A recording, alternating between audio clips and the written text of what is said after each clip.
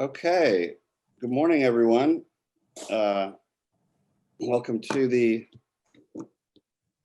I guess this is our fourth virtual quarterly meeting, and we are now have completed a full year of, if y'all remember, this is the first date that the last date we actually had live last year. So, this is, I guess by the next meeting, it will be a full year, but this is going to be our fourth meeting. But anyway, welcome everybody. I hope everyone is doing well. And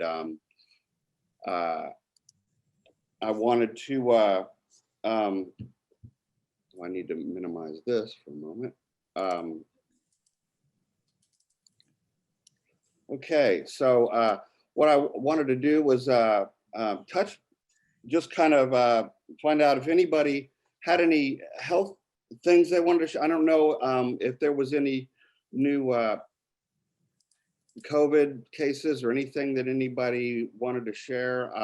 I personally had COVID, so that makes our vice chair and our chair having had it. So that was an interesting experience, and it wasn't quite as pleasant as the news makes it to be. But anyway, no, it was not nice. But anyway, got through it, and everything was worked out well. So I know Miss Godwin shared that her family had it, which is unfortunate, but I'm glad to hear that they have overcome and everything. So if anyone else wishes to share for our sharing experience, great. If not, it's okay. But we certainly had an interesting go of it so far. But I'll share a good news with everybody on the COVID front, if you guys don't mind. Good morning to everybody. Good morning.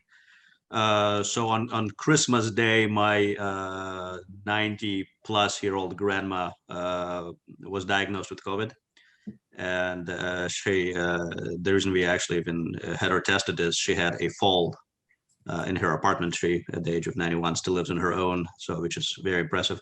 So she had a fall, goes to the emergency room. They run a standard COVID test. She comes back positive, but the fantastic news is no symptoms at all, completely no symptoms at all, fully recovered from the impact of her fall, back at home, and now with COVID antibodies. So that's a kind of I would call that a great news story for our family. No, absolutely. And for us too, my gosh, that's uplifting. And that is, we're grateful that she made it through. And given her circumstances, holy cow, that's pretty impressive. So gives us, a little bit of hope as far as strength as a society against this bug. So, wow. Thanks for sharing that. I appreciate it. Hi, this is Amanda. Unfortunately, it wasn't good news for us. We had a football coach that got COVID, and he passed away a few days after Thanksgiving. So he was a good friend of mine, and it was on the news in the Dallas-Fort Worth area. And but he made a lot of impact on a lot of the football players.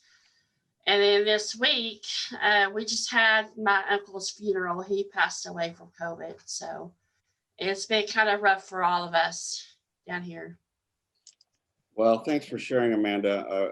I appreciate your letting us, sharing that with us. And we certainly, our prayers and thoughts are with you and your family for that. And, again, here we go. There's both sides of the spectrum in this thing. And so, we do feel for you and your community there, Amanda. So thanks for sharing that. Anyone else have anything to share about the mean old virus thing? Mr. Chairman, this is Lindsay. And if you see my daughter pop in the background, we are at home because we are quarantining because she has COVID. So, but we all feel great. But if you see her, she's homeschooling in the background. And we're doing remote work, but she'll be able to go back to school on Monday. So if I sneak out, it's because I'm running double time today. Very well, no problem. Thank you, Ms. Giesland. Appreciate your sharing. that we certainly hope that she overcomes that and you know, has no lasting effects from it. So thanks for sharing. Anyone else by any chance? Well, I think the unfortunate fact is that with the biology the way it is, it's going to make its way through our society. And unfortunately, you know, we've got the vaccine has come out, and hopefully we can get this distributed as a you know, a society, a race, a human race, and get this thing kind of medically pushed into a herd immunity thing, and beat this one. Hopefully it doesn't design a strain that we can't take. But anyway, it's very unfortunate what goes on, but sometimes fortunate. So thanks you all for sharing, and certainly hope everybody you know, stays strong and through this process, getting it or not getting it. It's a challenge everywhere. So thank you guys for sharing. Of course, we have some commissioners with us today, so they will be joining us at different times. So I didn't mention at the opening that I wanted to welcome Commissioner Alvarez and Commissioner Dimerson, and then later Chairman Daniel will join us. But I wanted to thank all of them for being here with us, and we will.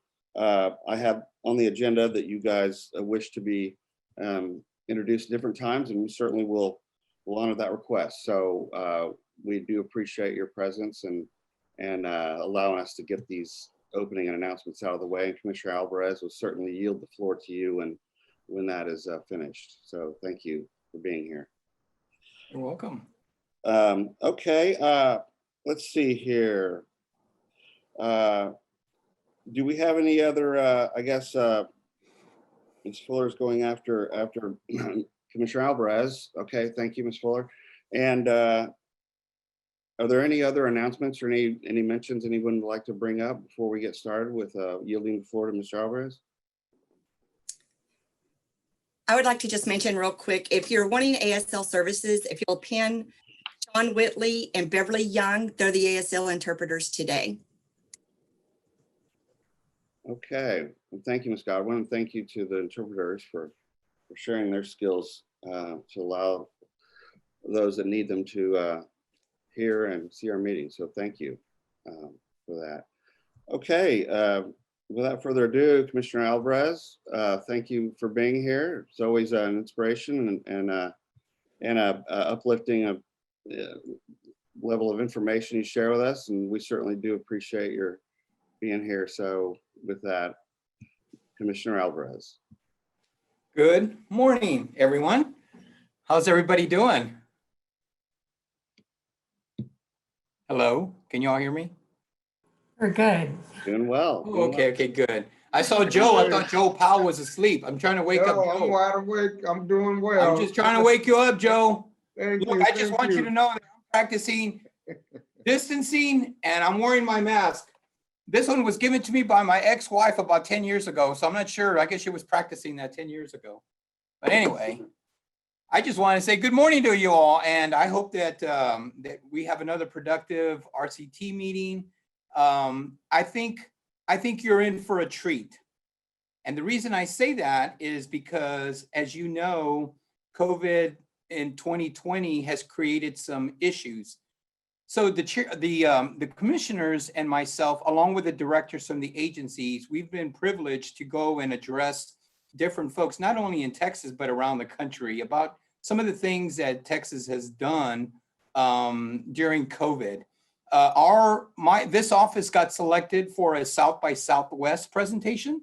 I know Chairman and myself were asked to speak at a Texas Public Policy Foundation event, where my focus was on how to put minorities, Black people, and Hispanics back to work and what we were doing. But I do want you to know that during my presentation, I referenced, and you can find it online, what the agency was also doing for people that were experiencing barriers, like those that were disabled or those in foster care. So as you know, as a whole, we look at what we can do for all Texans that are looking for some type of opportunity. And you all know, like Matt and everyone that's on, everyone knows that we focus on careers and not jobs. So I was real excited that back in, I guess it was back in October, we had written a letter seeing if we had some flexibility with pre-ETS money so that we could focus on how to use some of that money, not return it to the federal government, but keep it here so we could train Texans for careers. And with the help of Cheryl and Melinda and Jason Vaden and of course, Elizabeth, everyone that's on here and this group, we were able to get a response. And Jason's working on an Explore Apprenticeship 2.0, and they're going to be a little bit more specific with what that's doing. You see, 2020 has allowed us to be a little bit more creative. And our purpose, just like the mission of this group, is to listen to stakeholders and improve the services that we offer. I'm reading that straight out of what your mission statement says, is how you're supposed to partner up with us. But part of that is to listen to stakeholders and members like you who have volunteered your time to be a very important part of what we're doing. Lindsay, I heard your report at the TWIC meeting. You can tell when you deliver your report and you share what RCT does, the pride that you take in serving on this board. And you can see it. I know it's only by phone, but I can feel the energy in what you've done. And everyone that's on this panel, the only way we're going to improve the resources or any of our services that we have is by word of mouth. Let me tell you, there's some restaurants that I go to, the food's really not that good, Chairman. But the service, the fact that these people know my name when I sit down, they know what drink I like when I sit down. They ask me about my dad, who by the way has COVID as well, Lindsay. They ask, and that plays an important role. So the food may not be that good, but it's the service that keeps me going back. That's our role. Our role is to continue to provide the best services that we can. Now, I mentioned this Explore Apprenticeship 2.0 that I know that Cheryl and Jason, we had a conversation with them earlier. But just the fact that we're being able to think outside the box, we're able to challenge ourselves and being able to actually work with other agencies or work with even within our own agency in blending services. Let me tell you, I mentioned earlier about us doing presentations around the state and around the country. Let me tell you, they are all looking at Texas. You know, I know this is fairly new that we've become one under one umbrella, but people are reaching out to us from Washington or from other parts of the country wanting to know, how is it that you're able to serve these individuals that lack transportation, that lack broadband service? We suffer the same issues and the same barriers that anybody else does. So it's up to us as a committee to see what we can do. Hey, it may not work. It may not work, but at least we tried. As long as we try, that's all that matters, at least in my opinion. Whether we fail or we succeed, we got to give it a shot. You know, I think I've talked to you about in the past that I am very passionate about this committee and what you all do. And you may not see me all the time, but if you follow me on Twitter, Alvarez TWC Labor, you'll see some of the things that we do to plug VR services, just like we do for foster care. I just received an email right now from a gentleman who's incarcerated and wants to know what services do we provide to individuals that are being released soon. And come on, you all know my involvement with apprenticeship, and you all know my involvement with anyone who has a barrier to training or to higher ed. And I tell you this, anyone graduating from high school, anything after high school is considered higher ed. I don't care if it's apprenticeship, if it's a career school, if it's a certification, an industry recognized credential, that's college. And we're putting people to work. Let me tell you, I went to CVS. I've told you this about stories of various programs that we're working on, but it gives me a lot of pride when I see, I'll give you an example where I mentioned last time that we have a gentleman who started the Austin, and it's the only one in the country, a deaf chamber of commerce.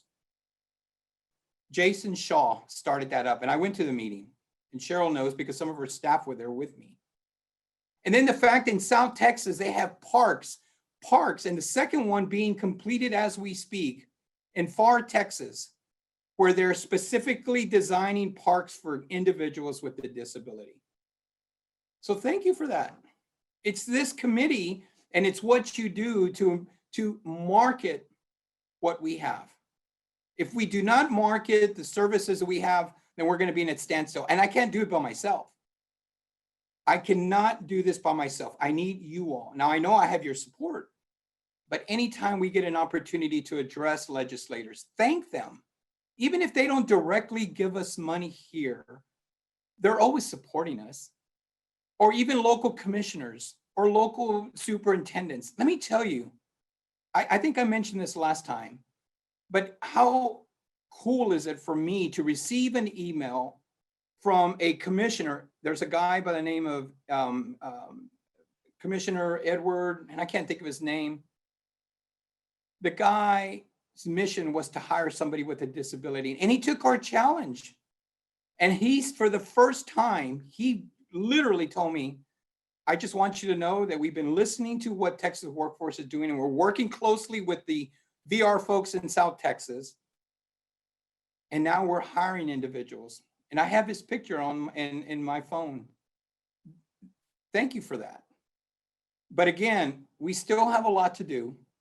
We are still trying to, I know that some of us are experiencing the loss of loved ones. Believe me, I just lost a really good friend of mine who refereed college football with me. And that's why I wore my ring today, because today was his services for college football. But Ed Kinetic passed away from COVID. And I know we have challenges. Plus we have the large number of people calling in every day.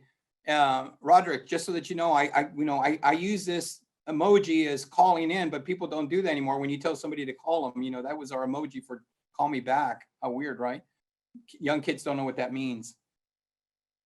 But what I'm trying to say is we have challenges. We have a number of people that are calling in for unemployment insurance benefits, but we're still able to provide services to our VR customers. And that's amazing. And we need to make sure that, yes, we do have challenges, but let's share some of the great things that this committee is doing. Again, Lindsay, I've heard you in the past. I may not come out and say anything there at the meetings, but I've heard you.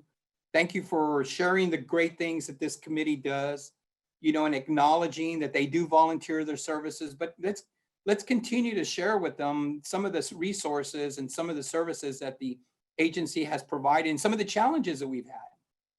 So, my job is to try to motivate you guys, to get out there and serve as many customers as we can. And I tried to do that. And I don't know if I told you this, but my niece who graduated from San Antonio Johnson, she learned sign on her own, and she did the commencement speech, not commencement, but the commencement speaker asked her to sign for the audience.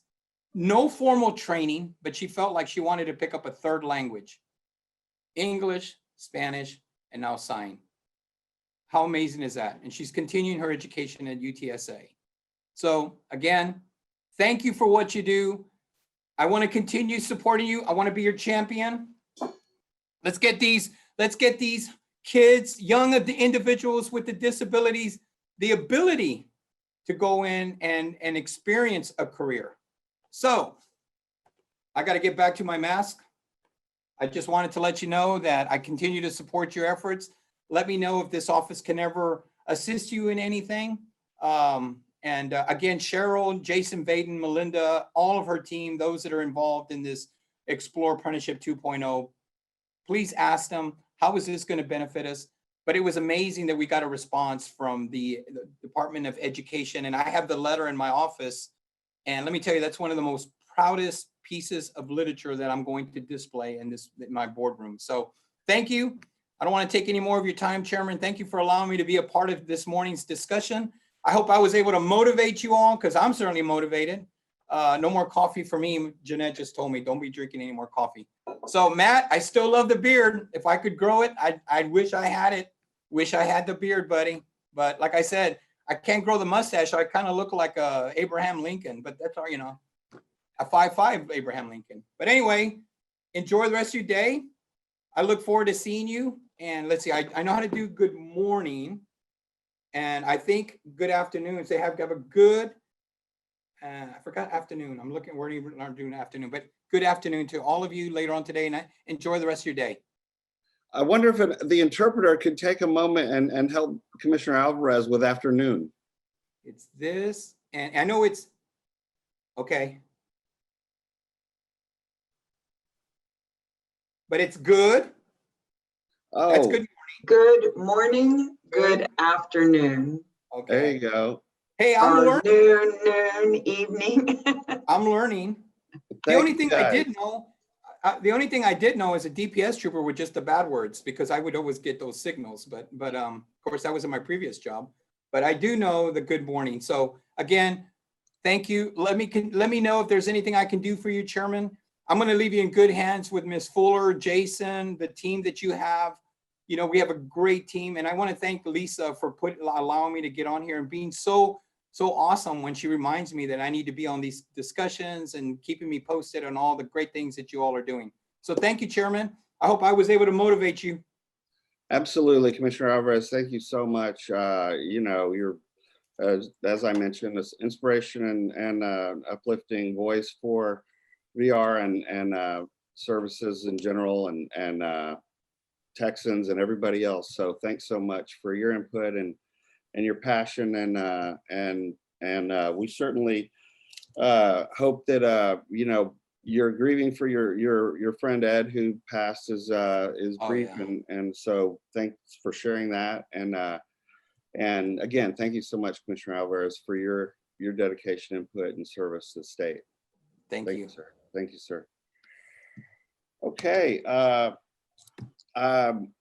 would just like to, I don't know if he's open to speak anytime he wishes to, but Mr. Cerna has joined us, and I just wanted to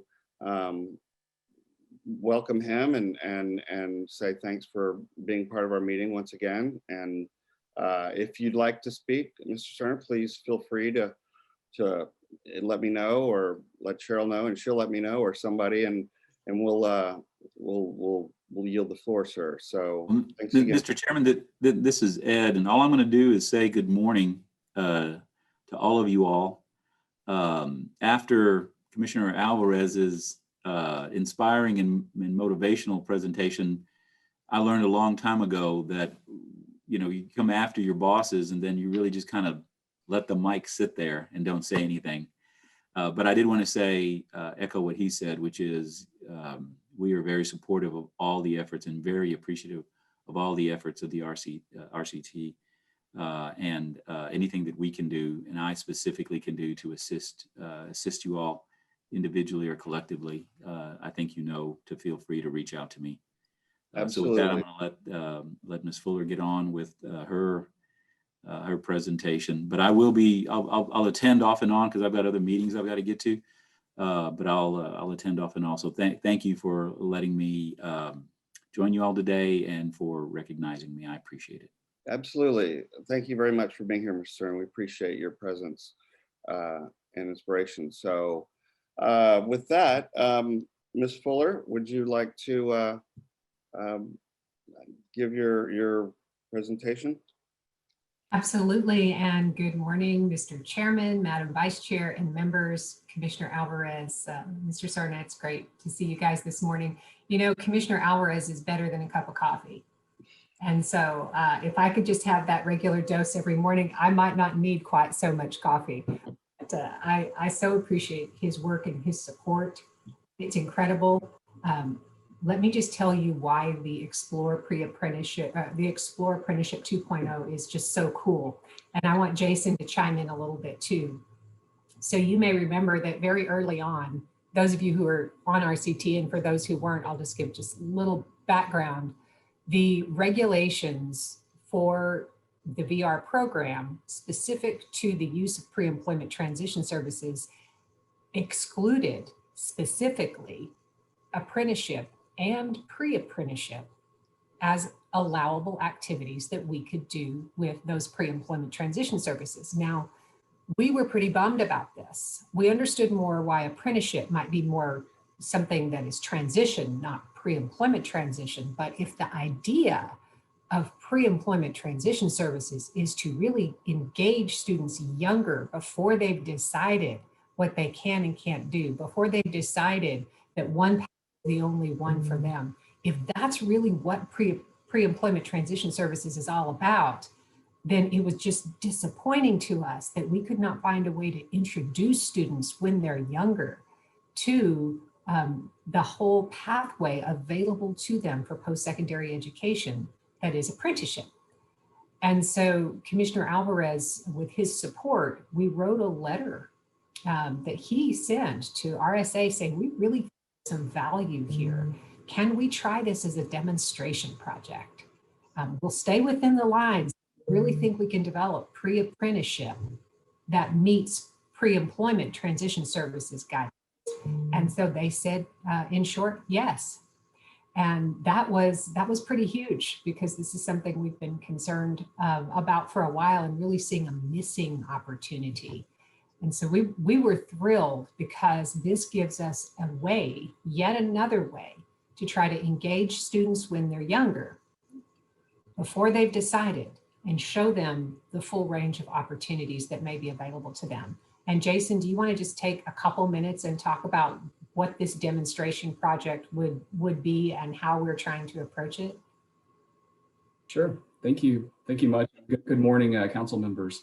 So the goals of this project really focus in on two key areas. The first is determining if these customized pre-apprenticeship programs targeted at students with disabilities will help to improve their transition as they move from high school into post-secondary education and training. Really what they focus and an emphasis on career pathways that they could access through apprenticeship training programs, both those traditional apprenticeable occupations and even looking at some of the non-traditional apprenticeable occupations.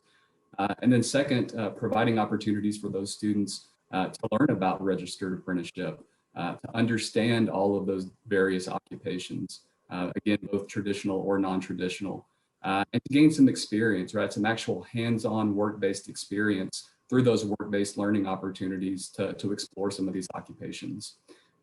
As Ms. Fuller had mentioned, the project builds on a smaller project that we had back in the summer of 2019, based on our Explore STEM Camp models in partnership with both San Jacinto and Dallas Community Colleges. It was a relatively small program, but we feel like that's something that can lay the foundation for this demonstration project. So as I had mentioned earlier, the focus will be really on two key components, that in-depth career exploration, which is critical, as well as a hands-on work-based learning component.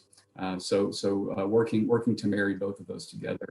To pull off a project like this, it's going to require multiple partners. Our partners, our institutions of higher education, are going to be critical to this. Also working collaboratively with our workforce boards who have experience in partnerships with apprenticeship programs, and also helping to tap into some of the services that are offered through our workforce boards and their career center activities. Obviously, our education service centers and local education agencies are going to be critical here as we tap into some of those CTE and vocational adjustment coordination programs.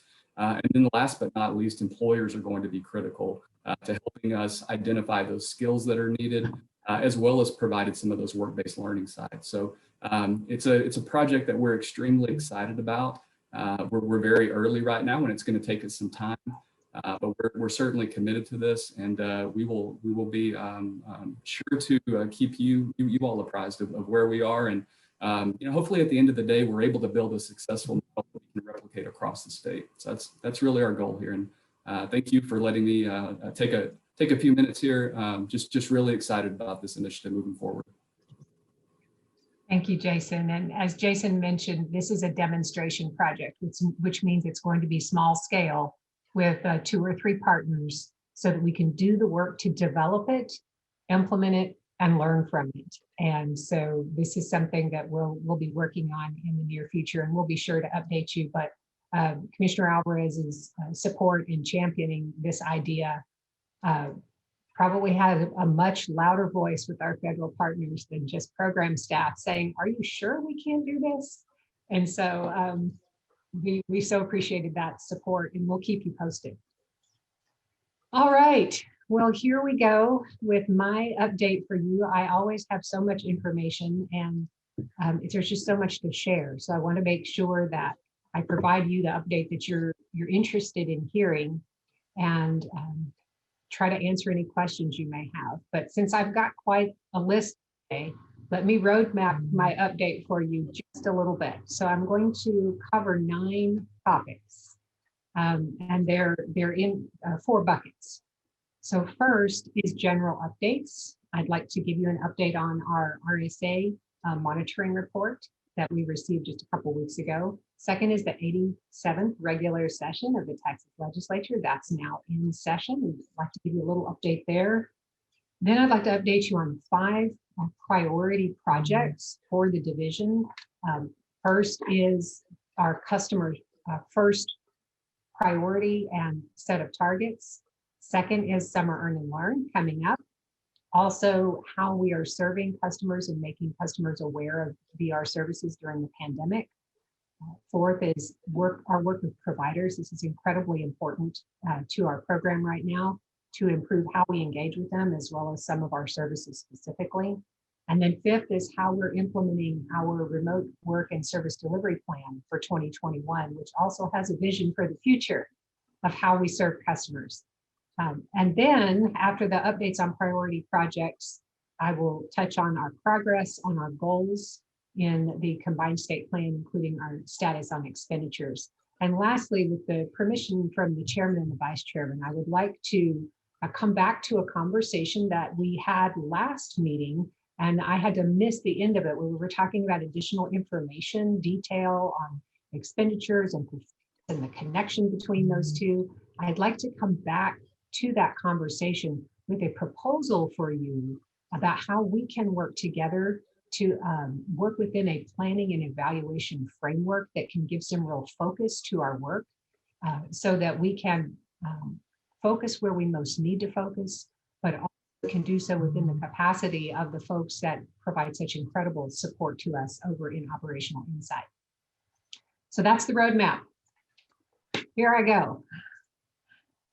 First of all, I do want to recognize our Chief Financial Officer, Chris Nelson. He has joined us this morning for this first part of my presentation. He also has a day crammed full of other meetings, and so I appreciate him joining us for a few minutes as we talk about our monitoring report and the findings in the report and our next steps. So Chris can help us talk through some of the financial steps that we will take in response to that report. So first of all, for our newer members, you were not on the council, but for those who were, we were monitored by the Rehabilitation Services Administration in federal fiscal year 2019. And there was a whole series of actions: information sharing, document submission, advanced conference calls, et cetera, that led up to an on-site review the week of September 16th, 2019. That review covered 4 areas, as you may recall, or as you may have seen if you've had a chance to look at the report. First is performance of the VR program and state supported employment services program. Second is pre-employment transition services for students with disabilities. Third was the management of the VR program and supported employment program. And fourth was the Joint Workforce Innovation and Opportunity Act final rule implementation. So those requirements that we work together as part of the system. We got our draft monitoring report from RSA in August. You heard me mention it at our November meeting. We got it late August. A management response was due October 14th. And then on January 19th, we received the final report. We were very appreciative that RSA did modify some of those initial findings after we submitted some additional information to them for their consideration. We appreciated that. We do still have findings in 2 focus areas. We had no findings in our pre-employment transition services area or in the implementation of the joint regulations. So the 2 findings are in program performance and financial performance. In the program performance area, RSA did modify their initial findings and the corrective actions to acknowledge the work we've done since they left, but also because we provided some additional information to clarify what we had in the initial report. So they were able to make some corrections to that. We need to take some additional actions though, and we are already working on these, and these were already on our radar. First is we're going to submit our new policies that we needed to kind of tighten up and shore up our data collection and data validation. We're going to submit those for RSA to review. In the area of measurable skills gains, you may remember us talking about how difficult it was for us to capture this because our systems were not set up to capture it, and we had to change that. And then our staff had to learn a whole new responsibility for data collection. Second is our employment verification. For many, many years, employment verification could take place a certain way. And then with WIOA and the subsequent issuances from RSA giving more and more guidance, they really said, no, we want you to verify employment with this kind of documentation at this particular period. It was a very specific requirement they have. So we needed to move toward full implementation of that. And also overall integrity and data validation. This is a big focus for WIOA generally. So we will complete some of our work on that. Some is already complete since it's been a while since they left, and we'll submit that to them for review. The other thing we need to do is continue to provide training to our staff so that they can understand why is it that we have to collect this data and report it, and what documents do we have to have?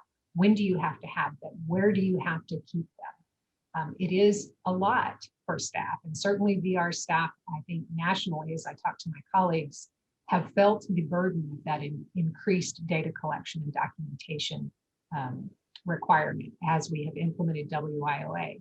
But we know it's important to ensure that we are accurately collecting and providing data that tells our story about how we are serving customers. So we're going to continue on. We have a couple of findings also in the area of financial management. I'm going to ask Chris if he'll hit the high points on those, but first I will tell you that the reason we have these findings is really tied to our moves into workforce centers. You'll remember that this is required by Senate Bill 208 from the 4th Texas legislature, which happened back in 2015. That was our sunset legislation that moved us to the Workforce Commission. So it moved us to the Workforce Commission. It required us to combine our 2 legacy VR divisions, and it required us to move our field staff into workforce centers. One of the decisions we made early on is that our customers and our staff, but especially our customers, would not have a lesser experience in the workforce center than they had when we were in standalone offices, specifically with regard to accessibility and privacy. And so we proceeded with that, looking carefully at state rules and requirements and how we evaluated the federal requirements in light of those. RSA did not see it the same way we did, although they did give us some concession. And so we'll have some adjustments to make in that regard. Chris? Good morning, everybody. As Cheryl said, I'm Chris Nelson, the CFO at TWC, and I'll cover some of the financial findings. And if you've had a chance to read it and make sense of it, it's good. But if not, I'll cover the high points. So one of the big areas that they covered was the term called prior approval. And so federal requirements require us to ask for prior approval for 2 major things, or 3 actually. One is if we buy equipment that's over $5,000, which we've been doing that. Another one is for alterations and renovations. And then the third one is capital expenditures. And if you've had a chance to read the report, there's a lot of back and forth between TWC and RSA because there's a huge rift between what we view as capital versus what they view as capital. And if you read the federal guidance, it basically comes down to, do you basically materially increase the value or useful life of a building? And so as Cheryl said, as we've been, since the program came to TWC, been kind of co-locating VR services to the rest of the workforce services. And in the vast majority of these are not TWC buildings. These are lease spaces that the boards hold the lease for. We don't even hold the lease ourselves. And so in those cases, and a lot of what we've done is maybe there was a counselor that needed an office, a walled office, and that building did not have space for a walled office so the counselor could meet with their customers privately. So we threw up sheetrock. And to us, that's not a capital expense because it doesn't materially increase the useful life of the building. It doesn't extend the life of the building. Typically, as in our experiences, if a board does that and they leave that space, what's going to happen is the next person that comes in is going to gut that space and start from scratch because it's probably not going to meet their needs. Whereas RSA has taken the track that virtually anything that you do materially increases the value of the building, and it's a capital expense. And so even though we disagree with it, we're going to go through the process, review all these expenses, see where we think there are capital expenses and what do we need to do to, say, protect the federal fund investment into that project. And so we've already started. We'll continue to go through that exercise. And that's just one of the things we'll have to do to kind of comply with them. You know, typically what happens when you have vague guidance like that is it's up to states to craft their own policy, because a lot of times the feds won't write a policy that covers everything. They'll give you a vague policy like materially increase the value of the building. And so usually states craft their own policy. And in this case, the state actually has. The state has a threshold of $100,000 of what it considers a capital expenditure. First, if you read the report, you know, RSA says, well, we weren't even following the state's guidance. And then after we went back and forth, they decided to take that part off because they realized it didn't really support their argument.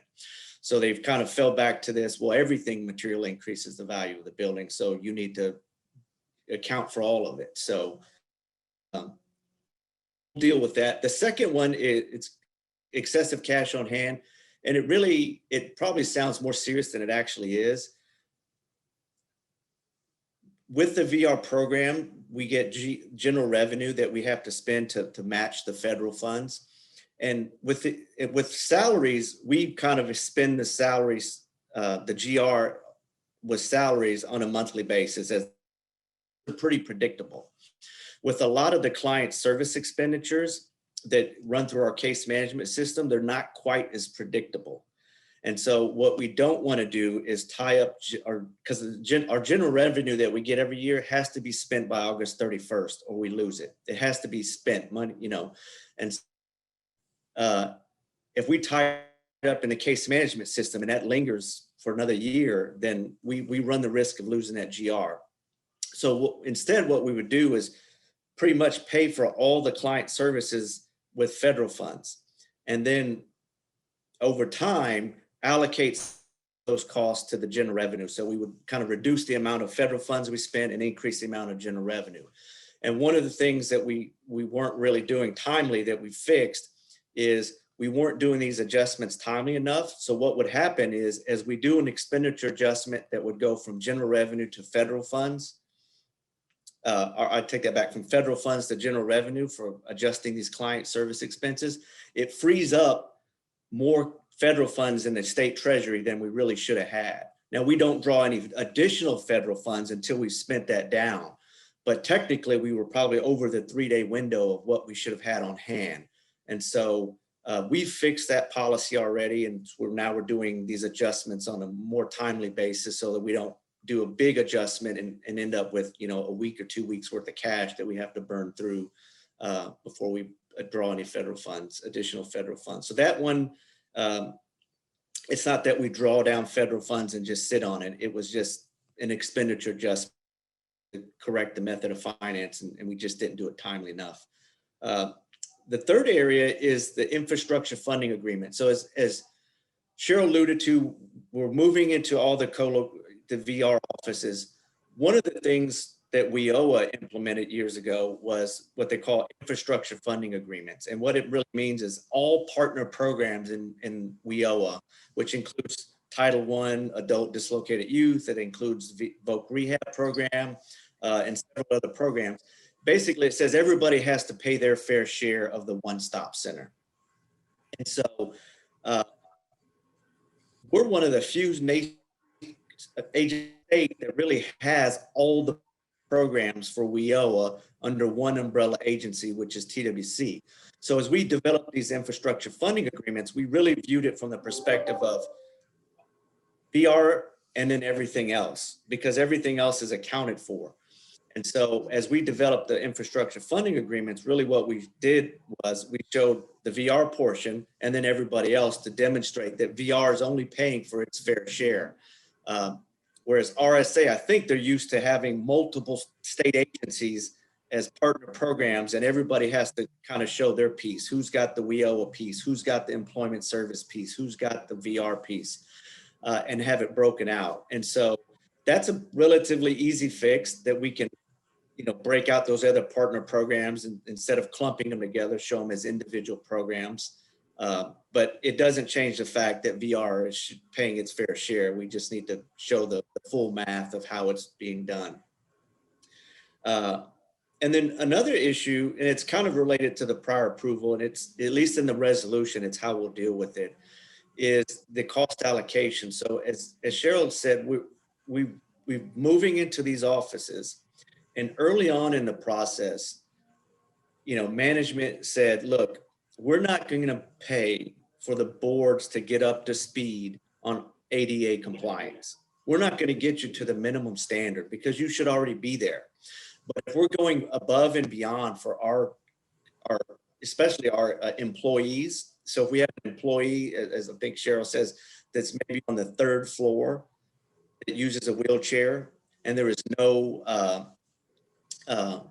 automatic door openers for that person to get in and out of the bathroom, and they had one in their previous office before they co-located, that we will pay for that cost because we don't want to reduce the experience for our customers and our employees.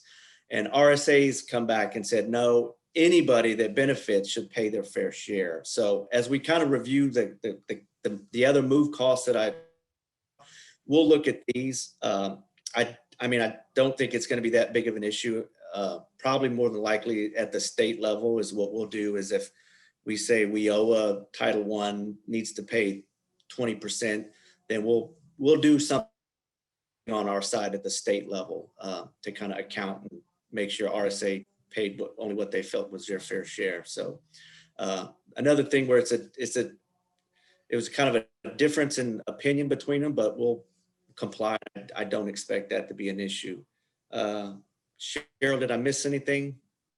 Those are the big pieces. And I think that we did have some pretty clear areas of disagreement with RSA here. We stand by our decision that our customers and our staff should not have a lesser experience because they move from one place to another. And so we just need to work out how we account for that, then we'll do that. And I think that we'll be able to move forward with these corrective actions as required by RSA in the report. Our step is to move to the corrective action plan that we're already working on, because anytime you have a monitoring report and you have final recommendations and corrective actions, you have to submit within their electronic portal, here's how we're going to address those and by the deadline. And so we're working on that now, and it's due to RSA by the end of this month for review, and then finally by March 5th. And so then we'll get busy and we'll knock these out. We're already working on it. But members, do you have any questions for us?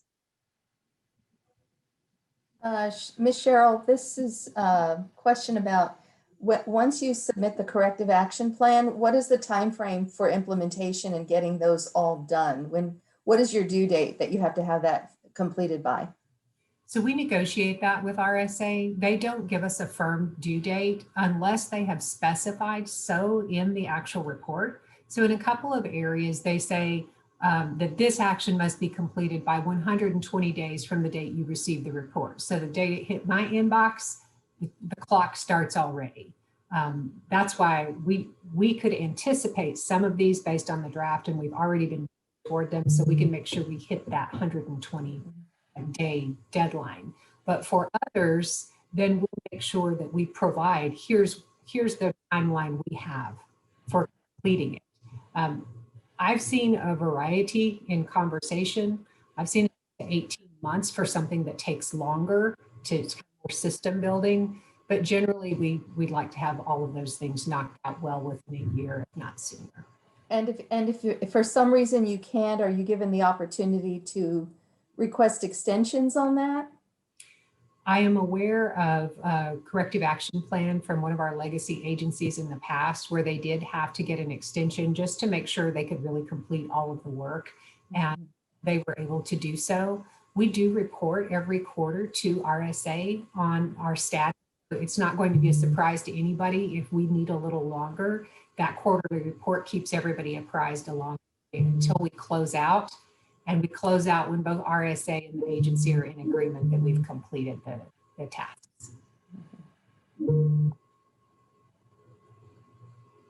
It was quite an experience to go through the monitoring process. It was my first.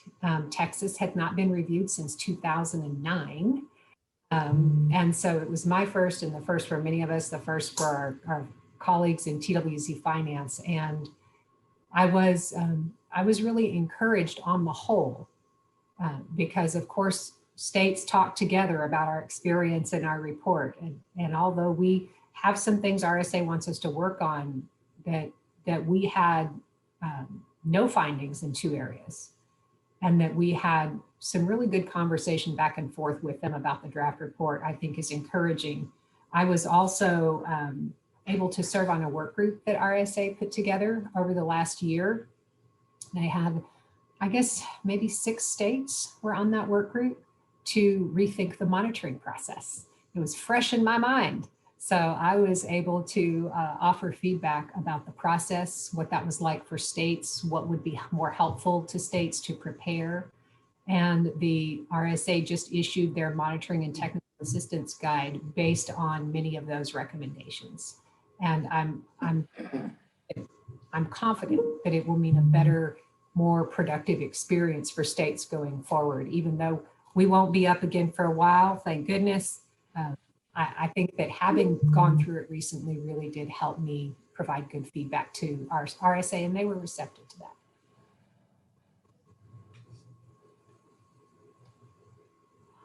All right, members, as you have an opportunity to digest the report, you are very welcome to ask any questions and follow up. I'm happy to answer those or get help from Chris if I need to. Just a reminder that our reports are, of course, all posted on the RSA website. So if you just get on a roll and want to read reports from other states, they're there for you too. So, all right, let's talk about the legislative session. So the 87th regular session of our Texas legislature began on January 12th. And of course, members had been pre-filing bills since November the 9th. They have until March 12th to file bills, although bills can be amended or there can be some exceptions for bills on emergency matters. So it's not like that's it. There are a lot of amendments to bills that are filed by that date as they go through the process. As of January 19th, the House and Senate had filed 1,643 bills. The agency as a whole is tracking 159 of those, and VR Division has analyzed 4, and we're tracking an additional 77. We call it our watch list. Now, the watch list bills are those that are filed that could have an impact if they're amended, but they don't have an impact on us at this point. So the 4 bills that we did do an analysis of, because they have potential impact to our program, and they're not directly focused on our program per se, but have a potential impact. House Bill 411 by Julie Johnson. This is related to the terminology used to refer to an individualized education program team, and our education colleagues will know this very well. And it just requires the state of Texas to change the terminology used to describe the annual review and dismissal committee, ARD committee, that our students who are in special education participate in, and that would be called an individualized education program team. So this just is a really alignment with federal law, calling them the same thing. House Bill 440, also by Representative Johnson, is relating to health benefit coverage for hearing aids for children and adults. And with this bill, it would require medical or health insurance coverage for enrollees for hearing aids. Now, there are some exceptions such as Medicare and Medicaid, but basically insurance providers would be required to cover the cost of hearing aids for a health condition, an accident, or sickness. Now, this doesn't directly impact us, but if there's more health coverage for hearing aids, that is a comparable benefit we would look to. So that's why that's important to us. House Bill 855 by Mary Gonzalez would require a joint study and report by our two education partners, the Texas Education Agency and the Higher Education Coordinating Board. And it would be focused on the transition of public school students with disabilities from high school to post-secondary education. Of course, this is very important for us as well, for our students.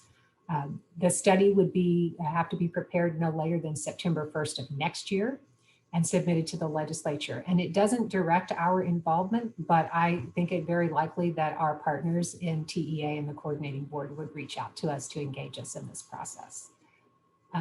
Senate Bill 50 by Senator Zaffirini is related to competitive integrated employment for certain Medicaid recipients. And this really directs the Executive Commissioner of the Health and Human Services Commission to adopt a process to ensure that some Medicaid recipients, waiver recipients specifically, that want competitive integrated employment can achieve that goal.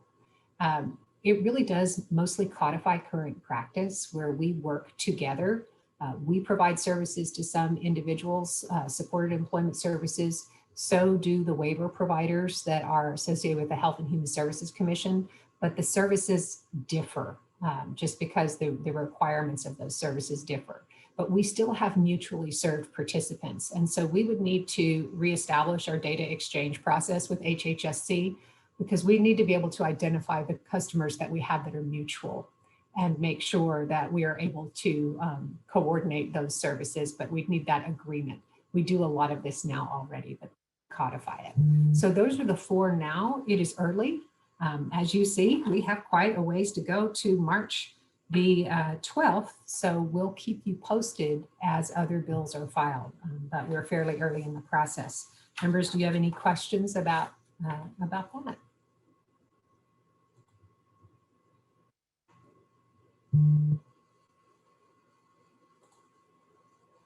All right.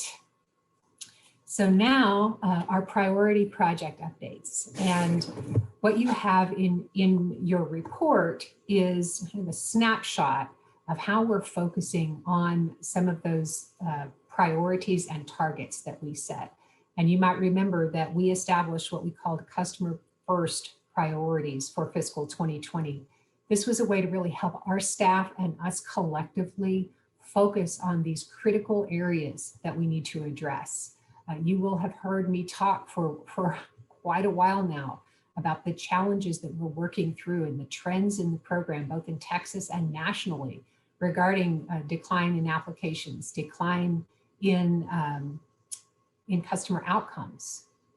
Also, the importance of post-secondary education and training, the importance of getting pre-employment transition services to our students so they're better prepared for transition, and also how we use our funds to support that. So we really wanted to kind of clarify for our staff, where do we all need to focus effort this year? We also, of course, are focused on meeting that measurable skills gain requirement that is now part of our federal accountability measures. And so that's the one we're reporting on first. And that's where we had a real gap in our data collection process when RSA was here to monitor us. So we're focused on that as well. But with our customer first priorities, first we wanted to see an increase in employment outcomes. We're working hard to look at the decline over time in Texas specifically.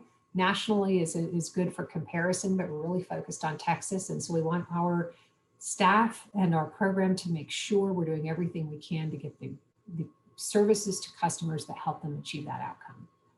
Also, we want to increase the number of active participants served. You might remember I told you that we have worked with DOI to develop a more rigorous definition of active customers served, so that of all the customers on our case, if some are inactive, and there may be a good reason for that, or some are inactive because they are disengaged or they are no longer interested in receiving services, or we need to try to re-engage them, we try to make sure we're clear that when we are saying we're serving actively, we really have the clear parameters that say, yes, they are getting services from us in this time period.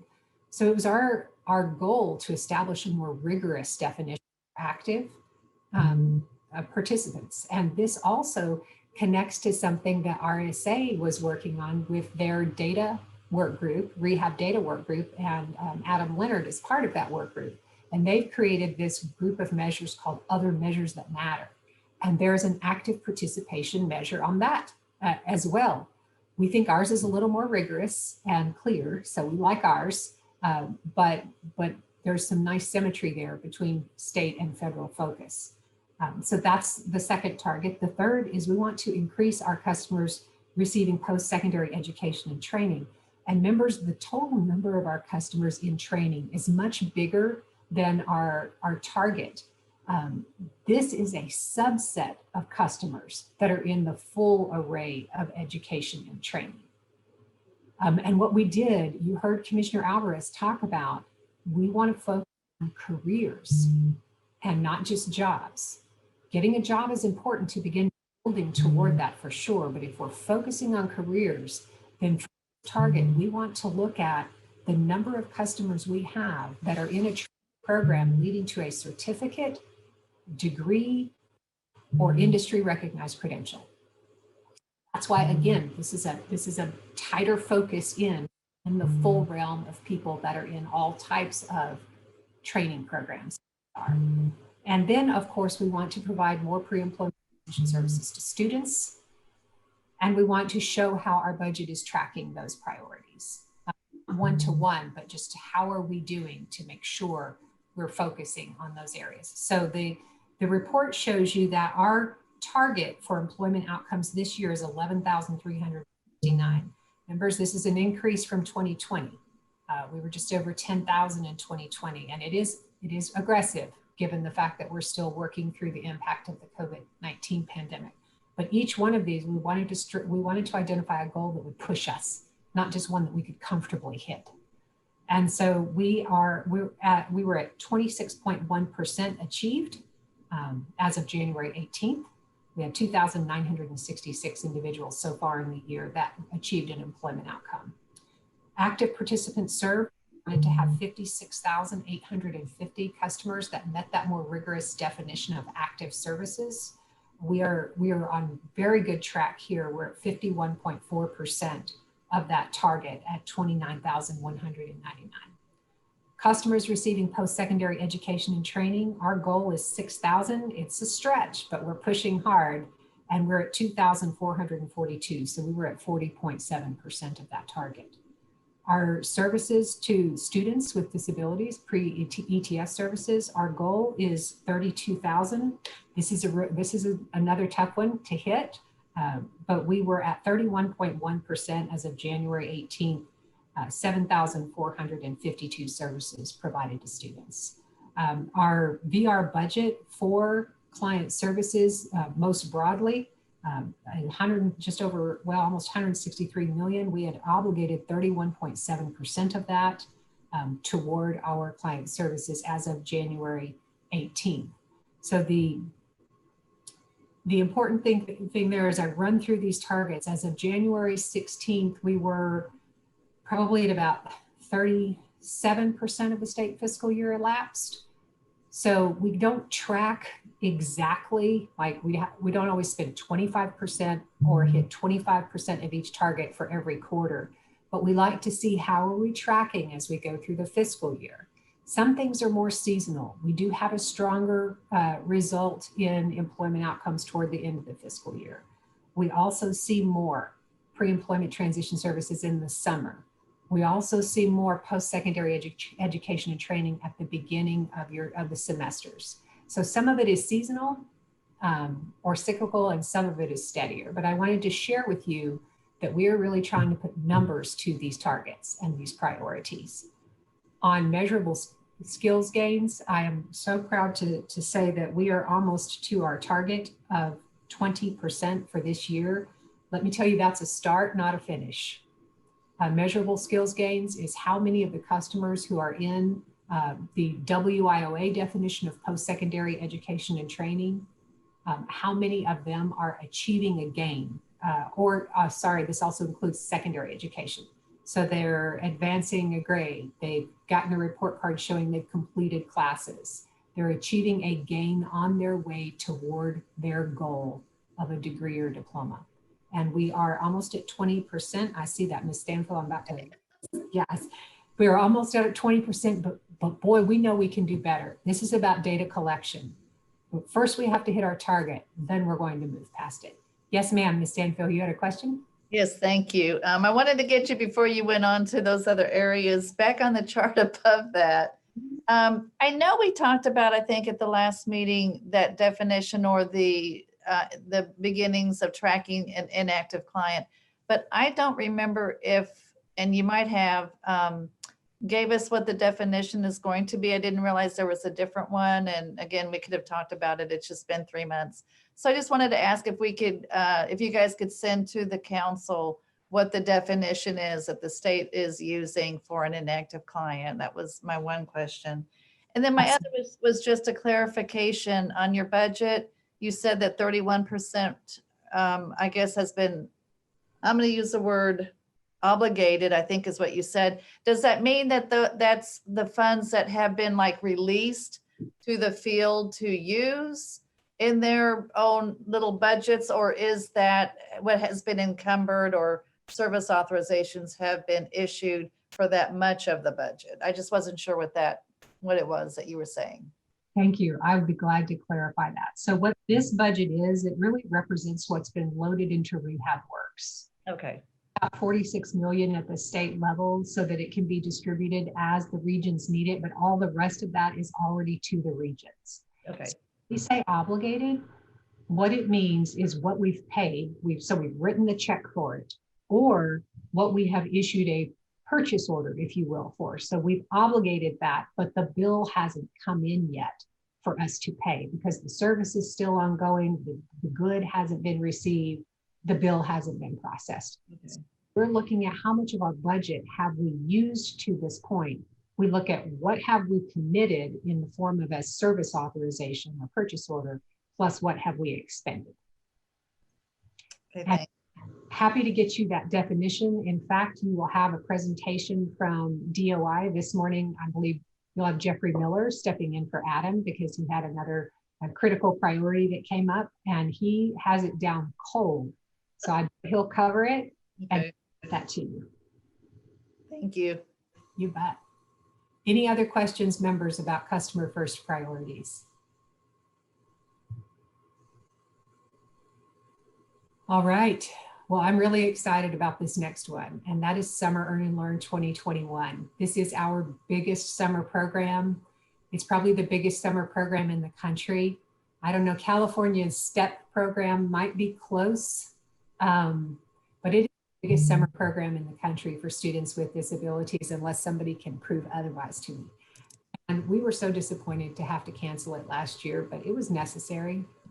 We were really rolling into the pandemic, and there was so much unknown and so much concern.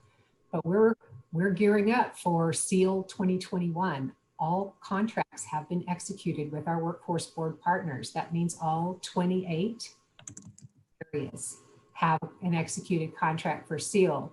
And you might say, but Cheryl, we're still in the pandemic. Yes, we are. And we know that there's still some summer programs that are in question. But what we have done is we've adapted the program to allow for virtual work readiness training, virtual work assignments for some of our students, if employers are so inclined, and virtual work site monitoring. So we've adapted to try to accommodate we might be in the pandemic in the summer, although we sure hope we're starting to see it in our rearview mirror. One of the things that will be important to that, so just for new members, when we have Summer Earn and Learn each summer, the VR staff and the board staff, and especially their contractors, all play critical roles in this process, in addition to all of our employers who host these students. So our VR staff are critical in identifying students who can benefit, coordinating with the workforce boards to refer them to the program, making sure they have the supports they need, if they need interpreter services, if they need a work experience skills trainer to help them. So our providers come in here and are really important as well. And then on the board side, they're responsible for working with us, but identifying work sites, placing students, monitoring their progress, and the progress of the employer. So how's that going? They have to do some work site monitoring, and then also paying the wages for the students. So this takes a village. It takes the boards, their contractors, VR staff, our providers, and employers. This year, one of the things that our VR staff will do is that we purchase devices to help our students engage in those virtual student transition fairs last year. We have some loaner devices. And so if students have an opportunity to work remotely, and we bet some of them will, then our staff will be able to loan a device to a student so that they can. And so we're really going to work out the details of that carefully. But Summer Earn and Learn 2021 is right around the corner. Our services to our students with disabilities are just critical. And you'll see nationally, more and more programs, more than 50% of the customers they're serving are in that student or young adult category. All right, on to number 5, priority project, or area 5 and priority projects associated with COVID-19 recovery. And I'm mindful of the time, so I will hit a few high points. You will remember that we issued exceptions within a couple of weeks of the pandemic hitting Texas. And these exceptions were for our staff and our service providers so that we could use electronic means to receive and sign and return the documents they needed to either apply and begin to get services or to receive services from our providers. Those exceptions have been very important. Some of those exceptions are about what we require if our providers are going to serve customers in person. And our providers are serving customers in person with a whole array of services, but they're doing so in a way that is very mindful of the COVID-19 protocols. So those exceptions help with both remote service delivery as well as safe in-person service delivery, where those services are critical to be conducted in person, and quite a few of them are.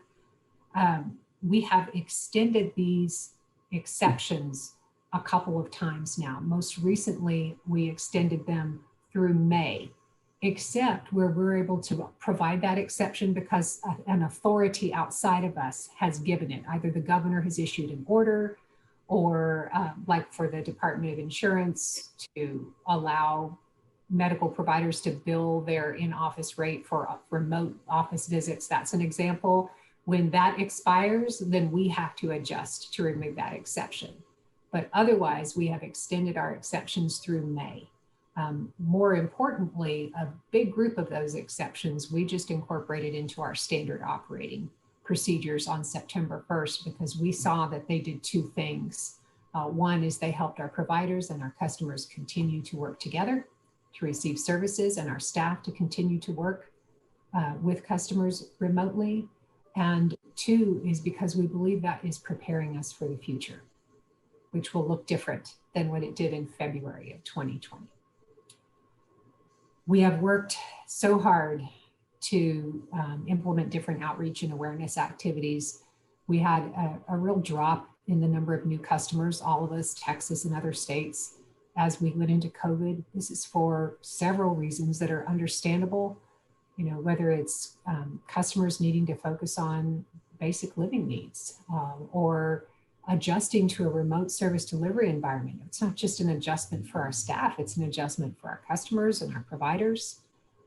Also, you know, we had our customers challenged because at least 20% as of last, I think it was May, Jeffrey can remind me, 20%, 21% of our current customer base had one or more of the conditions identified by the CDC as putting you at risk for a greater illness if you contract COVID.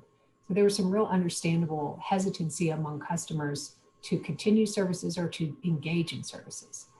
But what we really wanted to do is make very certain that customers that didn't know about us knew how to get to us, and that customers trying to reach us could. And so one of the things that is most recent I wanted to call your attention to is that TWC as an agency did some restructuring of its webpage. And if you go on TWC's website now, there is a main tab for people with disabilities. And under that is all of the services for people with disabilities. And Madam Vice Chair, I know you talked about this for employers at length. This is a step. We're not through yet. We need to go in and now we need to update and revise and tighten up some content. But right now, front and center on the website, there's that main tab for people with disabilities. We're also working to ramp up our hireability initiative, looking at getting some additional content on the webpage, introducing a We Hireability Employer of the Year Award for 2021, Commissioner Demerson's work to spotlight employers who are hiring people with disabilities and being examples and champions in their community. And I won't spoil him telling you who the first one is.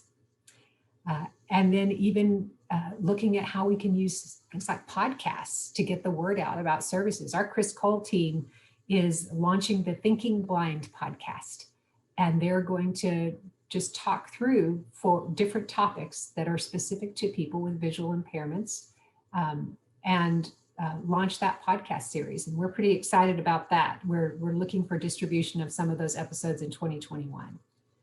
I've already talked about virtual career fairs. We had 36 events and over 2,100 attendees so far. And we're really trying to make good use of this platform to engage our customers. You heard me talk about Larry the Bot on the website, the automated attendant. Very soon after it launched primarily for UI, we worked with IT to include questions about VR, whether it's somebody interested in becoming a provider is the latest thing we're working on, adding questions for, but we also had a parent asking about services for students, an employer asking about hiring people with disabilities, and a customer interested in services. So we tried to put Larry the Bot questions in for those threads. And as of January, we actually had Larry the Bot responding to questions about VR to 8,280 individuals. We also, you'll remember, established that rapid engagement team so that we had one phone number and one email address to a small team that anybody in the state could use to get connected to VR. And so those three folks, when they get a call or an email, they can talk to the person and go in and create a contact in our case management system. So it's not just let me send you to the local office, it's let me get you into the case management system, and then their case is assigned from there. And that small team, I have an updated number from what was in your report. By the end of January, they connected 2,456 people to VR since they went live on July 5th. One of the things that we're working on, though, we want to take it even a step further, and we want to have potential customers be able to self-refer to the program.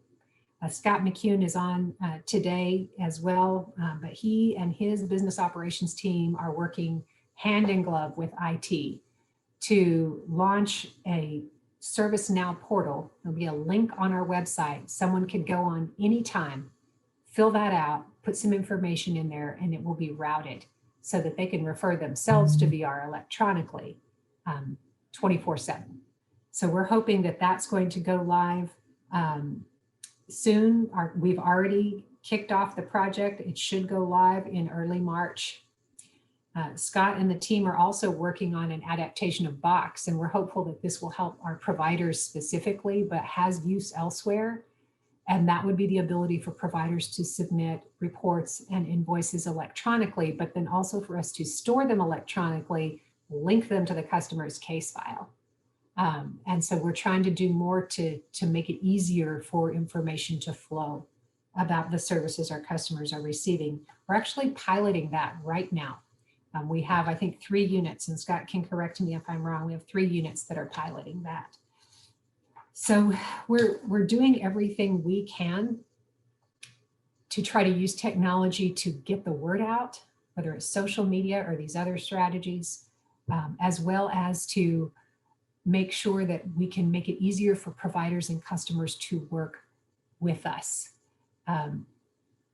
We have one more thing we're working on with IT, and that's trying to use an automated attendant function that was actually created for VR. It won't be the only one in town for, the only game in town for long, but created for VR that has an automated attendant to really keep customers engaged and help customers easily access their counselors.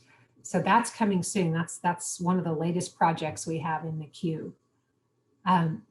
For in-person service delivery, I just want to mention that we have put in place some protocols. Our providers so far have been really diligent as far as we're aware in using those protocols to keep our customers safe and to keep their own staff safe. That may mean they're able to provide some services remotely as well as to provide services safely in person. But we've been implementing protocols for our own staff as well. And so they can do the same, like our VR teachers, our deafblind services staff, our assistive technology staff, our orientation and mobility specialists. All right, we'll talk about the 6th area now, and that's our work with our providers. Jason and Ms. Hodges can speak to this in much more detail because they've been working very closely together. And Ms. Hodges, we sure appreciate that because we know that this is yet another volunteer gig as part of your RCT membership. But in my time with VR, I think we are working more closely with our providers to really try to hear their perspective, see where we need to improve, see how we can do that together. And Jason and Ms. Hodges have been leading the way on that. And I really appreciate it very much. Our providers, we can't serve our customers without them. And so we need to take a pause and see where we have created systems that are complex, processes that are onerous, where we're taking time from our providers that they could be using to serve customers, and where they're having to use it to complete paperwork that may be more onerous than is necessary, just how our providers are able to engage with us, and how we can really specifically hone in on some services to address those. And so Ms. Hodges and Jason have been working with providers to schedule and conduct those quarterly calls. Now they've already had 3. I think the next one's coming up in March. And the opportunity is not just for providers to tell us how we're doing, because there's some real feedback there that we need to hear and we're continuing to hear, but also to help us identify solutions that we can consider. So it's moving from beyond feedback to actually identifying solutions. We're also going to look at our rates. We know this is an area our providers are concerned about, and we have a whole series of rates, members. If the list is longer than my page, most likely, and we are considering with our procurement colleagues actually going out to procure some expert assistance with that rate review, because we know this is a big project and we want to make sure we get it done right and that we can move it along. So we're working on that as well. And of course, supported employment. We've been working on this for a while. Our members that have been with us know we had a first stab at this with our former RCT chair heading the way a few years ago and working with a work group of providers and staff. And we made some real progress. But it was a step.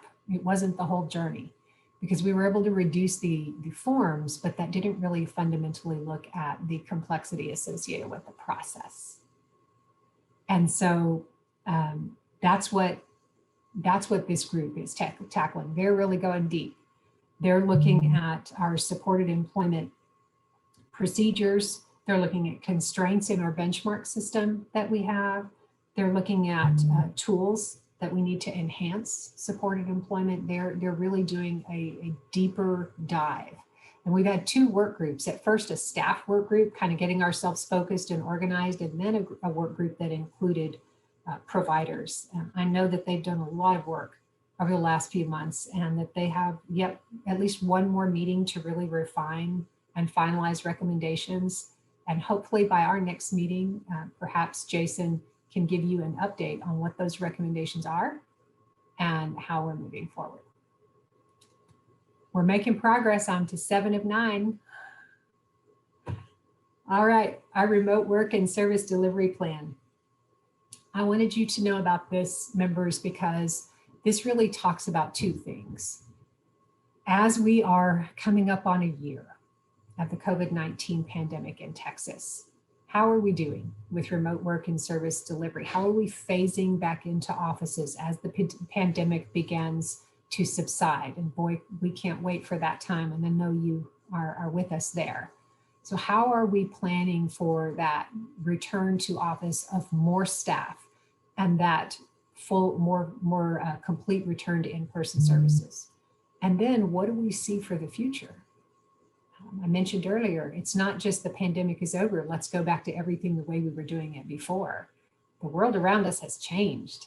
It's not going to go back to where we were in February. And I'm, in some respects, I'm really glad for that, because I think it did push us in a faster direction where we already needed to go. It just would have taken us longer to get there. I would never want that to have to occur in the circumstance we've experienced. But when you find yourself in these circumstances, it really does force you to move faster, to make changes. And so I'm encouraged and excited about where we're headed. But in early January, we implemented what we're calling our 2021 Remote Work and Service Delivery Plan. And it's got 2 sections. The first section is how we use a data-based phased approach to move more staff back to offices from remote work and to provide more in-person services, like a full-length in-person appointment in an office. The data-based part is really critical, and we could not have done this without our colleagues in operational insight, and specifically Jeffrey and his team, Jeffrey Miller. They created a methodology called a social saturation rate, and that helped us identify what we call 4 work strategies or staffing and service delivery levels. And that allows us, when we get these reports, these data releases from Jeffrey's team every 2 weeks, it shows us, based on the presence of COVID-19 in the community, and it's pulling in from data from our official sources at State Health Services, for example. So based on the COVID-19 transmission rate in that county in the prior 2 weeks, which category of service, staffing and service delivery is that county in? So that level 4 is if there's a social saturation rate of 10% or higher, 10.01% or higher. Level 3, 5.01% to 10%. Level 2, 1.01% to 5%. And then level 1, lower than 1%. And what you'll see is the higher the percentage, the more we focus on remote service delivery and short duration in-person, or in-person with all of the required protocols. And so we go from mostly remote to primarily remote to partially remote to hybrid. So as we step down in presence of the pandemic and in risk of people encountering someone who's COVID-19 positive, we open more as far as in-person staffing at our offices and in-person service delivery. We launched this plan on January 11th. We put the entire state in level 4 for the first month, really, through this Friday. As it turns out, that's what the data would have required anyway, but we wanted everybody to get used to up to 25% staffing in offices, short duration in-person customer appointments, whether it's in a large area inside or curbside or drive-up delivery, or customer exchange of documents or equipment outside, or dropping something off at someone's home for our VR teachers and older blind workers, but staying outside. So it's level 4 is very cautious, but it's keeping services moving. We have been doing some of this for a little while in level 4, but we had been getting used to it, like getting curbside set up or kind of figuring out how we would do that in office, but distanced, short duration appointment. But January 11th was statewide implementation.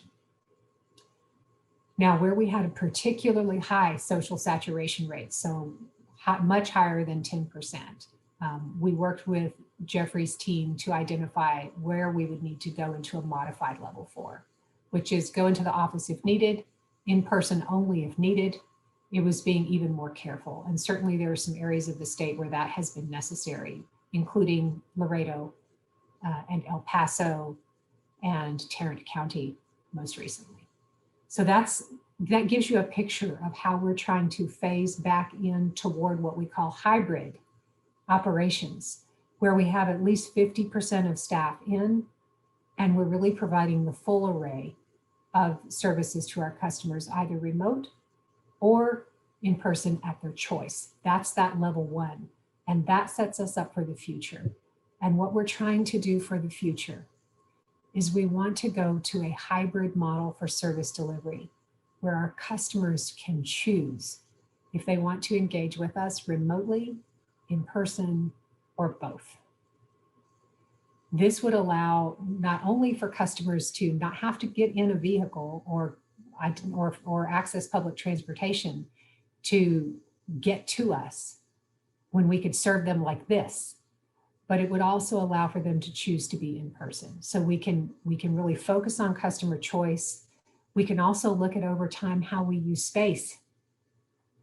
Do we need less space in offices, or do we need to reimagine how we use space so that we really support that hybrid model? So this is where we're hoping to go in the future.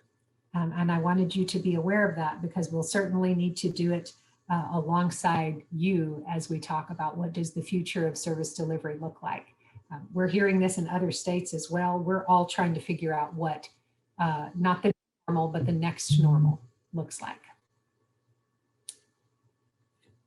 Mr. Chairman, as usual, I have 15 minutes left and 30 minutes worth of content. So I'm going to go quickly through number 7, number 8, and then try to spend a little time on that planning and evaluation framework. And I will be happy to loop back around to more of this if there's time tomorrow.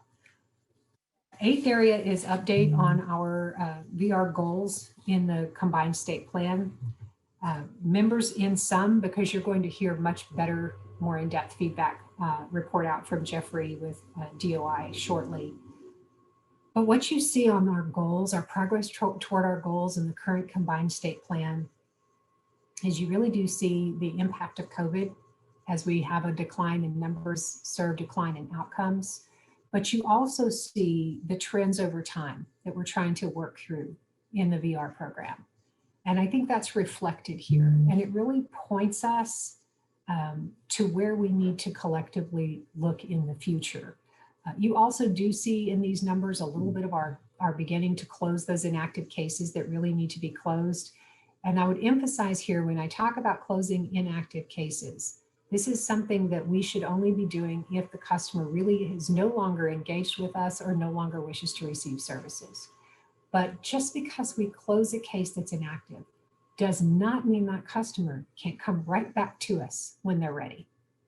That's very important for programs, because sometimes life happens to people and they may not be able to engage, or they may have a change in their goal, but they can come back. That's one of the hallmarks, I think, of the VR program, is that customers can come back as they need help.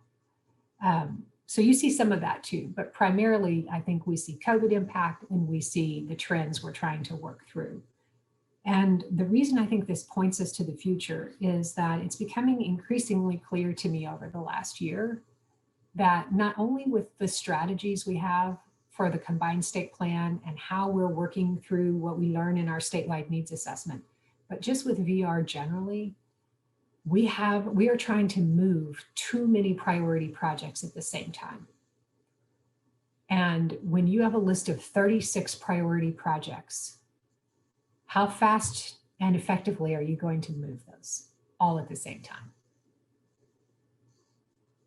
And, you know, I'll probably get an amen from Matt here, right? Because what happens when we're trying to implement that many projects at the same time and everything feels the same level of urgent is that he and his team are trying to absorb and assimilate and action all of that at the same time.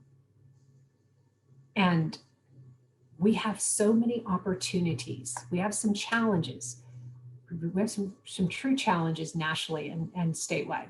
But we have so many opportunities. It's difficult to really discipline ourselves to say, what are those few things we need to work on? And so that's where I think this needs assessment as we wrap up analysis and reporting can really help us for the future. And that's the last piece I wanted to share with you. Lisa, I do not know if you are able to pop up the PowerPoint. I have a 3-slide PowerPoint. I wanted to keep it succinct, but I realized members in the reports folder with my report, you have it's about a 4.5-page document called the TWC VR Division and RCT Joint Planning and Evaluation. And then you have a 3-slide PowerPoint. The PowerPoint is just a very high level focus from what that longer document does. And what I would say is that you're going to receive a training presentation from Ms. Stanfield later today.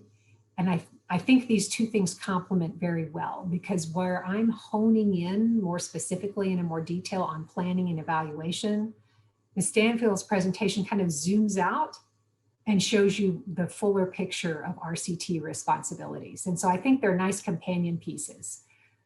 But the reason, thank you, Lisa, the reason that I asked for the permission from the chair and the vice chair to put this together and propose this is because we're having really good, rigorous discussion about providers and performance and expenditures and how we're spending our money and where we're spending our money, and trying to figure out how all of those pieces come together.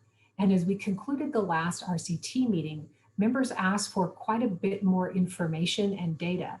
And what we were very aware of on the staff side, and particularly Adam's team, is some of those could be pretty intensive research projects, and some of them would be easier to get to. But what we asked for is if we could pause and step back and look at how all of the data and the information we're bringing can be in a framework that really has the maximum focus and impact for the program, really provides the clarity of information that you need as members, works within the framework we have in law, and then also takes into account the time, the capacity limitations of Adam and his team. And they have a huge workload, as you can imagine. Other parts of the agency have to benefit from them too, even though we could take all their time if they give it to us. So what you see here is I took a look at federal law, and I tried to reflect kind of what I learned in my time at the Workforce Investment Council, where we did something similar. We really looked at where does law and regulation give us some framework for how we work together. And there are 2 sections it's called the Rehab Act of 1973 as amended, otherwise known as Title IV of WIOA, but it's codified in 29 U.S. Code Chapter 16. And that section is about VR, but it talks about the functions of the State Rehabilitation Council, which is of course RCT here. And it specifically addresses those functions regarding assessing, planning, and evaluation of the program, the VR program, conducted jointly with the designated state unit, which is the VR division. First of all, there is a lengthy section in the law and regulation about what goes into the state plan, the VR piece. There are in fact 26 requirements for that state plan in just one section of the law. And then of course, section 725 talks about the functions of the council. So that is the broad framework, but there's something in there that you may have seen and wondered about in the past, and that is RCT functions in section 725 must also be conducted following consultation with the State Workforce Development Board. otherwise known as the Texas Workforce Investment Council here. And of course, we have Ms. Giesland, who's our great representative on RCT, and then back to the council or TWIC. So you may wonder, how does that happen? How does RCT consult with TWIC before it does its functions? Well, I did want to offer just a few things. Certainly there are more things you can do, but the council, and by the council I mean TWIC, has responsibility in state law for planning and evaluation of the workforce system broadly, right? That includes, I think it's now eight state agencies, but it's higher education, juvenile justice, Department of Criminal Justice, Economic Development in the Governor's Office, Health and Human Services Commission, and the Programs at Workforce Commission. So that's probably 7, unless I'm missing one. So they have to do a strategic plan for that entire system, and they do it in partnership with the agencies. That plan includes goals, objectives, and measures, and action plans. So when we're developing our state plan, we make sure we're aligning with that plan. And in that manner, we have consulted, right? We have consulted with the State Workforce Board. But in addition, we have a representative of the State Workforce Board on the RCT. And she's able to advise us and provide feedback on what the Workforce Investment Council is doing, and then vice versa, as you heard Commissioner Alvarez commend earlier. But we also have Mr. Cerna on the State Workforce Board representing our programs, and then coming back to me with information or instruction from that. So I just thought I would take a moment to let you know what we do as a state to have RCT functions in consultation with the State Workforce Investment Board. And of course, as I mentioned, there's always more that you could do if you so choose, but those are some areas. But at the end of the day, as I looked through all of the requirements, federal law really provides that the primary vehicle for RCT and TWC VR planning and evaluation is the state plan. It has much more than just planning. It also has reports of progress. It has summary of the statewide needs assessment. So it's that plan that we prepare with you. And it's this comprehensive statewide needs assessment that informs that plan, that really drives our collective work on planning and evaluation. But RCT has another evaluation function that really complements this. And by this, I mean the state plan and the CSNA. And it's not completely separate, but it's woven into and supporting the work on the plan and the needs assessment. And that's review and analysis of the effectiveness of customer satisfaction with our program functions, with our performance, our services, how we're performing and how customers are satisfied with our services, including those provided by our CRPs, as well as our employment outcomes. So when you put those pieces together, it forms a nice framework, if you will, for us to work together. Now, federal law goes beyond providing just a list of tasks. It also provides a cycle and a timeline. And so Lisa, if you'll put up the next slide, I try to demonstrate those two things for you. So this slide is the cycle, and the cycle is continuous. It is assess, plan, execute, evaluate. Assess, plan, execute, evaluate. It's very much like the Deming model of plan, do, check, act, right? And so in assessing, the critical pieces there are that comprehensive statewide needs assessment and the assessment of our performance on the federal common indicators. You hear from DOI on this regularly, and we have to include a summary of that in the state plan. That CSNA, that assessment is rigorous and in depth for a reason. It's because as we move into the planning phase, when we develop the state plan together, it has to include goals, priorities, and strategies informed by that needs assessment and those common indicators. And then we move into execution. And this is where we come to you and we say, here's how we're doing implementing the state plan. Here's our progress on goals and priorities. And how are the strategies that we're using to get there working? And do we need to review and refine those together? And then we're into evaluation, where we're reporting on our progress in the state plan. And incidentally, it was odd to me as I learned this, but we report on our progress on the state plan as a section of the state plan. So there will always be a look back section in the state plan where we say, okay, now instead of focusing in the future, we're going to look back to tell you how we were doing. And then we also have to review and analyze the effectiveness of and customer satisfaction with VR program functions, services, and employment outcomes. Sometimes these things happen concurrently instead of sequentially, but I hope this shows you how we have a nice framework laid out in federal law. And then with regard to the timeline, Lisa, if you will go to the next one, because I'm at the end of my time. So the timeline, it goes on a 4-3-2-1 every quarter cycle. And this is a combination of federal law, how we function and how we propose to function. So every 4 years, we have to jointly develop that VR portion or state plan of the combined state plan. And it has to include goals, priorities, and strategies based on the needs assessment and our performance on federal measures. We have to include updates, like when we have a new CSNA, like we will this time, and evaluations of effectiveness and reports of progress. We just finished the plan last year, so we have a current plan. Your longer Word document has a link to that on our website, just in case you want a handy link. Every 3 years, then, we have to jointly conduct the comprehensive statewide needs assessment, where we're assessing the rehabilitation needs of individuals with disabilities, including youth and students. We are about through with the 2020 assessment, and you lived through that with us last year, and we had really strong assessment activities, I think our strongest yet.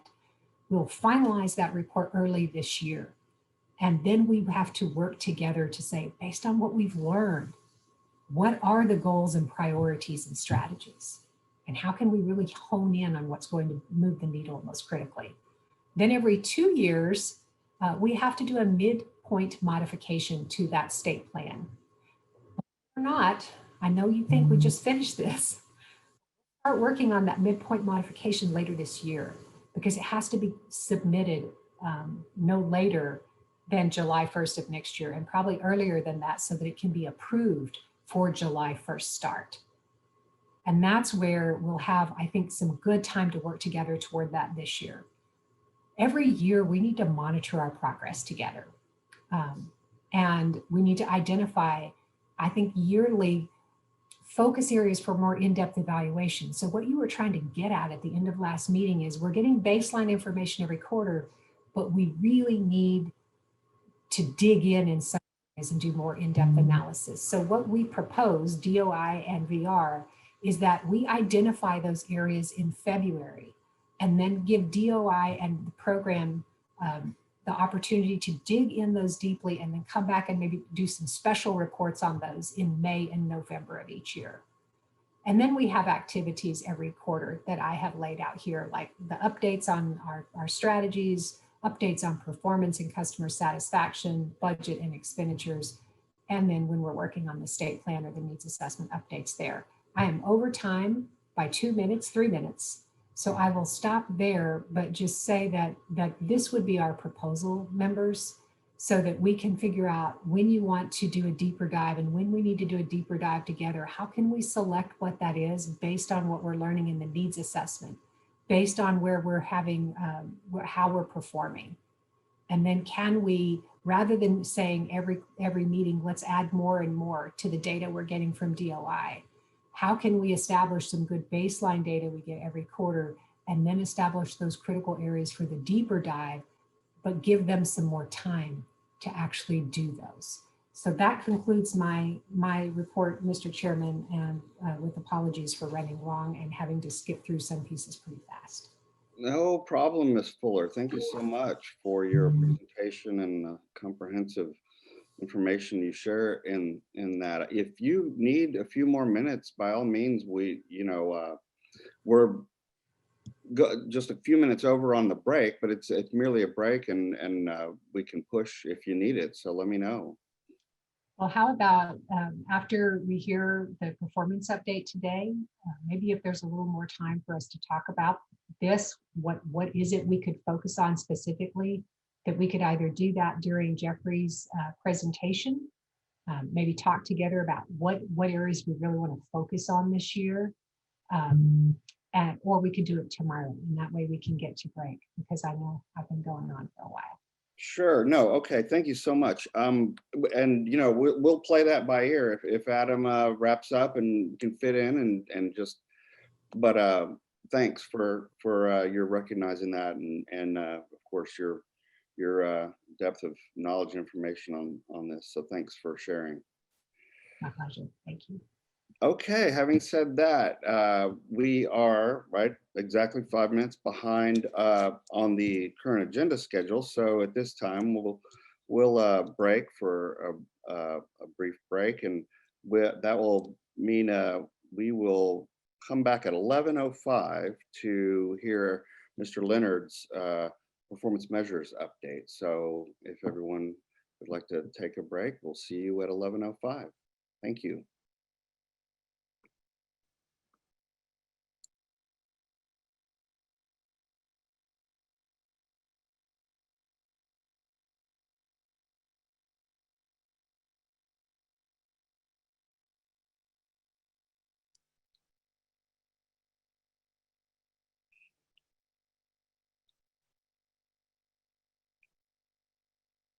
Okay, hello everyone, welcome back.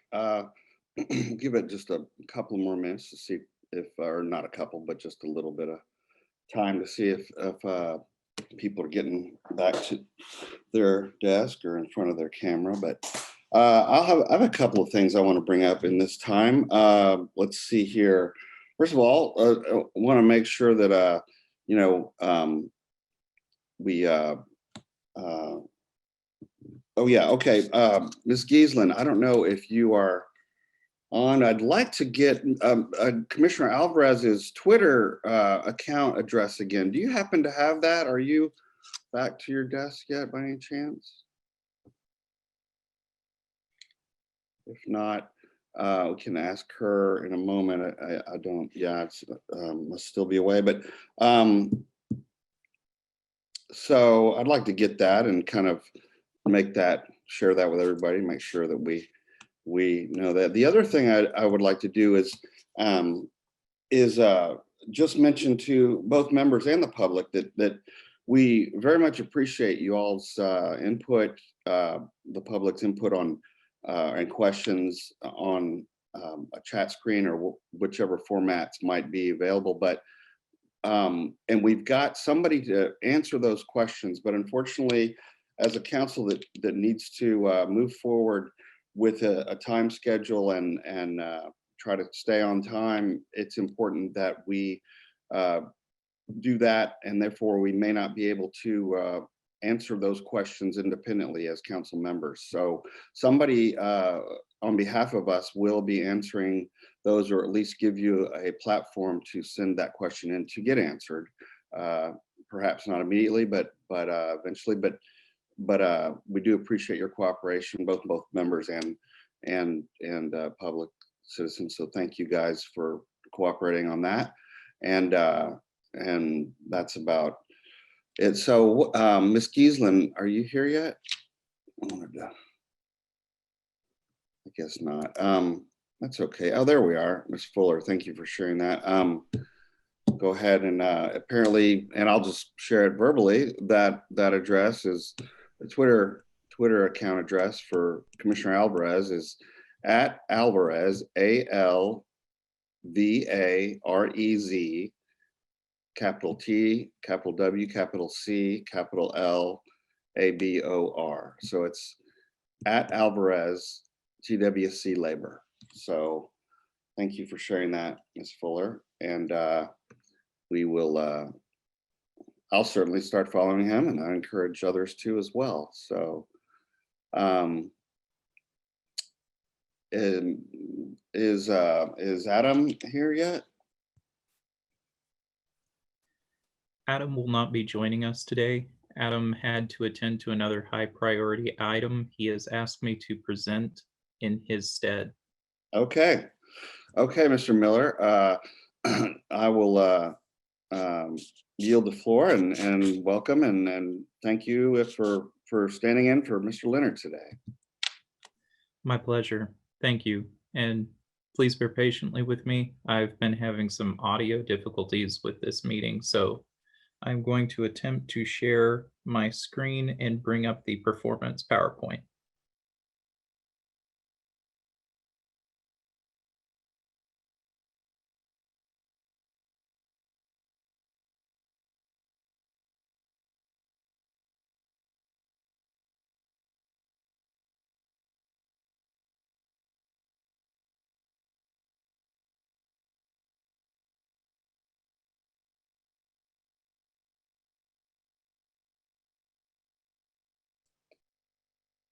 I can see it just fine. Are you okay on the audio end, Jeffrey?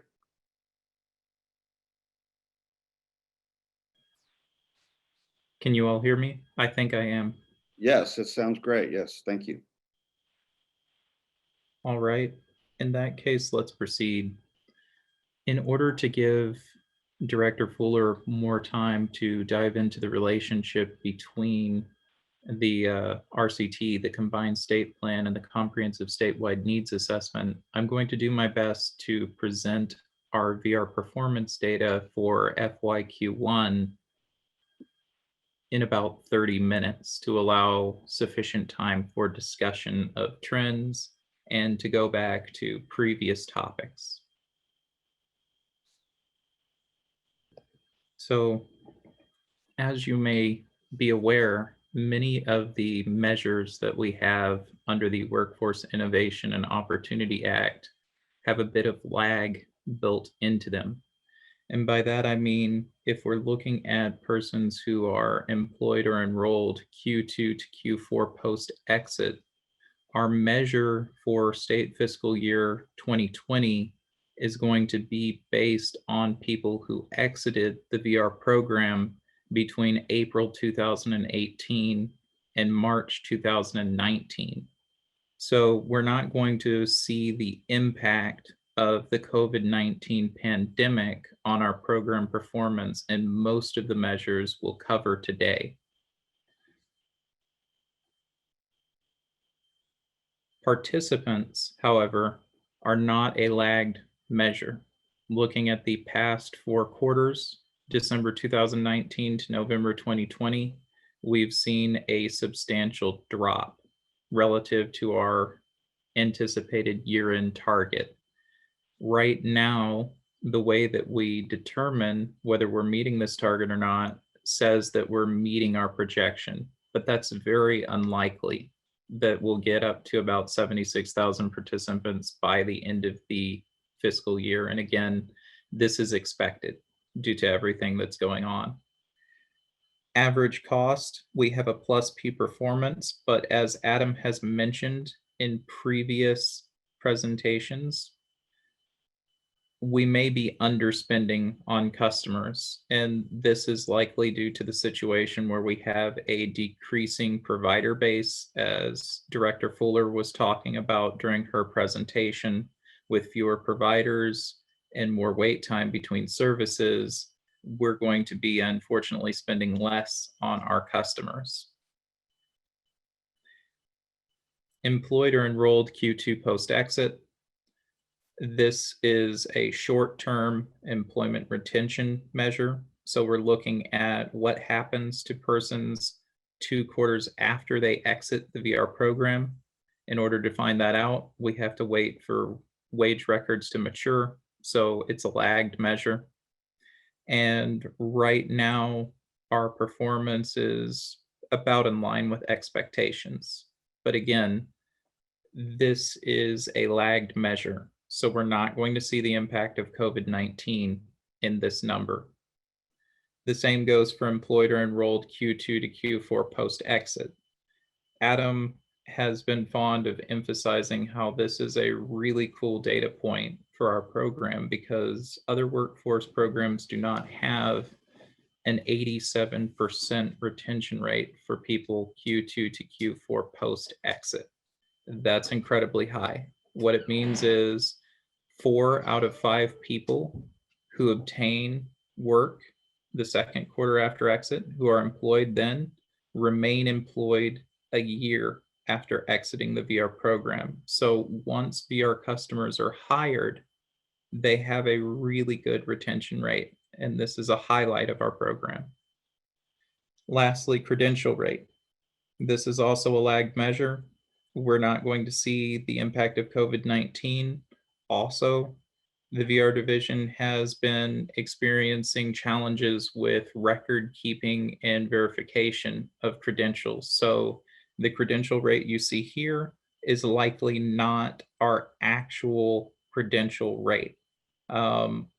As time goes on and we see improvements in the rehab work case management system come into play, you're going to see the credential rate rise. That's not necessarily an increase in performance. What it represents is an increase in the accuracy of capturing and reporting data.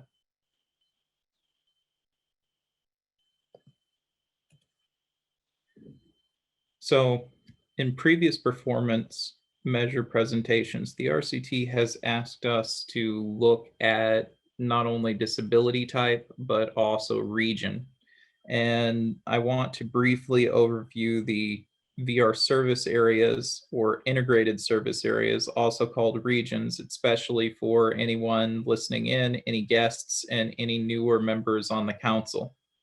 Region 1 encompasses the Panhandle, South Plains, West Central, North Texas, the Permian Basin, Borderplex, and Concho Valley.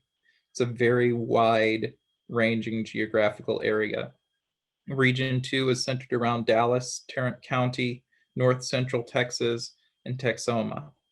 Region 3 is going to be in right around the capital, the capital area, the rural capital, Central Texas, the Brazos Valley, and heart of Texas.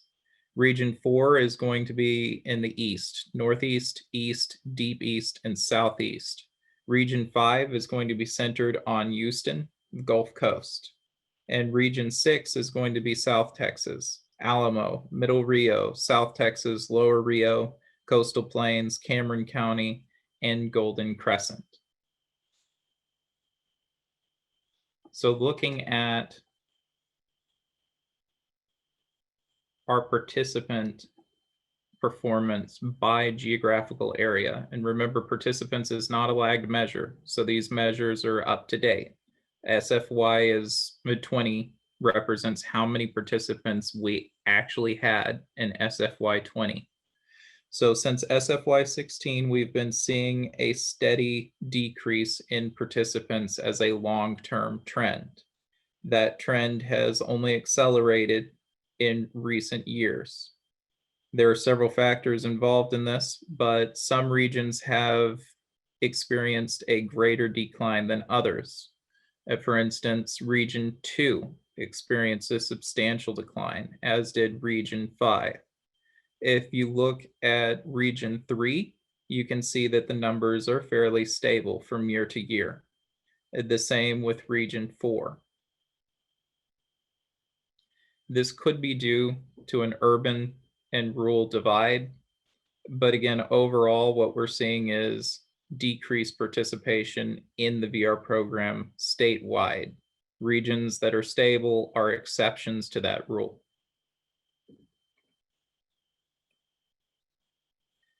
If we look at participants served by primary category of disability, we can see that looking at career and training, which is another workforce program, to get some context, since SFY 16, there has been a dramatic decline in participants in this other workforce program. It's basically about halved since SFY 16. And people with disabilities who are in career and training, they've declined by about 9,000 participants. When we look at the VR program, our numbers are a bit more stable, but we still see that decline. I see that there are some messages coming in on the chat, so I am going to attempt to check that for questions.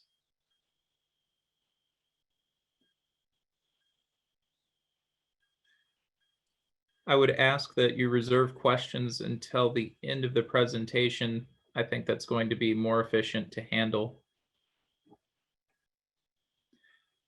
Yes. So as I was saying, the VR participant numbers for our program, they've declined, but they're more stable than career and training. We can see the biggest declines in auditory and communication and psychosocial and psychological. The largest, however, is going to be people with physical disabilities. There's about 6,000 fewer participants with physical disabilities as their primary disability than there were in SFY 16. At the same time, people with intellectual and learning disabilities now make up a greater proportion of our participants.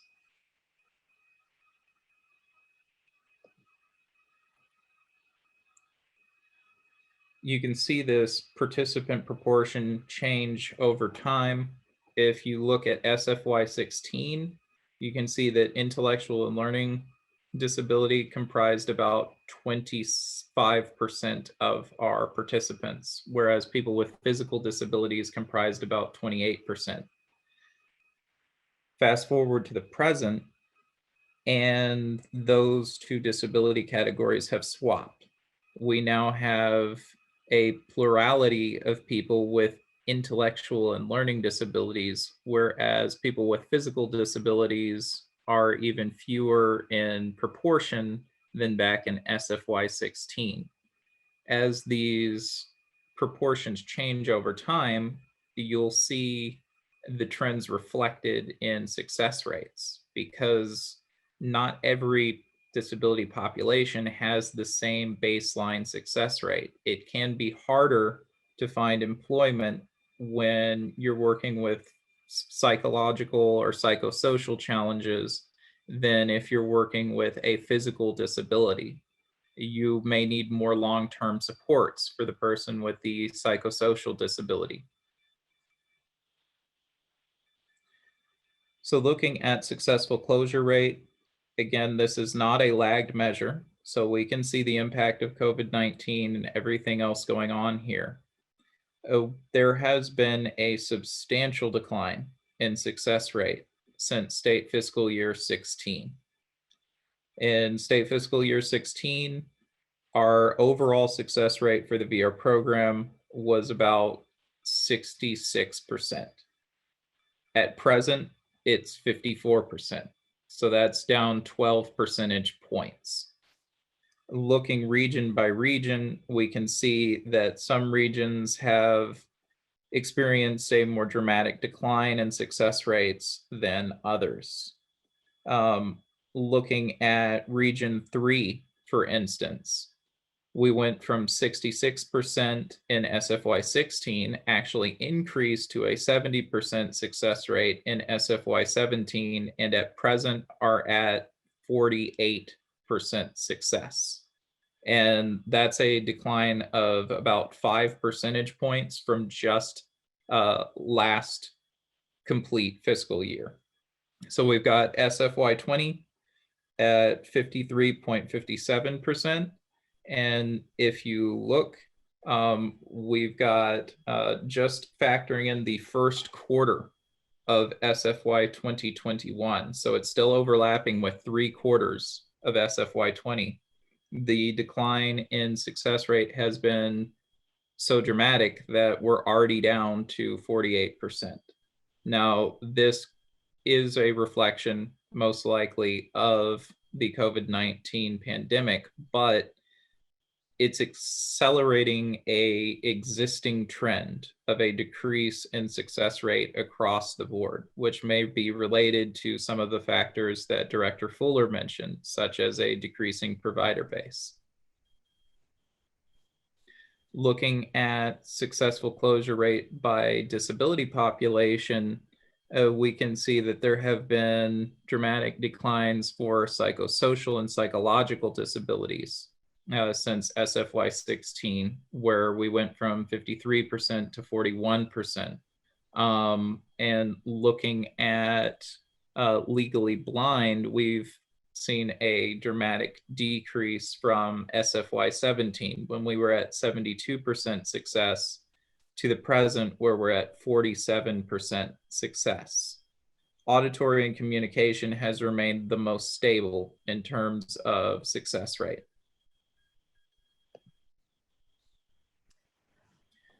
Now, moving to employed and enrolled Q2 post-exit, you're going to see a more stable trend here. And that's because this is a lagged measure.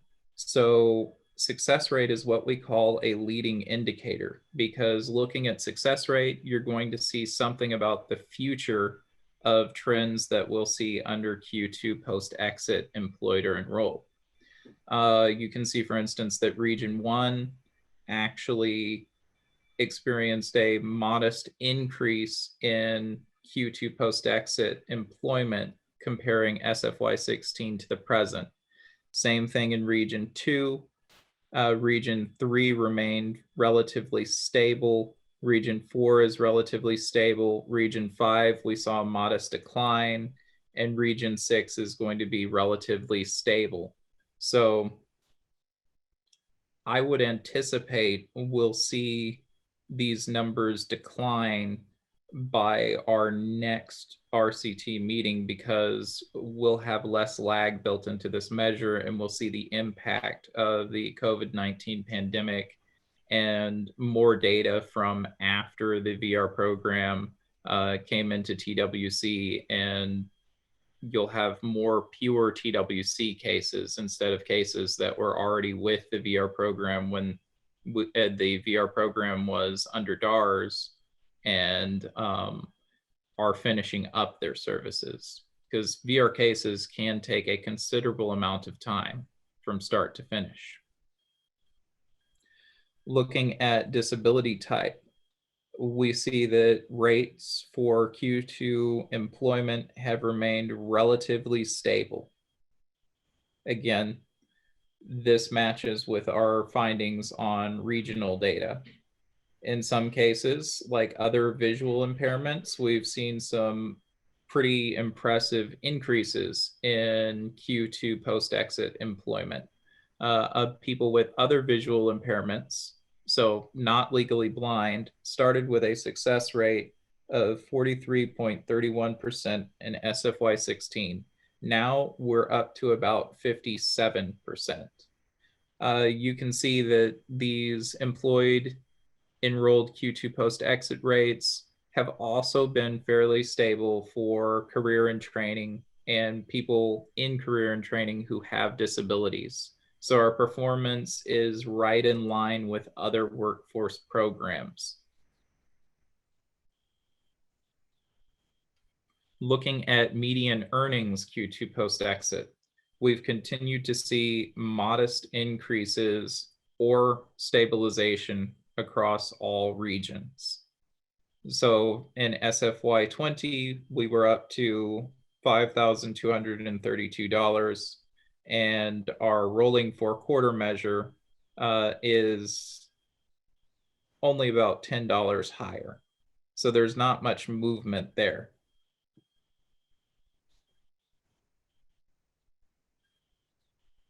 Looking at this by disability type, people with auditory and communication disabilities continue to have the highest median earnings Q2 post-exit, whereas persons with intellectual and learning disabilities continue to have the lowest. Overall, we've seen modest increases in median earnings Q2 post-exit for most disability types, including legally blind.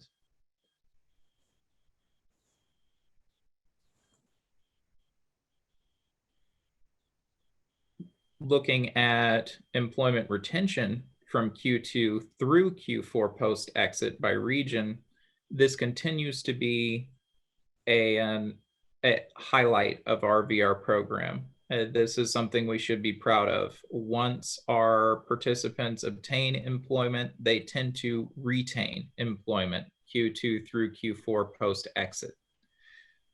So we continue to see rates around 87 to 88%, and these appear stable for the time being. DOI has peeked into the future, though, to look at more recent quarters, and we have begun to see a decline. And that decline, which will be present next time we meet in May, when we have fully mature data, It's due to two factors. The first is the long-term declines in VR success rate, which have not shown up yet in the Q2, Q4 post-exit measure because of the lag that's built into it. The second is going to be due to the beginning time frame of the COVID-19 pandemic. So right now, even though these numbers continue to tell a promising story, one should not expect that they will hold at this level of performance. Looking at employed or enrolled Q2 to Q4 post-exit by disability type, again, more excellent news on this measure. We're stable at a very high level of performance. So just to put this in perspective, persons with auditory and communication disabilities, for our R4Q, our rolling 4 quarters measure, we've got 9 out of 10 people who are employed 2 quarters after exiting the VR program are still employed a year after exiting the VR program. And that's really good. Comparing that to career and training, for career and training participants, only about 8 out of 10 are still employed a year after exit. And for persons with disabilities who are in career and training, that's even lower. Looking at our Exeter case mix, we can see that even though we've had more people with intellectual and learning disabilities relative to physical disabilities coming into our program, Exeters right now are still coming from a time period where we had a more equitable proportion between those two. So you may remember that in the participant proportions, intellectual and learning was about at 27%, and people with physical disabilities was a few percentage points lower.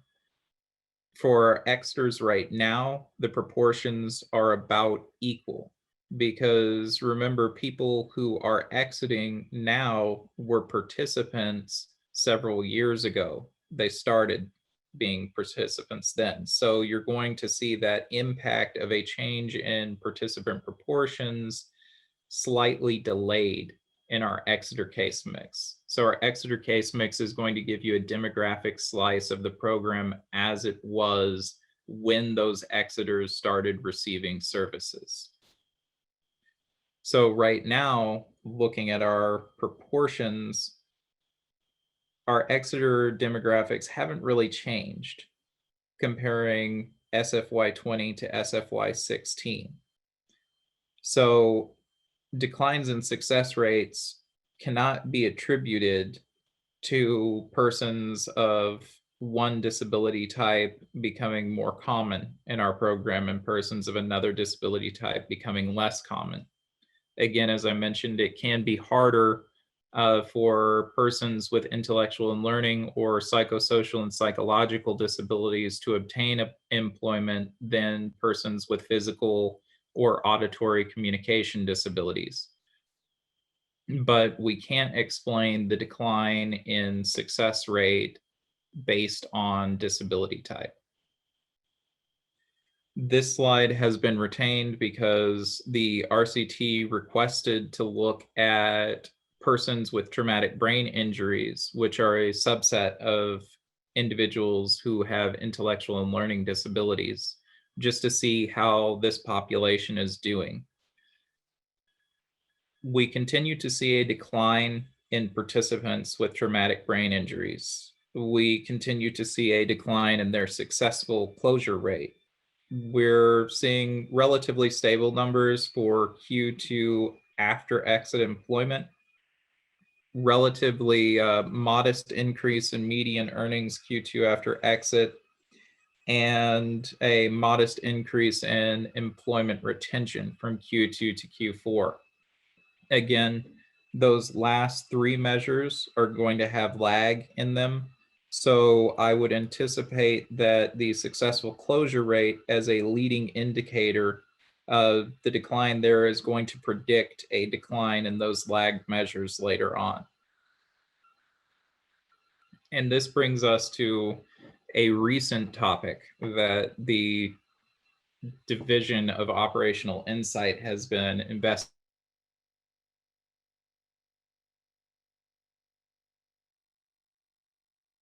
Of state needs assessment will dive into this topic in detail, but one theory was that perhaps we were closing cold cases, cases that have not had activity for quite a while, otherwise known as inactive cases. In order for a case to be inactive, it's had to sit for 180 days without meaningful services or participation in the VR program. So we consider an active case to be one that's received a purchased service, that has enrollment in a post-secondary or secondary education program, that has received counseling and guidance, or that has initiated or amended a plan.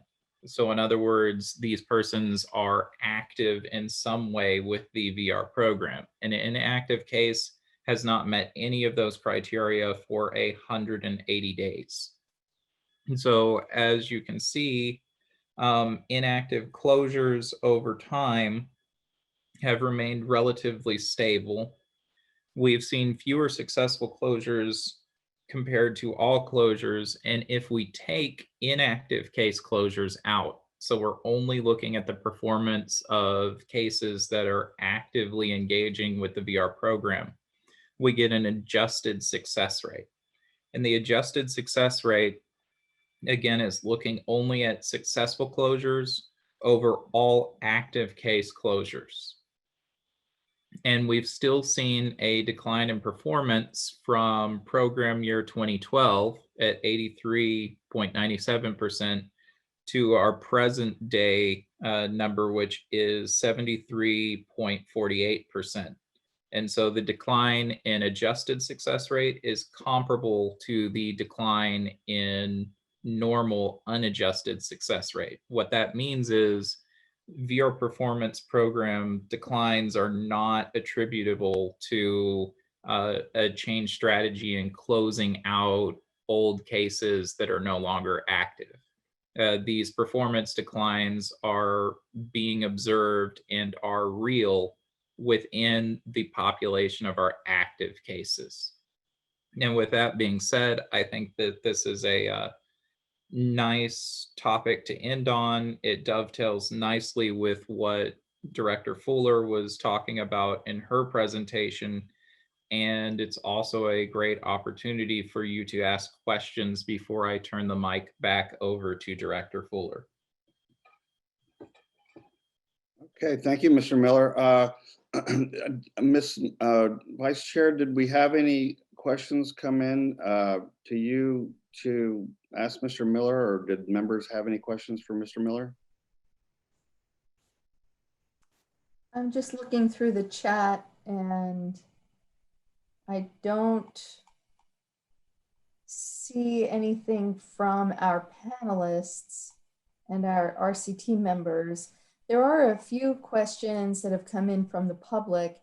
And just as a reminder, for those of you who are listening in as a public, this is an open meeting and the public is always invited to come and listen in on our meetings. However, we don't engage in the public's comments except during our formal public comment period, which is going to be, is it after lunch, Mr. Chair? It will be, yes. Yes, and so there is a place on the website to go and sign up for public comment, and I don't know, you're going to have to pardon my ignorance on this. I don't know if the public comment window is closed for this meeting now, and you can sign up for public comment at future meetings, or if it's still open for today's meeting or not.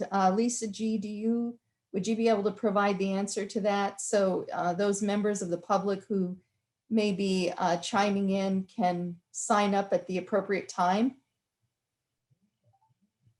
Yes, so public comment, when you register for day one, the questions that's asked is if you would like to give public comment. So that's when you would let us know if you're wanting to give public comment.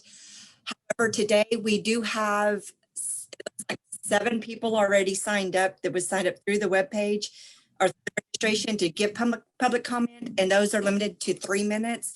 So depending on the time frame, sometimes the chair will allow additional people to offer public comment because there is that 30-minute window there. And public comment today does start at noon. So does that answer the question? Yes, thank you so much. Understood. Thank you for that clarification.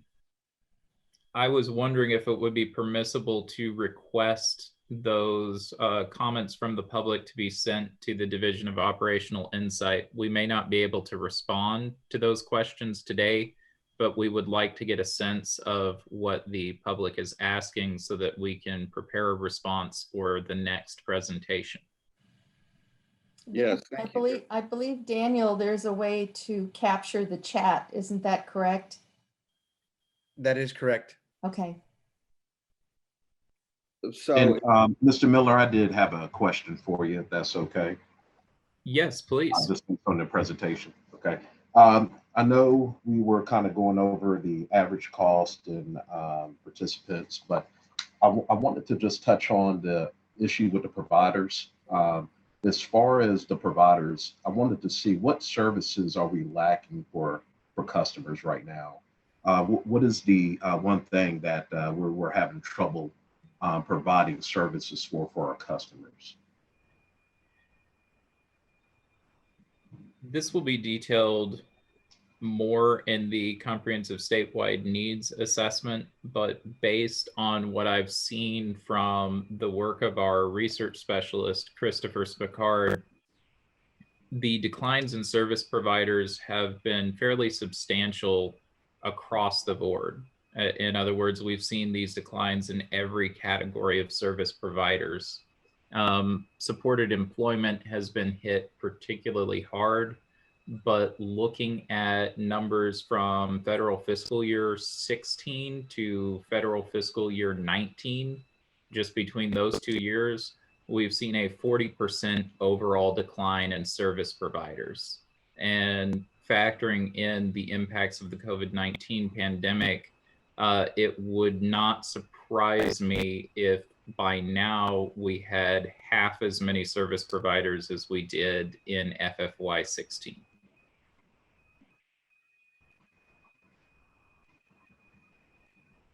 Okay, have we got any answers back from providers to, find out, what are some of the main reasons why they're not either participating or involved with the VR process? Yes, we have. I defer to Cheryl to give further insight into it, but in brief, it appears to be related to perceived paperwork burdens, burdens related to approval processes and procedures, and concerns that program rates are not comparable to market value rates. In the town hall meetings that the RCT conducted along with Christopher, we had several participants who were former providers for the VR program who cited those reasons as necessitating their exit from doing business with us. Okay, and I do apologize, Mr. Miller. My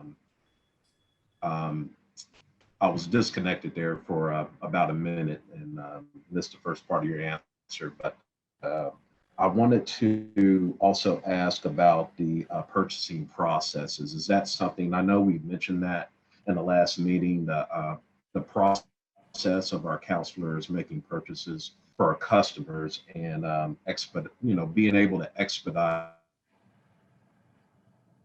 I know just my experiences as a provider. I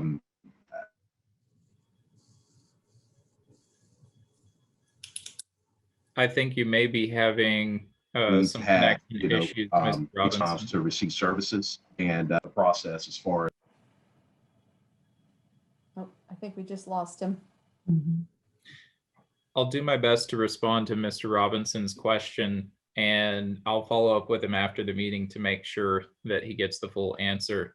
I defer to Director Fuller after this response, but in summary, to recap, what we're seeing is provider decreases are at least substantially due to concerns about rates not matching market values and concerns about overly burdensome paperwork processes and approval processes for providing services. I did not get the rest of Mr. Robinson's question on my end, but I wanted to make sure that I was clear about that. And I believe that we have some business transformation initiatives going on to address those problems. As Director Fuller was saying during her presentation, there's a need to really narrow our focus on what to improve so we can get the maximum benefit for our efforts. And I do believe that cultivating a robust provider network is definitely an area that we need to concentrate on. Do you have anything to add on that, Director Fuller? I do, Jeffrey, and thank you so much for really helping to lay out clearly what we have been discussing over time, but really trying to bring that in focus for us today collectively, because we are very soon to the point where we do need to look at goals, priorities, and strategies in a way that is very focused on where we need to spend most of our effort. And as Mr. Biller was saying, the provider base, the sufficiency of the provider base across the board is one of the most critical things that we have identified that we need to work on and have been working on. I've mentioned a few projects, but they do fall into, I would say, probably 3 buckets. One is overall engagement with providers to hear from them their perspective of what is a challenge. And the things that you've heard today are in fact what we're hearing. One is paperwork burden. Paperwork is often created to ensure that we can have the appropriate data collection, validation, and data integrity of our outcomes, as well as to ensure we have appropriate internal controls that pass muster when we are audited. However, sometimes in attempting to do that, you can swing that pendulum too far. That includes approval processes where we are trying to implement additional internal controls so that we can show we have a robust control system. But those 2 things have created some real challenges for providers. So what we're trying to do, and what Jason is leading with Ms. Hodges, is have that robust and ongoing provider engagement to identify, hey, this is where this is creating a real challenge for us, and where do we need to maybe come back a little bit more to center. Jason's leading a team right now looking at approval processes and how we can eliminate and streamline those, and they will be ready with some recommendations soon. Also really digging into the forms and the administrative burden associated with supported employment services and employment services. That's not only those areas, but really the initial focus. So, and then next, of course, is the rates. The rates that we pay for across the board for our services. We need to do a full review of all of those rates. And as I mentioned earlier, we will likely engage for at least some of them, some external expertise to make sure we have good, robust analysis to what those rates should be to be competitive on the market. So this is an area of intense concentration for us because our providers are necessary. We need a good, strong, healthy provider base that is providing within good established controls, is accountable, is performing, but is able to function in a way that is competitive for them and also allows them to focus as much of their time as possible on the customer. So I believe that kind of puts in a summary what we're trying to do to work on this particularly critical point. And I would say that there is what you're hearing today about those trends that we've been talking about over time our challenge is really to work together to identify what are the biggest drivers. We know the economy is a driver to some degree. We know COVID is a driver to some degree, but COVID is an accelerator for us, right? It's accelerated trends. It certainly created some unique challenges, but it's accelerated some of the trends we've already been trying to work on that we've been talking about for 2 years now. So we know honing in on the provider base and what we need to do to address that is of critical importance. And I think the CSNA is going to point us very clearly in that direction. And the other is the turnover in VR staff. This is certainly not a Texas only challenge. This is a national challenge that we are talking about in our national association. There is a committee for operations and personnel, and this is something they're talking about. How do we both look at reducing turnover of VR staff, as well as getting new staff up to speed faster so that they can function at a level of good competence faster. We recognize not everybody is going to stay in the VR profession like they used to for as long as they used to. The people are just more mobile in their occupations and their careers. But those are two critical areas that are driving some of the trends that we are seeing. And the broader context for Texas, but also for the country, is the incredible amount of change that this program and this system has been through in the last 4 years. I would suggest to you that no system goes through the level and intensity of systemic change and doesn't miss a beat. When you are making changes, you often have to slow down before you can speed up, or you have to work through challenges. So we've got that broad context of system change. It's change toward a better goal, a better performing program. But it is also with its challenges as far as how we work through that and get to that better goal.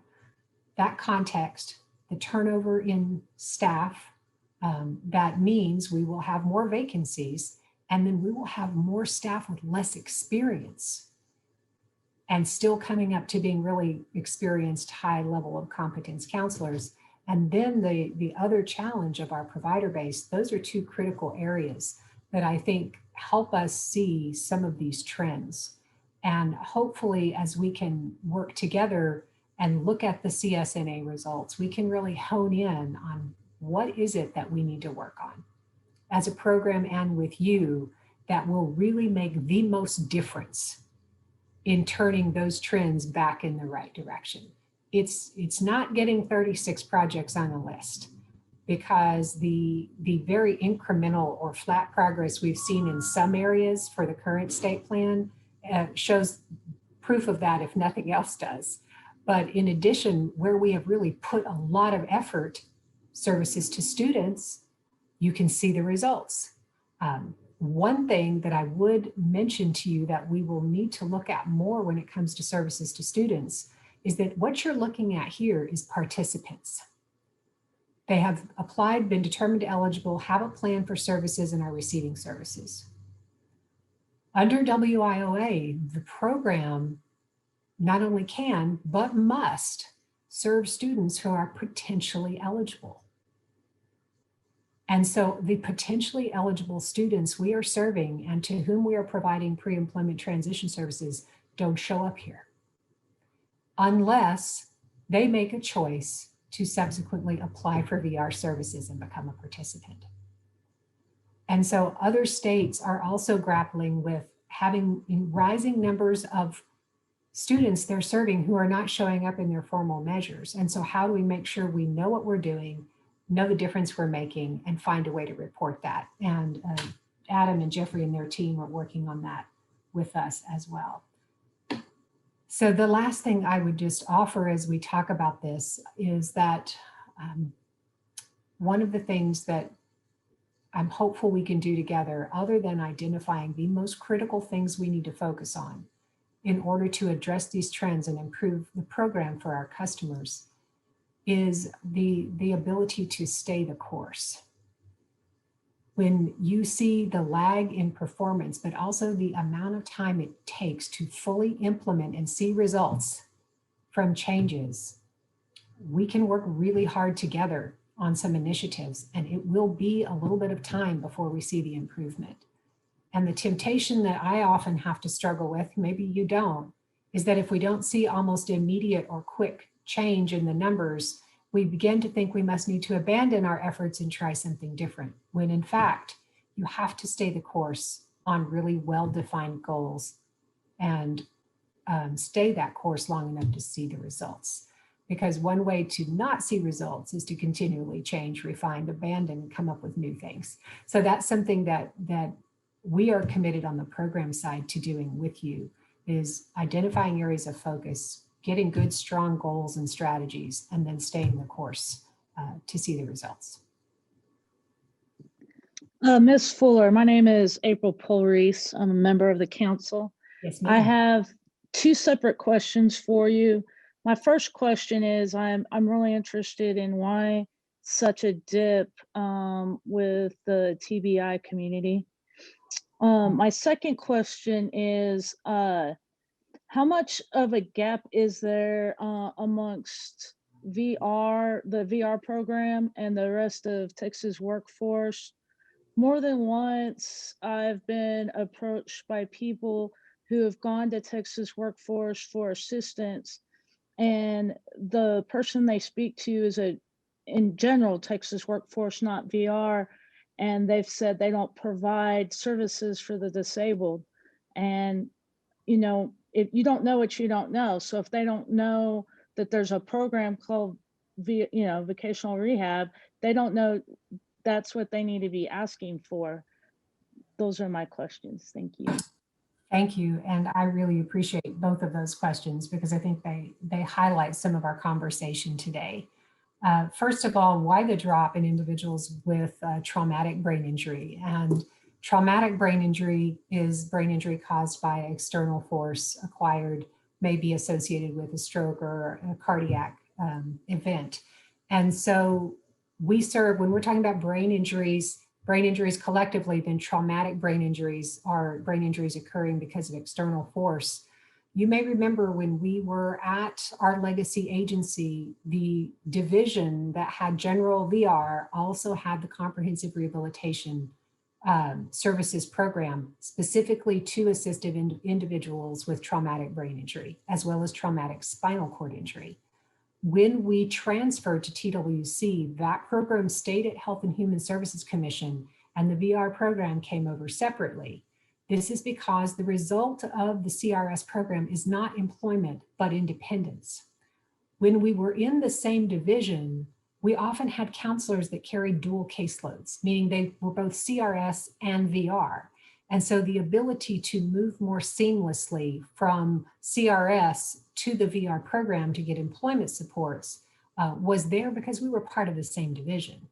What has happened as we have been in two agencies is that both programs have undergone change and turnover.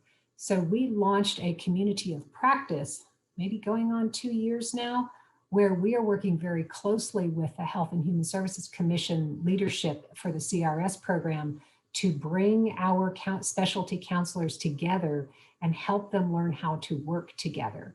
But what you see in a drop is that our customers with brain injury, traumatic brain injury, may start in CRS, and then if an employment outcome becomes an option, and not everyone, but for those, how do we make that a seamless connection to VR?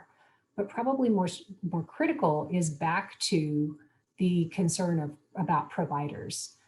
We redesigned our services to differentiate them from the CRS services to make really sure we're clear about once someone comes to us, how do we get them both the therapies they need, the OT, the PT, the speech, the cognitive in a residential or non-residential setting, but how do we make very deliberate connections to employment? We developed an open enrollment solicitation and put it on the street over a year ago. And we did not get responsive applications. We got a few applications, but they weren't responsive enough for us to move through the process.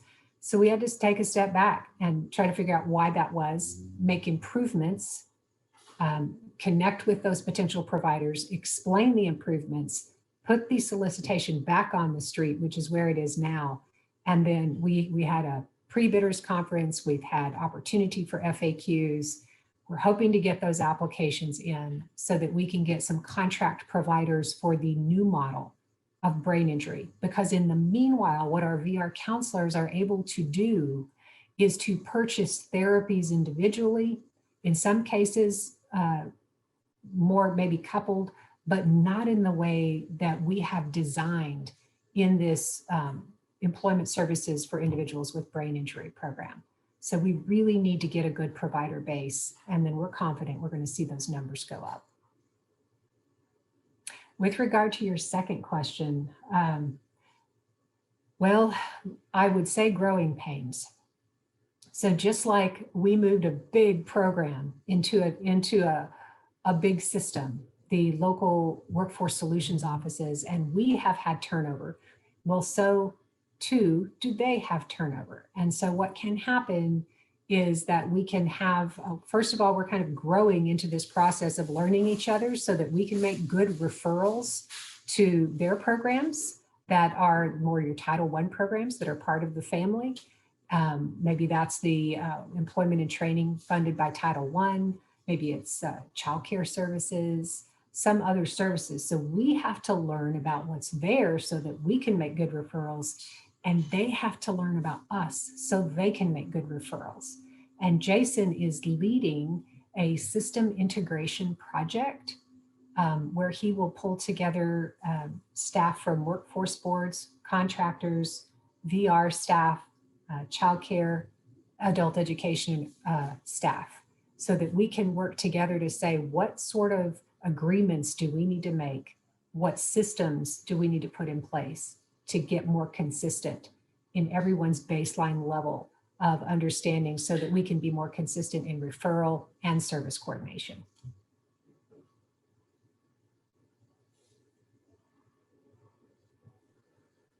Okay, thank you, Ms. Fuller. Ms. Pulreese, do you have any further questions for Ms. Fuller?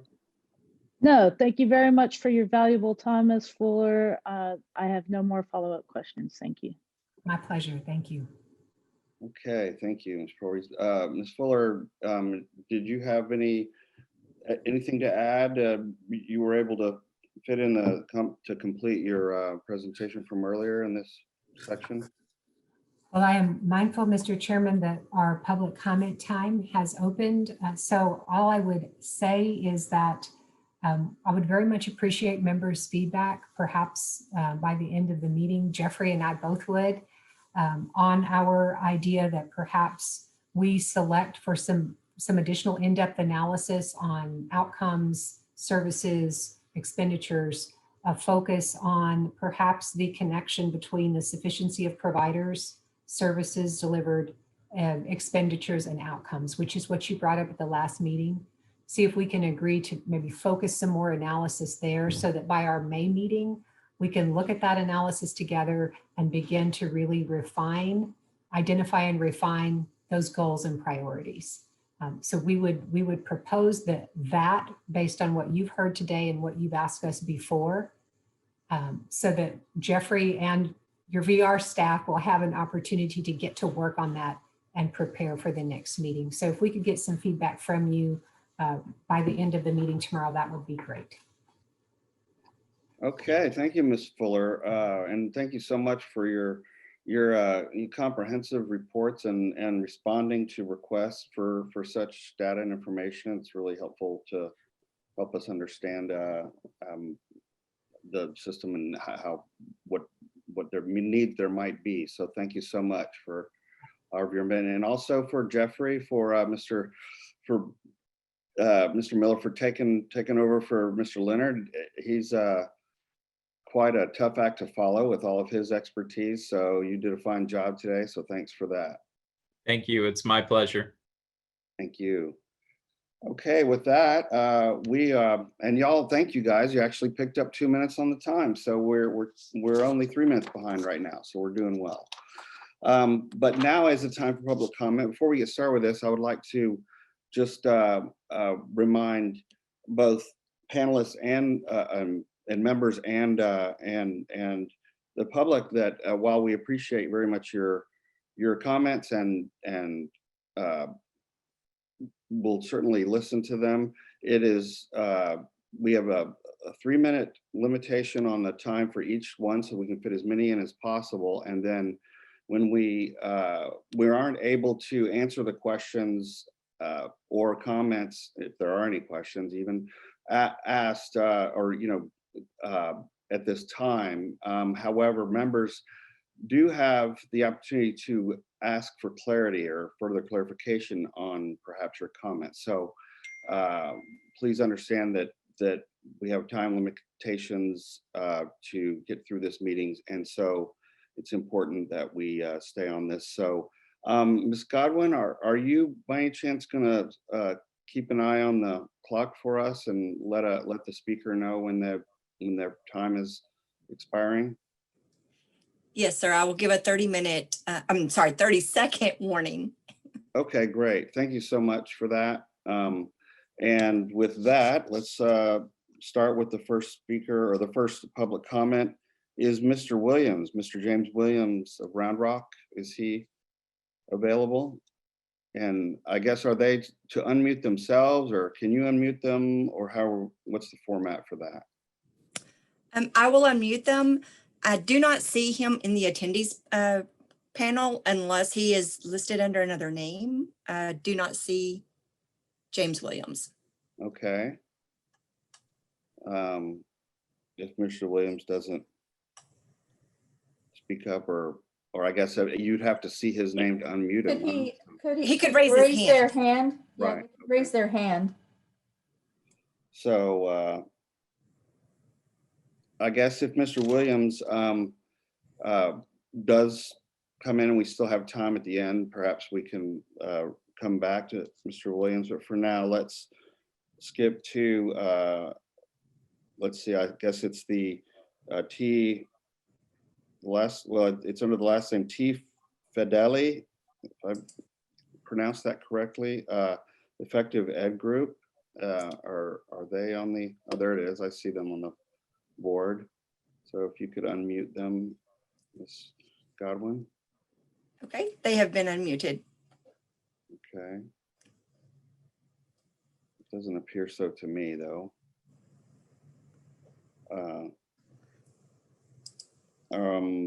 Effective Ed Group, are you guys there?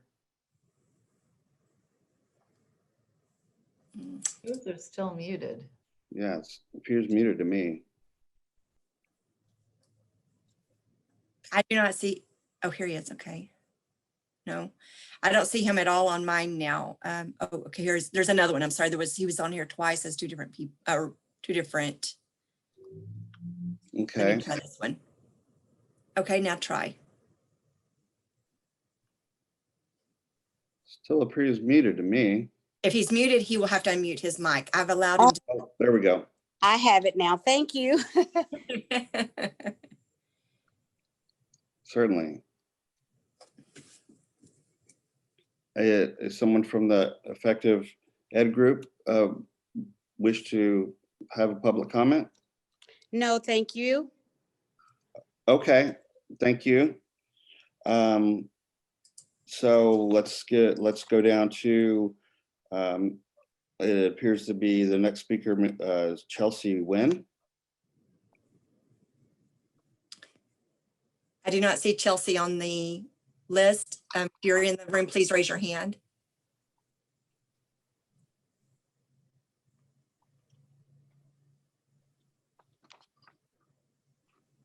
Not seeing anything.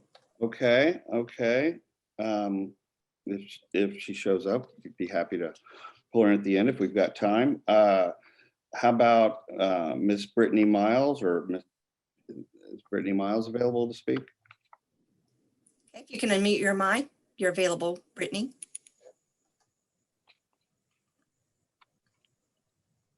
Hello, can you guys hear me? Yes. Wonderful. Thank Hey, you. my question was answered by Mrs. Fuller, and I really, really appreciate it. And unfortunately, I don't have comment at this time because I'm actually battling COVID-19 and not feeling great. So I really appreciate everyone's time and efforts today, and the presentation so far have been really wonderful. Okay, well, thank you, Ms. Miles, and we certainly wish you well and hope that you get to feeling better and achieve a full recovery. A few of us on the panel have fought it and luckily overcome it, and then there's some that have a harder time. So we certainly hope the best for you, Ms. Miles. Yeah, definitely counting my blessings. And I want to let you know I texted Dr. James Williams, and he tried to get on, but he's on another call, and he really appreciates the opportunity to come back on later. Okay, sure. We will go back to him if we have time at the end. Thank you for that. Thank you. Okay, the next speaker would be Dana McDonald. Is Dana McDonald on the screen? Available to speak? I don't see Dana, and if you're here, please raise your hand so I can see you. Nothing.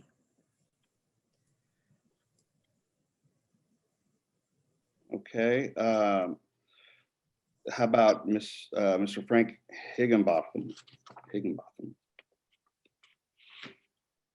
I do not see Mr. Higginbotham either. If you could raise your hand if you're under a different name.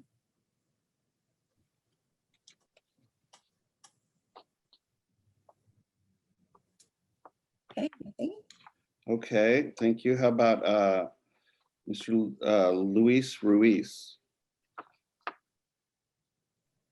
I am not seeing Mr. Ruiz either. Are you, if you're available, please raise your hand.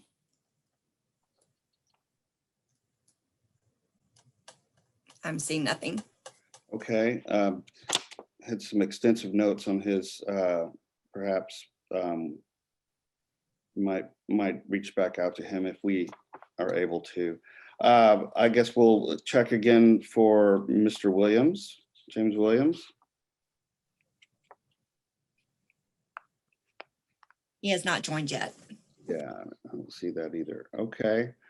How much time have we got left for public comment? I guess we started at 3 minutes after, so that means we're 8 minutes in. I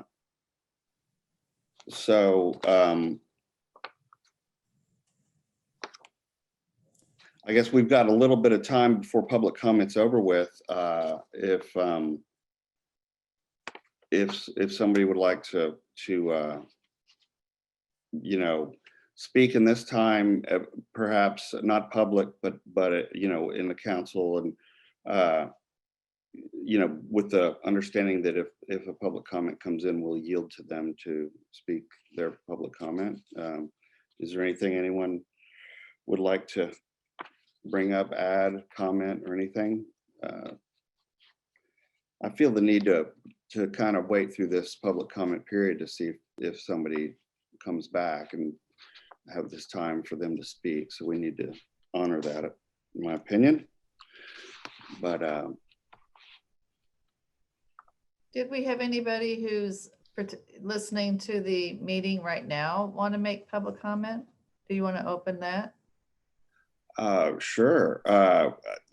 You mean public, or they would have needed to register? And I think they don't necessarily need to register if they're listening in on the meeting and we have time.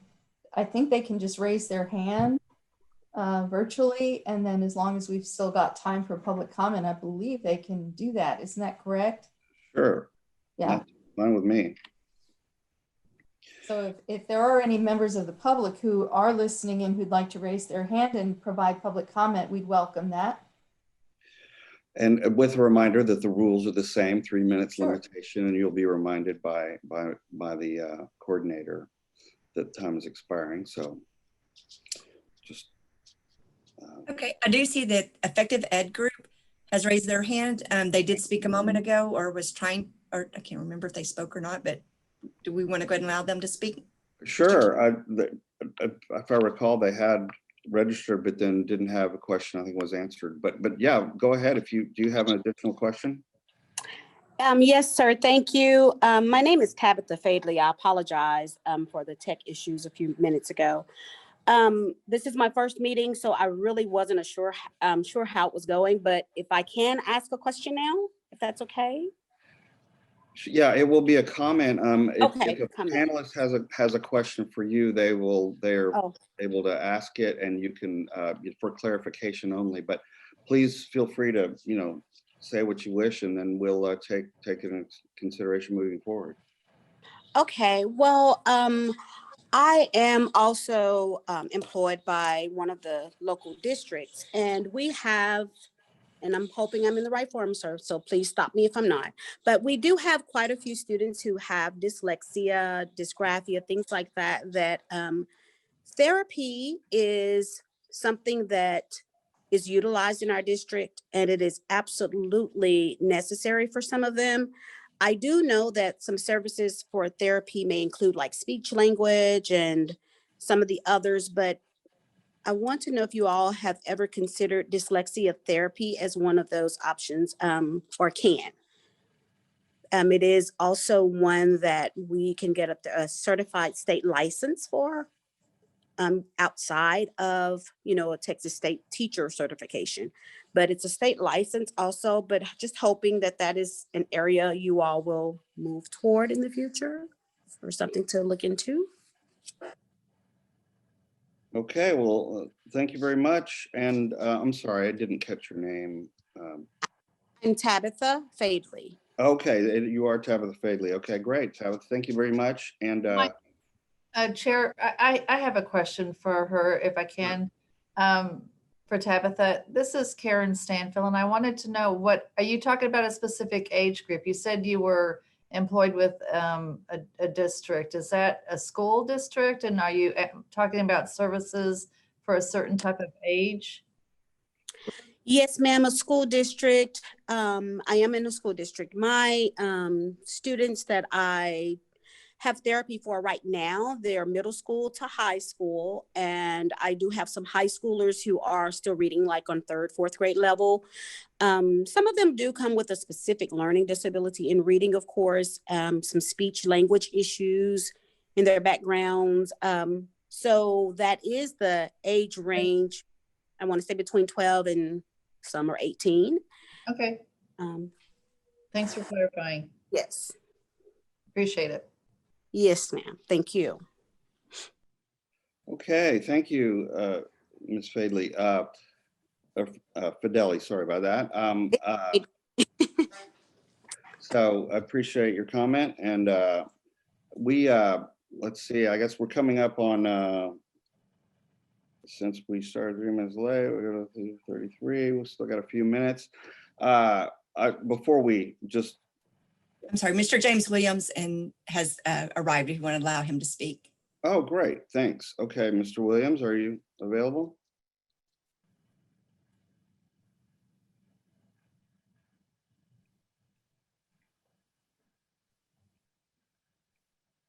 Is that the telephone? Oh, there's Mr. Williams. Yes, can you all hear me? You sure can. Perfect. Thank you so much. Yeah, sorry, I was listening to part of the call earlier today that got pulled onto another phone call and been bouncing back and forth between Zooms. I'm sure you all know how that goes. So yeah, I just wanted to give some quick comments. So, first, I'm just really glad to hear what Director Fuller said this morning in terms of priorities with providers and kind of rebuilding that provider network and fixing some of those issues. I think that is hugely paramount. I also love that, talked about the counselor turnover. I think that's devastating for everyone, the agency, customers, and for providers. So I'm thrilled that that's also being addressed. I think, probably some other things to continue to keep in mind.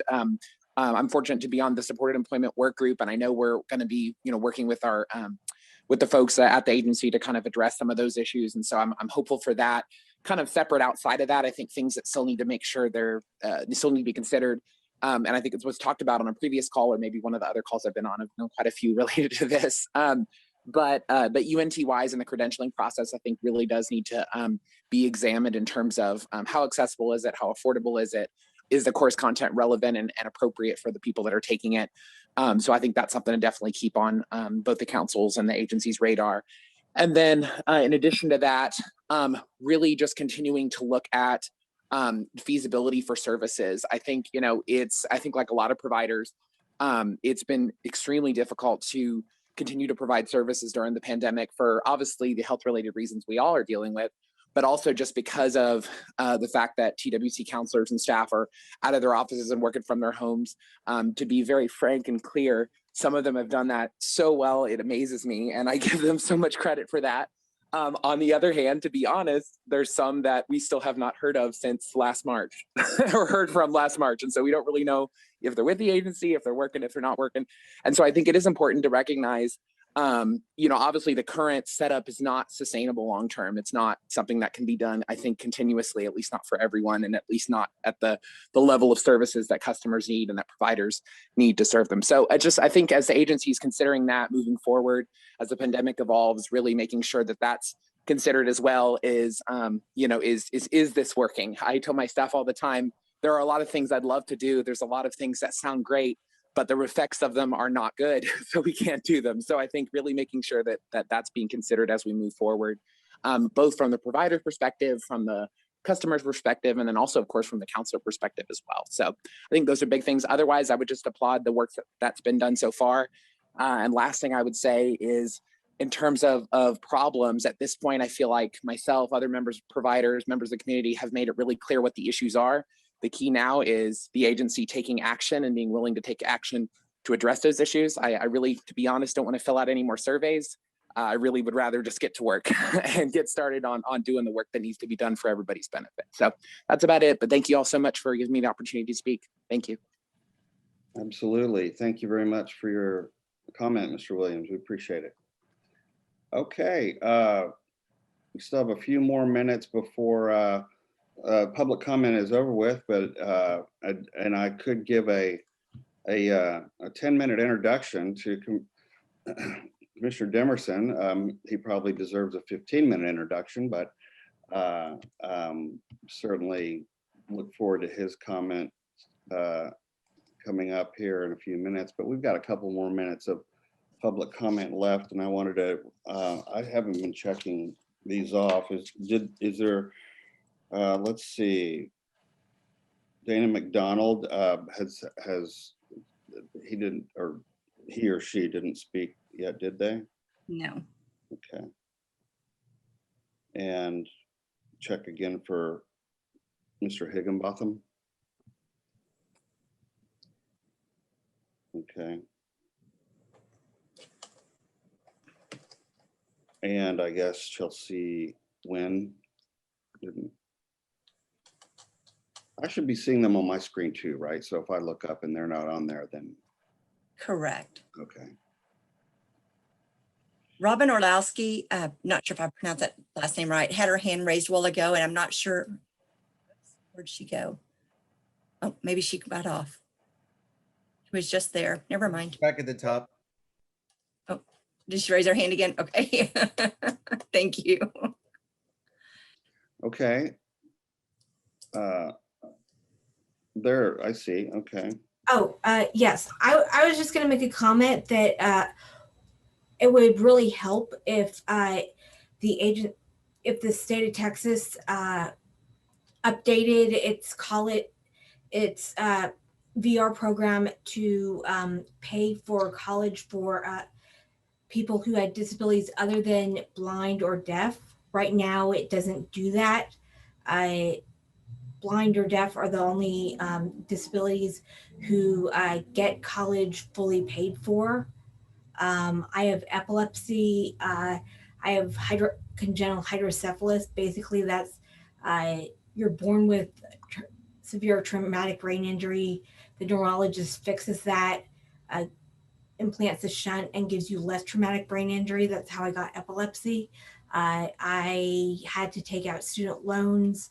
I have a 4.0 master's, but the state of Texas said, hey, we can't pay for your college. And I do think that because of outdated stereotypes, because that involves learning disability, brain injury, that VR has to update its program. That's really not acceptable because, again, I had a 4.0 for my graduate degree. And that does prove that I can do college level work. And I'm sorry if you have more to comment. no, I ended my comment. I just want to point that out that the state needs to update its program, its payment to people who are pursuing post-secondary. That would help with employment, would help with training, because right now it's not doing that. It's assuming that people with neurological disabilities can't do college. Okay. Thank you very much for your comment, Mr. Orlowski. Thank you.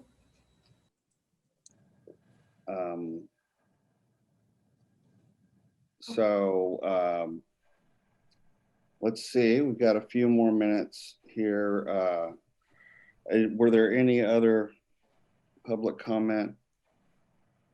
Those the desired public comment that perhaps didn't make it on the list that we could call on now, or any that haven't showed up yet, or did show up that weren't before? I don't see any on the screen.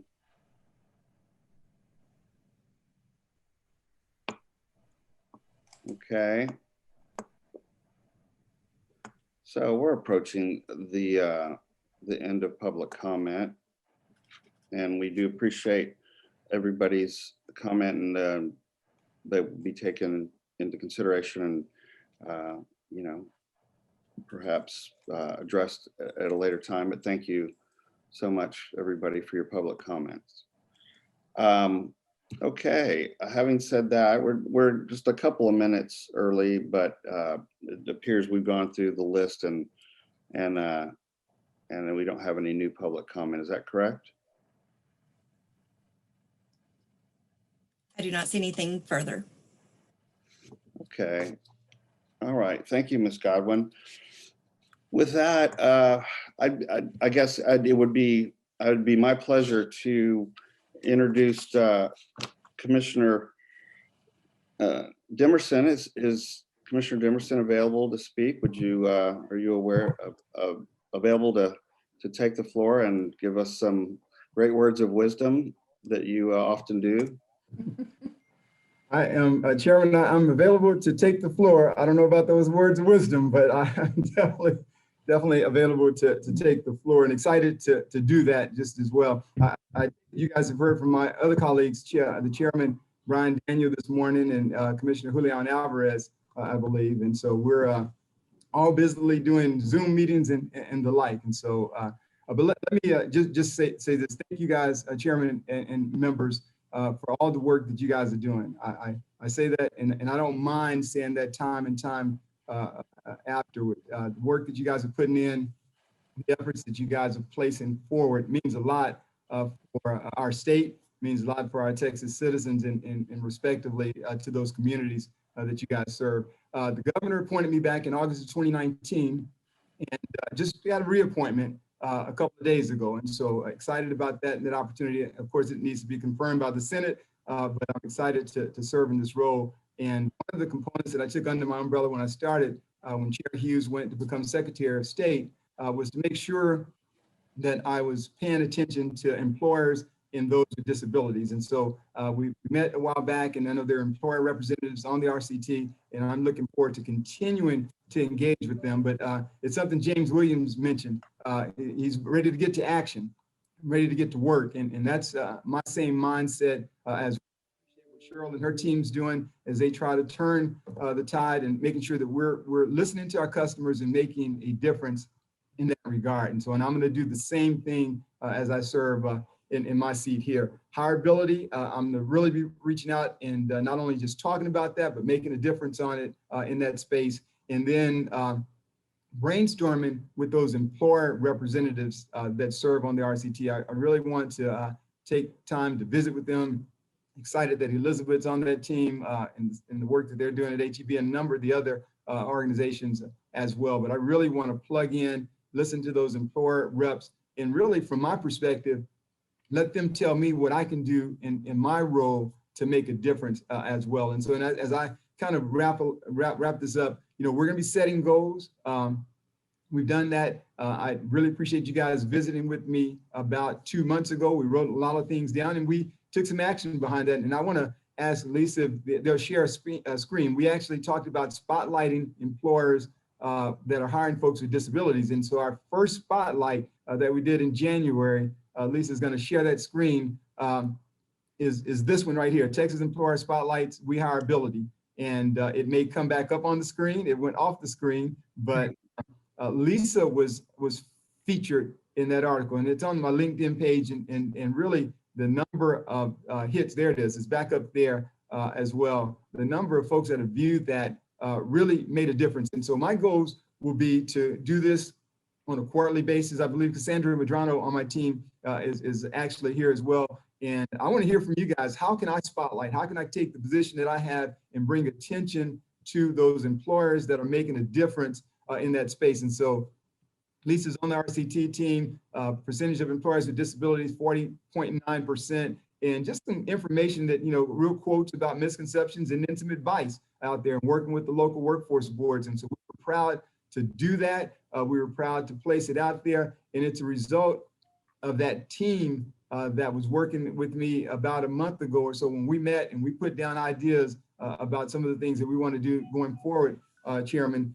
We really want to take action. And so there are a lot that came from that meeting. Cassandra has all of that down. And my goals will be, again, not to talk about it, but to put actions behind it. And this is just getting started. We're going to really do this once a quarter. I want to hear from you guys in regards to what I can spotlight as it relates to my position representing employers. And we're going to continue to push forward leading up to October and doing everything that we can to make a difference in this space. Proud of the work, again, that you guys are doing day in and day out, because it truly makes a difference. And my belief is that as long as we keep the spotlight on it, we're going to be in good shape. And I'm going to make sure, even during the pandemic, we've kept that, but we want to go full speed forward to make sure that we keep that front and center. And I think if we do that, we'll continue to be in a position to make a difference.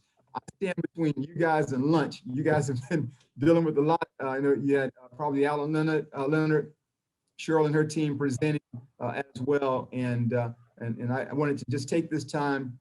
I would do it anytime that I have the opportunity to do so, is to say thank you guys for what you're doing. We don't take the work you're doing for granted. And if I can do anything, again, in the position that I occupy, I want to be in a position to do that. So take full advantage of that and keep doing the good work. I'm good to see Joe that's over there as well. And now everybody's on the board. I can point out a whole bunch of folks that are there, but I continue to applaud your efforts in big ways. And Chairman, thank you again for all you're doing in your capacity. I love your background back there, but we appreciate everything that you're doing to make a difference as well. I'll turn it over in the brief time for any questions that you guys might have of me, but I don't want to take much more of your time. I really wanted to just say hi and to bring you guys up to date on what we're doing. But my work will be about action. And my next step is going to be getting with those employer representatives and hearing from you guys in regards to how I might be able to make a difference is what I want to do. I don't want to make it up myself. I want to hear from the experts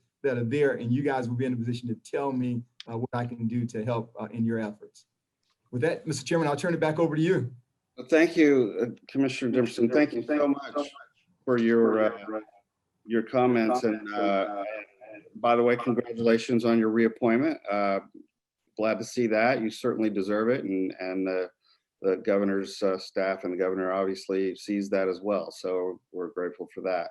And it's been a pleasure working with you, and your proactive stance on it, on bringing awareness to employers that are employing disabled is great. And I guess starting with the vice chair and her company is not a bad place to start, especially since she is very dedicated to hiring the disabled, and she's got a passion for it. I know that personally, and really appreciate her for doing that. And she's very much deserves the recognition. So thanks for doing that for her and her company. So, you know, what else did I want to say? I wanted to say thanks so much for your participation, you know, and your sticking with us and continue to make comments at our quarterly meetings. We find it very valuable and beneficial, and so we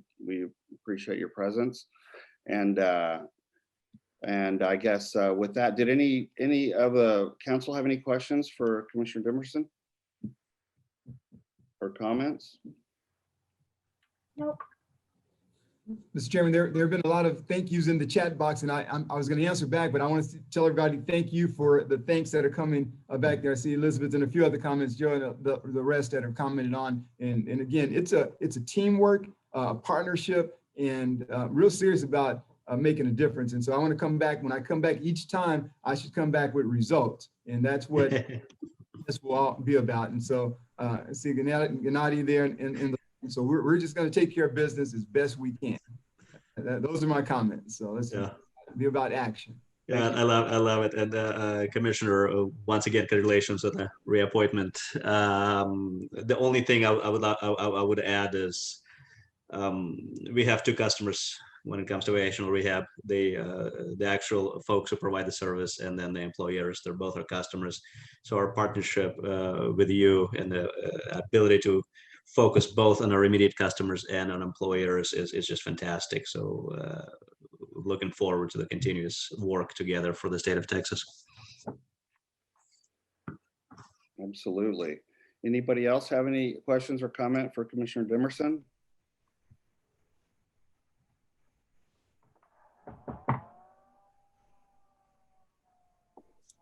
Well, I again appreciate your proactive stance on it. And you know, we had that Zoom meeting a couple of months ago that was a strategy meeting on how to figure out how to get some employers some recognition for taking, you know, making the effort to hire disabled Texans. And I think we're making headway on that, you know, with the recognition of Ms. Majesty West coming first. And, you know, we look forward to recognizing more and because it's an important thing, and we appreciate your leading that charge, Commissioner Dimerson. Okay, with that, if there aren't any more questions, we are a little bit early, but I guess I could dip back into, did any public comment folks show up by any chance? Lisa, I've been looking on the screen. I haven't seen anyone, but since we had a couple more minutes, you know, before we went to Commissioner Dimerson, that public comment time was available. Thought I'd check now. So are there none available? I'm not seeing any. If someone's out there, please raise your hand.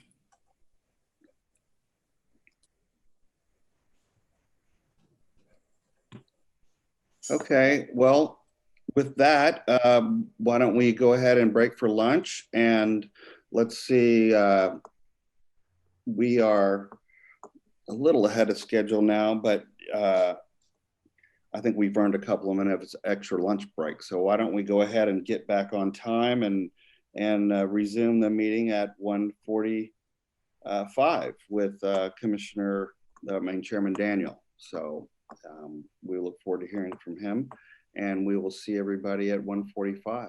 And Lisa, I guess you're going to do the countdown screen? Yes, sir. Okay, thank you very much. We'll see you all after lunch. Thank you very much, Commissioner Dimerson. Thank you, guys. Okay. See you after lunch. Thank you. Bye.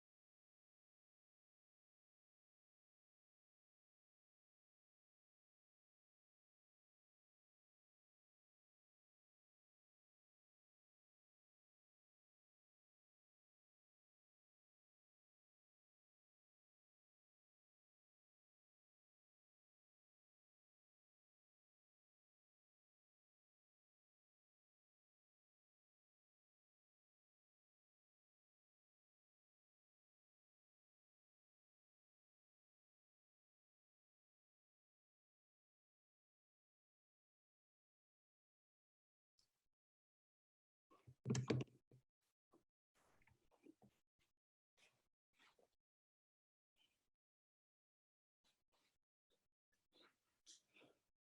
right. Hello, everyone. Welcome back. Hope lunch was as satisfying for y'all as it was for me. Michael, I think you're on mute. Am I? It says unmuted. How about now? I've been able to hear you, Mr. Chair. You have, yeah.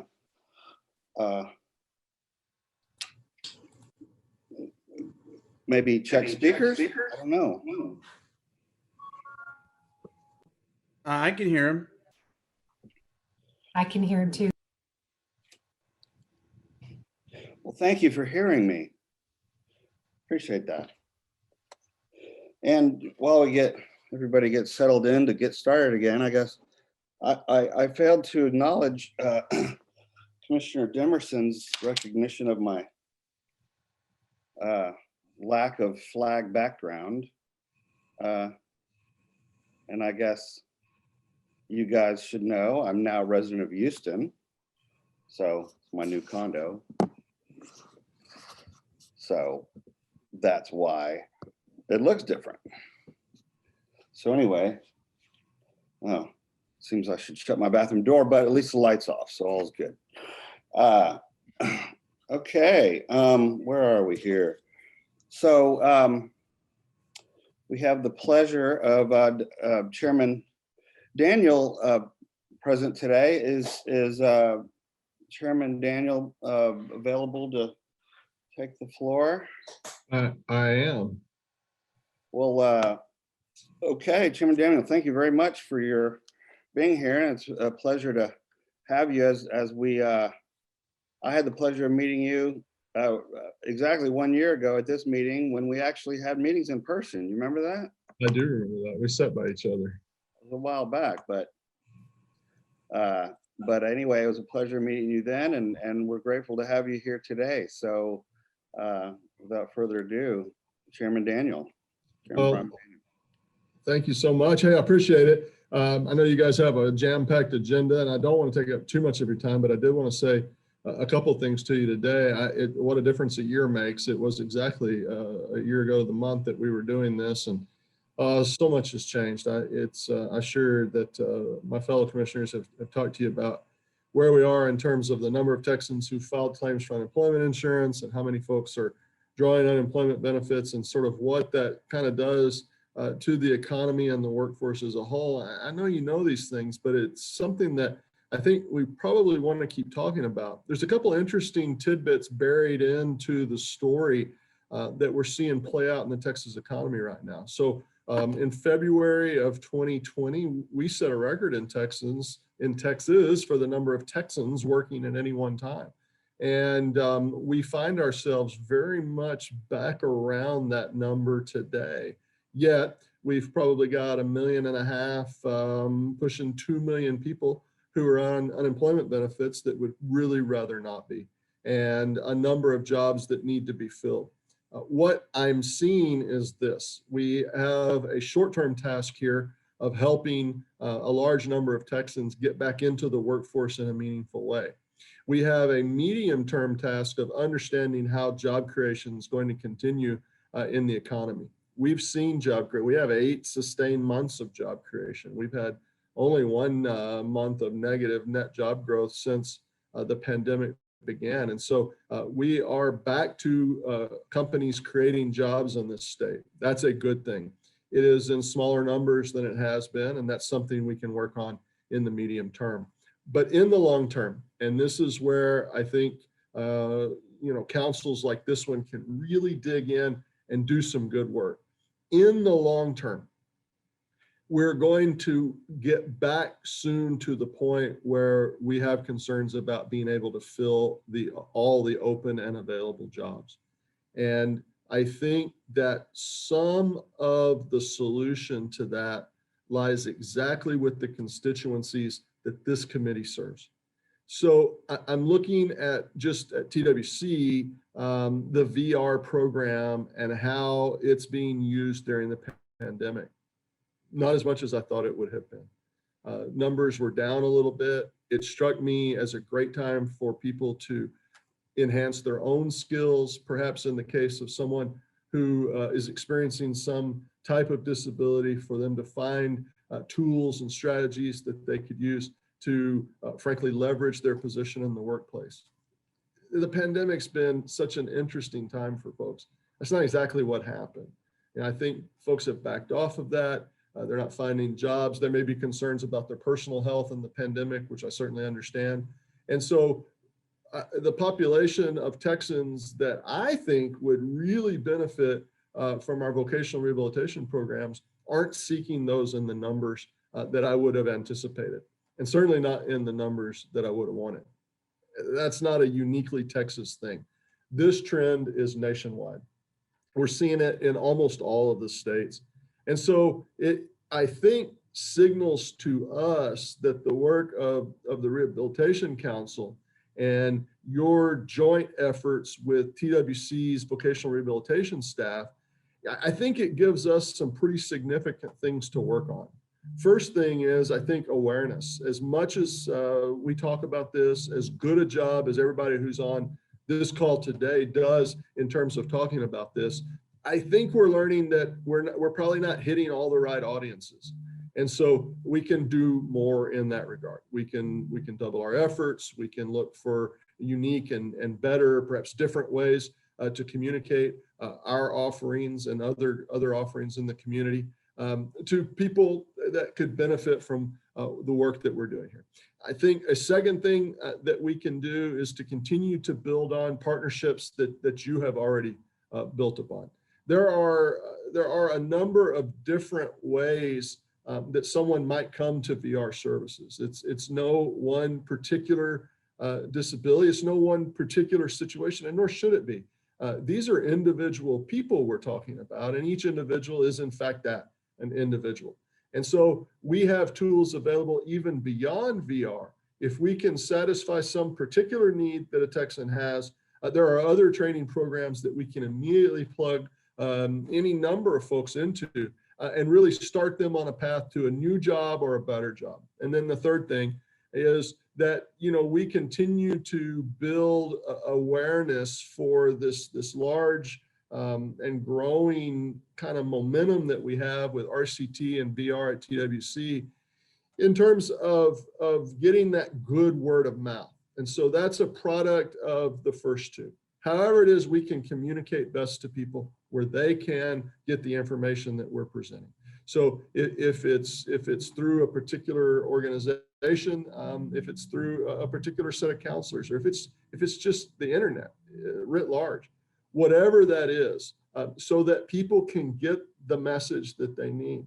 I recognize that, again, the group of Texans that may most benefit from VR may not communicate in what I would consider traditional ways. And I think there's a lot of smart people here that can figure out what all those channels of communications are and help us tap into those. I know your plate's full. Like me, you got a lot of things going on. I know that you think about these things just like I do as well, but I think we're poised on some pretty significant job growth for Texas. I don't know when that is. So, some vaccination efforts continue. The virus has now decided it wants to mutate. There's lots of different things going on that science will really help us deal with. But we've got to let the health professionals deal with those things. In the meantime, we can deal with the things that we know a lot about and are able to make significant advancements in. And that's our VR programs and other programs for folks who may have disabilities. So I hope that your work here, pretty critical. I know your agenda's set. Perhaps I'm giving you future topics to talk about. But this messaging and this helping folks understand that this is legitimate help. This is the difference between some equipment that you could use to do a different or better job, that your disability doesn't have to be a disability in that regard. And so we will continue to work on those things. We need your ideas. Your focus is absolutely incredibly important to us. Thank you so much for volunteering to do this. You know, it's like they say about volunteering, the hours are great and the pay's better, right? But without volunteers, we simply cannot get these things done. We need your ideas. I sincerely appreciate your enthusiasm. You can't possibly send too much stuff to Cheryl. I'm confident of that. She can use all of the input that you can give her because I think we can make a real difference here. With that, I don't want to just soliloquy all day. I'll turn my time back to you, and I really appreciate you giving me this opportunity to talk to the group here today. Well, Chairman Daniel, thank you so much for your words of inspiration and your being here to support us, and we do appreciate your gratitude to us as volunteers, and with all my volunteer council members, I appreciate it as well. But thanks for recognizing that and saying something about it. So as far as Ms. Fuller, I don't know, her plate keeps getting bigger and we keep filling it up. So I don't know. We'll try to. We'll get a bigger plate for her. Okay, all right. Like a place setting, maybe 3 or 4. Perhaps that's right. Or a bowl and some other stuff. But anyway, thank you so much. Does any members have any questions or comments for Chairman Daniel? I would just like to thank all the chairmen, the commissioners and the Chairman Daniel for attending our meetings. One of the things that I've seen as a really cool offshoot to having these virtual meetings has been the ability of the chairman and the commissioners to participate. It takes a long time to get across town and come to a meeting, but when you do something like this, it's easier to carve some time out. And so, gosh, we just so appreciate that. And I noticed too that, I'm not sure if everybody noticed the attendance at the meeting today. On the high point, we had 77 people on the call, which is unheard of for an RCT meeting. So that's just awesome. I'm not all sure who was, maybe service providers, maybe the public that is listening in, other TWC representatives, but it's just really awesome to see this kind of participation. And I just wanted to personally thank the Chairman Daniel and the commissioners for participating in this. So. Thank you. Absolutely. Thank you, Ms. Vice Chair, for your comments. Hopefully well received by the chairman, because that we kind of all, at least I feel the same way. So thank you for being here. Any other comments by any other members? Okay. Well, thank you once again, Chairman Daniel. For some reason, well, I mean, it's probably a virtual deal. Its participation is up, and we're grateful for that. But hopefully that will turn into some more input and better, overall better service, just continuing to improve service for Texas VR customers. So, everybody plays a part. So we appreciate yours. Thank you. So with that, I guess we will recognize Ms. Stanfield for her to give her RCT member training section. And Chairman Daniel, you are free to stay as long as you wish. If you need to duck out, please do so at your convenience. But just want to let you know you're welcome to stick around if you like. But if you need to go, completely understand. Absolutely. Ms. Stanfield? Okay, thank you. Well, welcome everybody to your RCT training today.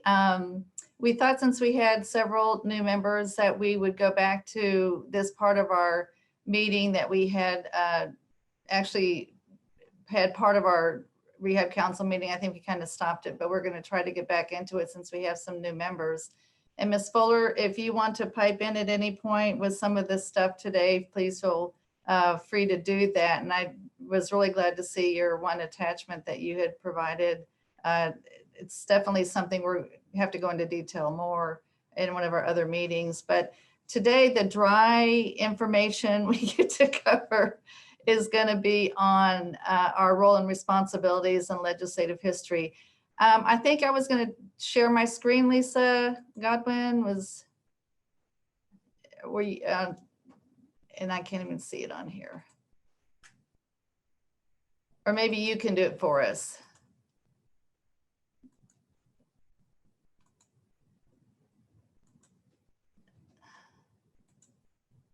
There we go. Thanks. Make it a little bit bigger. So if you could go to the next slide though. So what our goals today, we're going to go over the legislative history that has led us to the law today. We're going to go over the role and function of the SRC. And by the way, I'm going to try not to do these acronyms, but I know I'm going to fall back into it, so I'm sorry. But everything along the lines of what we do is known as the State Rehab Council, and that's the SRC. And in our state, we call it the RCT, the Rehabilitation Council of Texas. But everywhere else, it is known as an SRC, and the RCT is actually an SRC. So when I say SRC, I am talking about us, the RCT. If I might, Karen, jump in here and go. When we went to our first, when we went to the conference with Ms. Majesty West, and there was a few of us there, that was a challenge for me because all the other states are, you know, we're Texas, we're big, strong Texas that a lot of people count on and you know, want to hear what we have to say, and then they're all calling it SRCs, and I go, no, it's RCT. We're an RCT. Anyway, it was a little. Took me a minute to, or a couple of mentions of the two acronyms to pull them together. But yeah, anytime you see SRC, just think RCT for Texas, because that's what we are. So anyway. Exactly, yeah.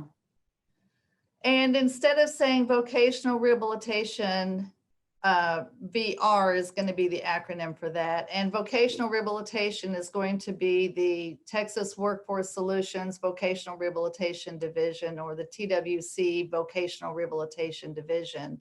That will be the VR program. Next. So starting off the legislative history, it began in 1918 with the World War I soldiers returning from war and having all those different injuries and having difficulty getting back into the workforce. That is what created the first law about rehabilitation, and it was called the Soldiers Rehabilitation Act. And that's where it all began. But in 1920, they expanded it to include citizens. So no longer did you just have to be somebody in the military. You could now be a citizen who had a disability. And then in 1930, they changed it where they actually extended it another 3 years, and they began the requirement of states matching the federal funds as early as 1930. In 1936 was the Randolph-Shepard Act, and that required federal buildings in their implementation of any kind of a food service establishment or vending machines had to be given to individuals who were blind. So every state has got this Randolph-Shepard type program. Our VR agency operates, helping people get trained into that program as well. And it's a pretty good, successful program. If you ever read into it, it's done some really good work there and successful employment. In 1938 was the Javits-Wagner-O'Day Act, and that is requiring all federal agencies who purchase specified supplies and services from nonprofit agencies that employ persons who are blind or who have other significant disabilities. And in 1971, this was amended to become the Ability One program. That might be more familiar to some of you, possibly. And in 1943, the vocational rehab program was broadened to include medical, surgical, and other physical restoration services, as well as including people who can receive services are those who had mental health, cognitive, or other intellectual disabilities. And it allowed the states to split the services, rehabilitation services for the blind away from the general agency. And in our state, we did have a separate blind agency, and we had a general agency up until 2016, when DARS was abolished and the program came over to TWC. A year later, it was merged into one agency. So we no longer have a separate blind program or agency. In 1973, the Rehab Act was comprehensively rewritten with a priority placed on services for individuals with severe disabilities. What I've kind of skipped over in those 30 years is that evidently the vocational rehab program was seen as successful. This is what I've heard. And they began serving people who were coming out of prison or on welfare. So while they might have had a disability, I guess the perception back then is that maybe they didn't have severe or significant disabilities. And it was felt that the program kind of veered away from the intent. So in 73, they kind of changed the focus and said that only those who had severe disabilities should be the priority for employment and services. The client was intended to become a full partner in the rehabilitation process, and the client assistance program was established in that time. And in 1978, the National Independent Living Program was established. In 1992, consumer-controlled statewide rehabilitation advisory councils and the State Independent Living Council was established. The statewide Rehabilitation Advisory Council is what predated the State Rehab Council. It was considered a statewide rehabilitation advisory council. And that's how our council today, how the whole idea got started. Consumer choice was emphasized, eligibility requirements changed, and at that time then the VR agency had to show that a person could not benefit from services before determining ineligibility. And that was a change at that time. Next. In 1998, the VR program became Title IV of the Workforce Investment Act, and state rehab advisory councils became the State Rehabilitation Council, and informed consumer choice was strengthened in that law. And then in 2014, the VR program was reauthorized as Title IV of the Workforce Innovative and Opportunity Act, otherwise known as WIOA, is how we'll refer to that going forward. And that changed the definition and the outcome of competitive employment to competitive integrated employment. It requires the vocational rehabilitation program to spend 15% of their overall federal budget on pre-employment transition services. That's going to be known as pre-ETS. And Ms. Fuller, I think at one point, I think it was shared with us that 15% of the general agency's budget, that was like $29 million a year. And for the blind agency, when it was separate, that was $8 million a year. I don't know if that's near the same, or if you just add that together is what it is now, still about so much, maybe? It's still about $37 million a year. 37, okay, yeah. And that's a floor, not a ceiling. So we can do more than that, but we're supposed to spend set aside and spend 15%. Thanks. Ms. Stanfield? Yeah.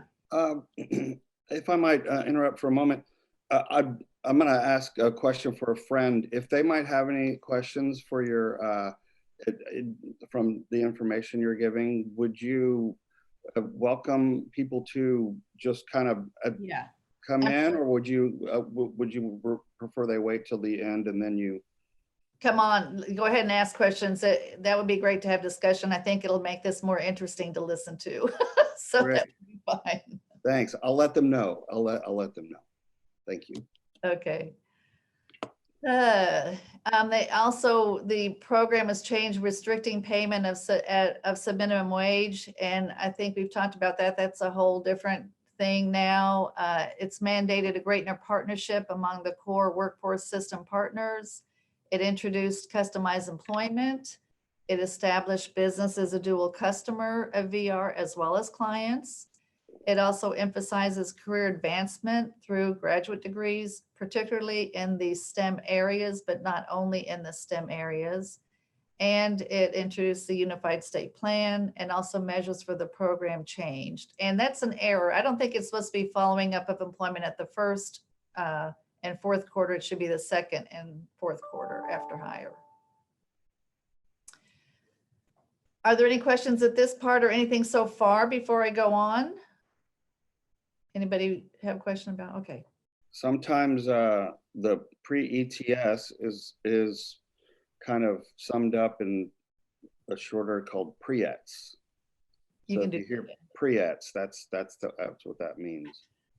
And I wanted to share, you know, they've changed competitive employment to competitive integrated employment. And for any of those of you who like to read the law or the regulations, they cover competitive integrated employment in the regulations in about 8 pages, small print, single space, 8 pages to define competitive integrated employment. They're covering who you're exposed to on your lunch break, on your regular break, during your work hours, how many days and hours. It is extremely detailed.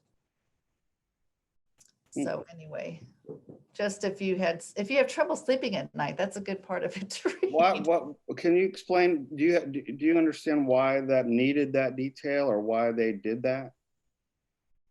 I don't know if it was different stakeholders or advocacy groups, but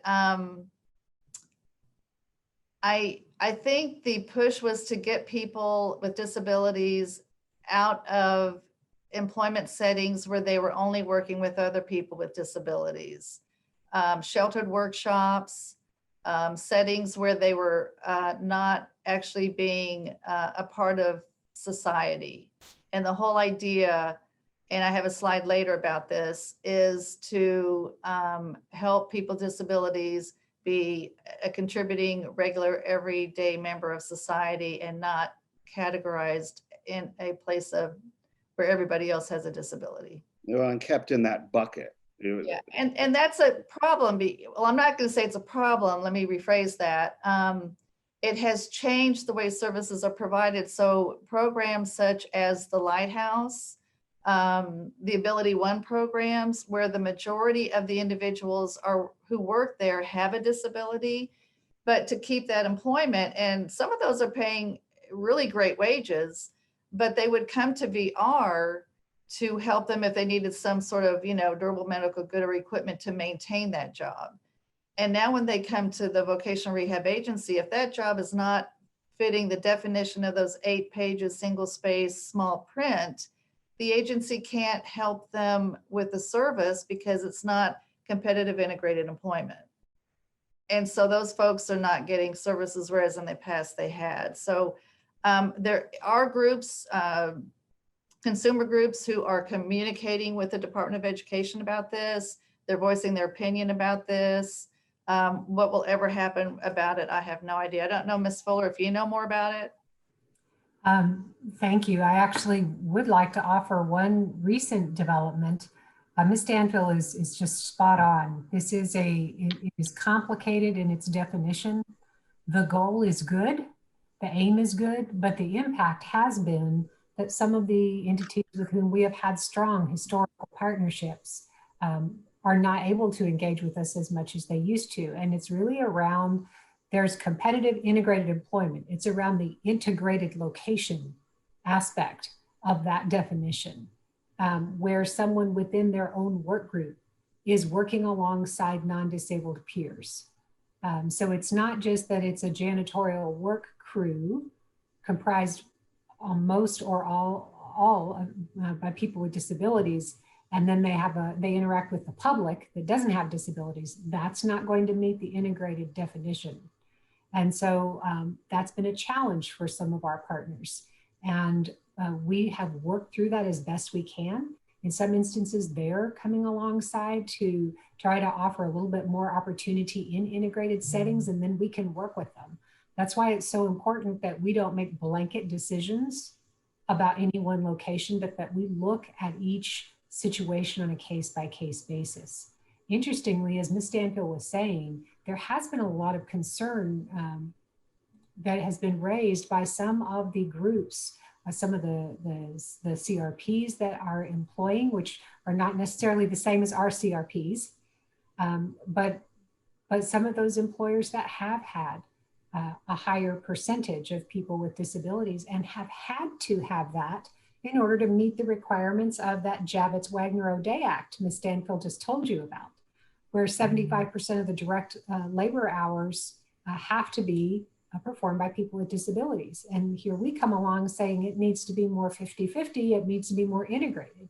So you've got two federal laws kind of knocking at each other, and it's challenging. On January the 19th, RSA, the Rehabilitation Services Administration, issued some FAQs or some clarification around competitive integrated employment after they had engaged for some time with a federal Ability One. But in reviewing it, and I'd be interested if Ms. Stanfield has had a chance to look at it, if she agrees, RSA didn't change anything about the rigor of those criteria. They just went into some effort to explain them more. So it didn't really say, okay, we're going to loosen up this definition. However, RSA did have to pull that off their website and pull it back after the new administration did ask for a freeze on all or rule revision or policy instruction so that they'd have an opportunity to review it before it moved forward for public comment. So anyway, this has been a really significant shift under WIOA. And I'm glad that Ms. Stanfield mentioned it, because we do need to keep that in mind as we continue to work with those partners. Thanks. Next. Lisa. Okay. So I wanted to put in context a little bit for you about where to find, for those of you who do like to read, or where the Vocational Rehabilitation Act is. There is a Workforce Innovation and Opportunity Act, WIOA, that was passed in 2014. And in Title IV of that act is where you find the Rehabilitation Act. And in Title IV, Title I is what covers the vocational rehabilitation program. In Section 105 of that Title I is where you would find information about the SRC. And so the law was passed in 2014, and it took 2 years for the regulations to be written. And that's what typically happens after the law's regulations are written. It gives the agency and the public more information on how to implement the law.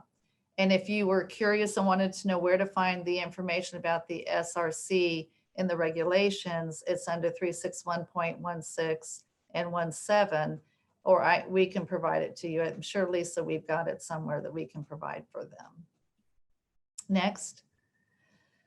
This is the last part of the law that I wanted to read to you, because I wanted to emphasize that through the years, we talked about some of the changes, but what we didn't focus on so much is that the law was helping people get a job, any job, typically through all of those years that we looked at, until probably the 90s, when they started to use the word maximize in 2 or 3 places in the law.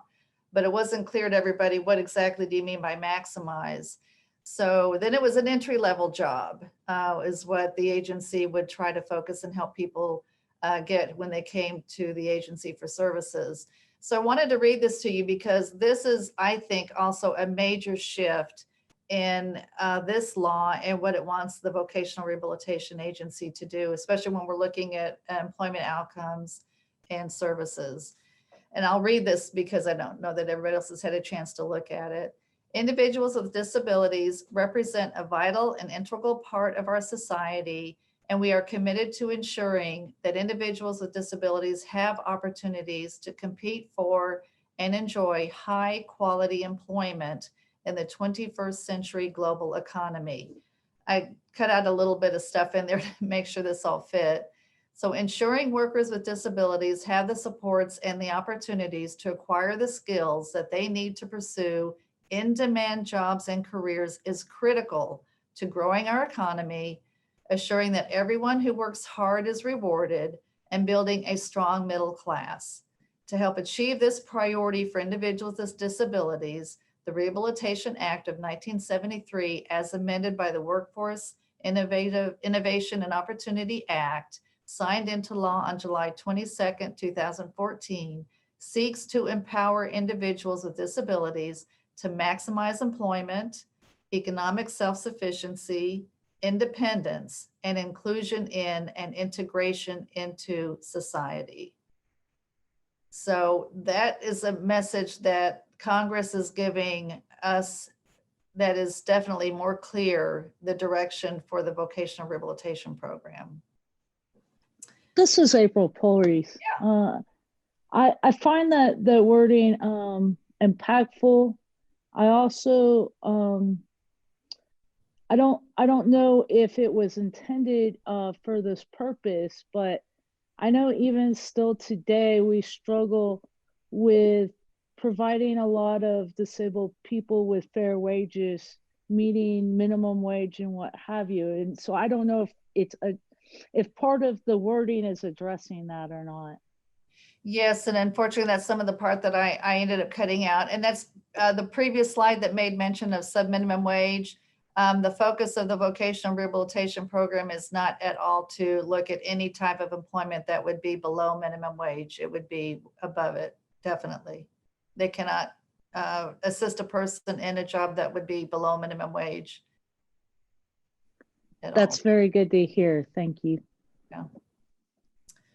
I just didn't go into that because that's a whole nother day. We don't have it. Oh yeah, we could probably talk all day on that subject. That's right. Thank you. Okay, so now we're going to get into the functions of the council. You have the information that's written on each one of these upcoming slides that give you the verbiage from the act about our functions. We're going to review, analyze, and advise the designated state unit. That would be the vocational rehabilitation program. So I'm going to kind of paraphrase some of this and talk about what it means, but you have the slide to look at as well. And if you have questions, stop me and let me know. But what we're saying here is that the SRC should be provided the data that indicates the vocational rehabilitation agency's ability to serve everyone who is determined eligible for services. So the data about this, whether or not the agency can serve everybody or cannot. If you cannot serve everybody, that's when the agency is mandated to go into an order of selection and would have to submit a plan and this type of thing to RSA. And the council would be a part of working with the vocational rehabilitation agency to establish that. Also, so we're to also have the ability to review and advise and analyze the data to determine the extent, scope, and effectiveness of services provided and the functions performed by the agency that affect or potentially affect the ability of individuals with disabilities in achieving employment outcomes under this part. So I've been involved with the State Rehab Council for a long time and am a member with the National Coalition of State Rehab Councils, which is where I got most of this training information. And when I have looked at this several times, and I really can't tell you, this is so vague. You can almost, it says that you should be doing a whole lot of looking at a whole lot of data to look at everything the agency does. It's really, to me, I find very overwhelming. And at the national level, we've done State Rehab Council training, and this has always had a lot of conversation of, everybody wants to know, tell me what it is we need to look at, tell me what we should be asking for. And this is so vague, it's really hard to do that. And so I'm really glad, Ms. Fuller, that you have already brought up, we need to be very thoughtful about what is it that we need to be looking at, maybe even set goals for the year of what we could look at. Because I just don't know how a council, when you meet 4 times a year, can look at everything about every part of the agency and be able to really be effective and digest it and give your input and have discussions. So anyway, we're about helping the agency in every way and aspect that they exist. And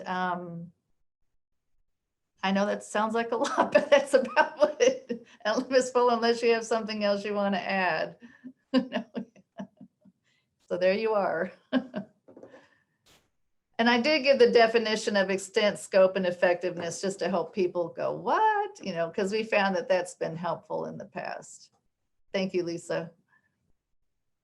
In partnership, we are supposed to develop, agree to, and review the state goals and priorities, which is part of what would go into the state plan. And I think the state plan is going to be its own day of training with everybody. It's too much to go into right now. Effectiveness. We are supposed to evaluate the effectiveness of the vocational rehab program and submit reports to the secretaries. So the SRC should receive data that illustrates the return on investment of the DSU as designated state unit service system. Do you know what kind of report Ms. Fuller is submitted that determines the effectiveness, or is this a bunch of reports that RSA requires that the state agency submit every year? So when they're talking about reports of progress to the secretary, a lot of times they are talking about what we put in the context of the state plan. Yeah. We submit a huge data file to RSA every quarter called the RSA 911. It's not a report that you can read, it's a massive data upload. And from that, RSA does a fair amount of number crunching about how the different state programs are working. So other than our narrative reports of progress that we would put in the state plan, what you would most often see is what RSA does with all of the data we upload. In fact, they recently published a report to Congress on WIOA, and it had one chart for the whole nation, and then one chart that compared for each state, so you could look across them. So that's some of the things that they do with the data we submit. They've even put some of that data on a poster. I don't know if you remember getting any of those. I loved the wall charts, and they've chart, done them since 2014. And I used to have them lining the hall so that I could look at what Texas was doing every year. And they don't publish those. Okay. State plan that we've made reference, a lot of the different things that we've talked about does go in the state plan. So the State Rehab Council would advise the designated agency, the VR program, and preparation of the state plan. So we should be involved, and we are involved. And I think even in the past, we've had the entire council be on the state plan committee because it is so broad and covers so much information. But it includes the state plan process, offering input from the consumer perspective, being familiar with the application process, ensuring that informed choice and a customer's rights and responsibilities are upheld. The State Rehab Council should be part of the planning for the comprehensive statewide needs assessment. And I think Lisa Cowart would tell you, yes, we were. And then the review and findings and recommendations for inclusion into the goals and priorities that we'll set from those results and inclusion into the state plan. And any reports conducted by the DSU about their service system, financial and program should be shared with the SRC for review and response. Are there any questions on this part or this stuff so far? I know I might have lost some people because this, like I said, is very dry. Next. We also have the consumer satisfaction piece. We are supposed to be involved in the discussions surrounding the creation and implementation of a customer satisfaction survey process for customers of the VR agency. And it should include the functions performed by the agency, the services provided by the agency, and other public and private entities that do provide the services. The questions should also include the employment outcomes, including the availability of health and other employment benefits from that job. And if you guys look at the questions that are on that survey, they do cover those areas. And our state has been very good at including the council in helping to develop those questions. Our state agency is the one that pays the contract with Westat to conduct the surveys. Ours are done by phone. Other states do it differently. Sometimes it's by letter or filling out a survey online or something. But so everybody can do it differently. Your state decides with the council how to conduct that. Next, we do have an annual report. And if you guys might recall, Lisa just did that and submitted it December 31st and has provided each one of us the link to it electronically, and you can request copies of hard copies of it if you want to, and it is available to the public as well. And I think the coordination, so, you know, it's always good to review these things. When I was preparing for this, I looked at this and went, gosh, I don't know if we're doing this.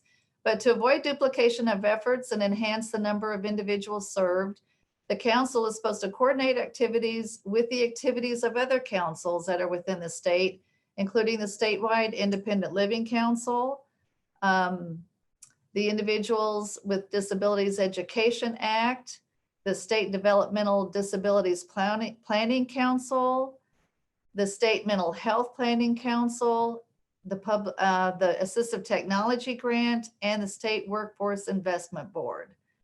Lisa, Mike, Lisa M., do you know if we have people from all of those different councils that we are in communication with or contact or person? I don't even know.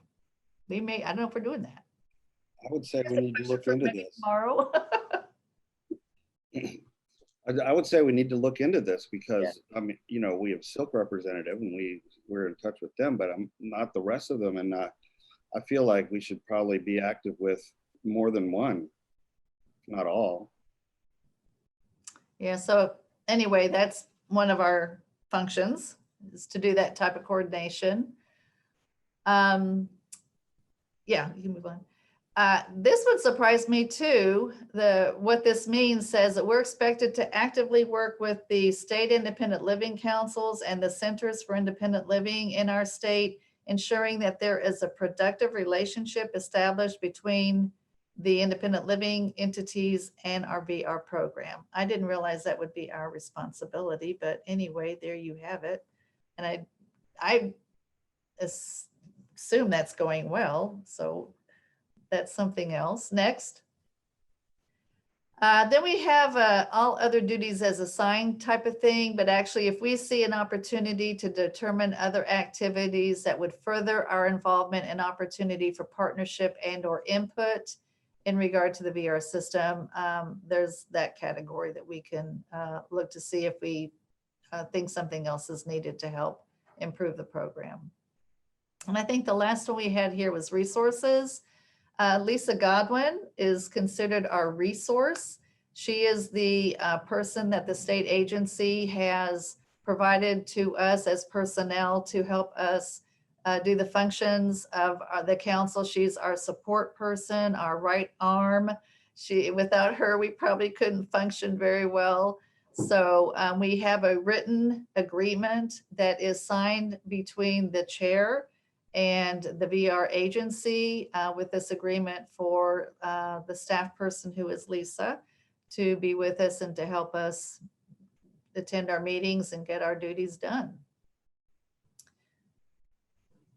So now there's just briefly to mirror what the SRC is supposed to do. There's a section in here that says, well, in order for the SRC to do what they have to do, this is what we need the VR agency to do to help them do that. Number one, if any SRC members wanted to serve as an impartial hearing officer, you can't. The agency can't get into an agreement for you to do that. It mentions the comprehensive needs assessment that we've already referenced, that they are to work with us on getting that done and include us in the planning for that.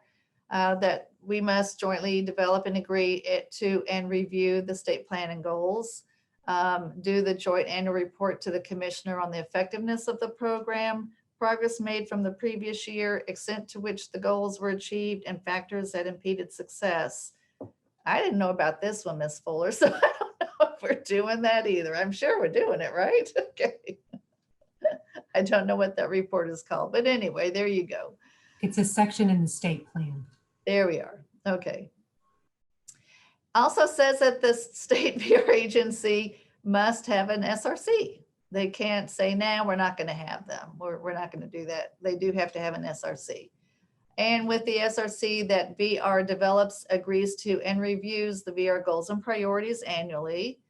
that they regularly consult with the SRC on the development, implementation, and revision of VR policies and procedures, and that they include in the state plan any revisions or a summary of SRC input and recommendations. And actually that is an attachment to the state plan. It is called a summary of SRC input and recommendations. And we submit that. They make their response to those recommendations in writing, and that whole document goes into the state plan. If we had any other report or review, that's supposed to be included as well. And in addition, VR will transmit you. I had one more there, Lisa, real fast, to the SRC, all plans, reports, and other information on policies and practices and procedures and due process hearings. So they need to give us the data in order for us to be able to help with that. Thank you. Then VR also needs to work with the SRC to develop and implement written policies and procedures for each applicant to exercise informed choice, which we've done more recently through the policy committee. And then the last item is the monitoring, which our state just went through, that the SRC will be interviewed as part of that, which I believe SRC members were, and will be given the final report, which we were as well. So there we are. I might have gone 6 minutes over, but I tried to do it within the 30 minutes. Are there any questions about the functions and what we're supposed to do? And what, is written in the regulations?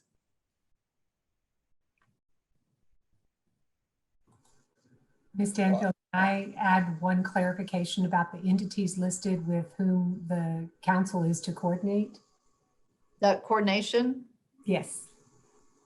So we also have to address the coordination in the state plan. There are at least 2 sections I can think of that require us to talk about that, but the council specifically, you have a representative from the Texas Education Agency to the council, which is your program under IDEA. Right. Of course, we have a representative of our State Independent Living Council, representative of our State Workforce Investment Board, which is the Texas Workforce Investment Council. And so you do have connection points with those entities. There are some, like maybe the State IDD Council or others where you may want to pursue some additional connection. But I just thought I would point out that you do have that. Good. And to coordinate with the SILC, we have a TWC representative on the SILC.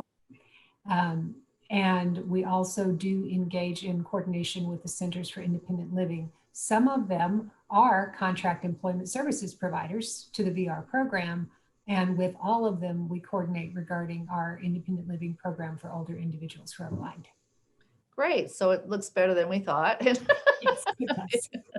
Yeah, and I think we had somebody involved with the mental health planning, but I think that's been years since. And I guess this is a technology grant, but that's not a person mandated to be just, I guess, in somehow communication with. So right, we do have staff that serve on the statewide behavioral health council, as well as on the advisory committee for the assistive technology grant. Yeah, great. So that's not a lot that we have to do, I wouldn't think. Do you guys think so?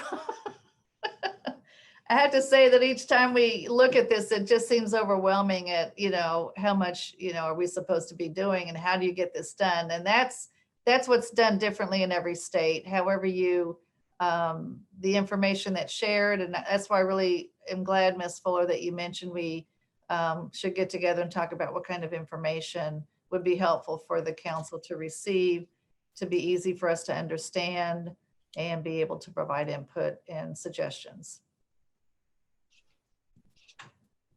Okay, well, does anyone have any questions for Ms. Stanfield? This is April Pulreese. I don't know who would answer my question. I just was wondering, as far as if I have anyone inquire, where does the general public go to see when our open meetings are and how to submit for public comment?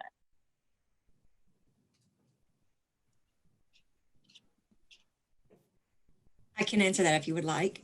Okay, yes, please. So the RCT has a webpage on the TWCVR website. And so the agenda is posted there, and along with the videos from the meetings, the minutes and that sort of thing. So they can go to that, and there'll be a link, a Zoom link on that. Also, we are doing Gov delivery notices about, I want to say about 2 weeks prior to the meeting.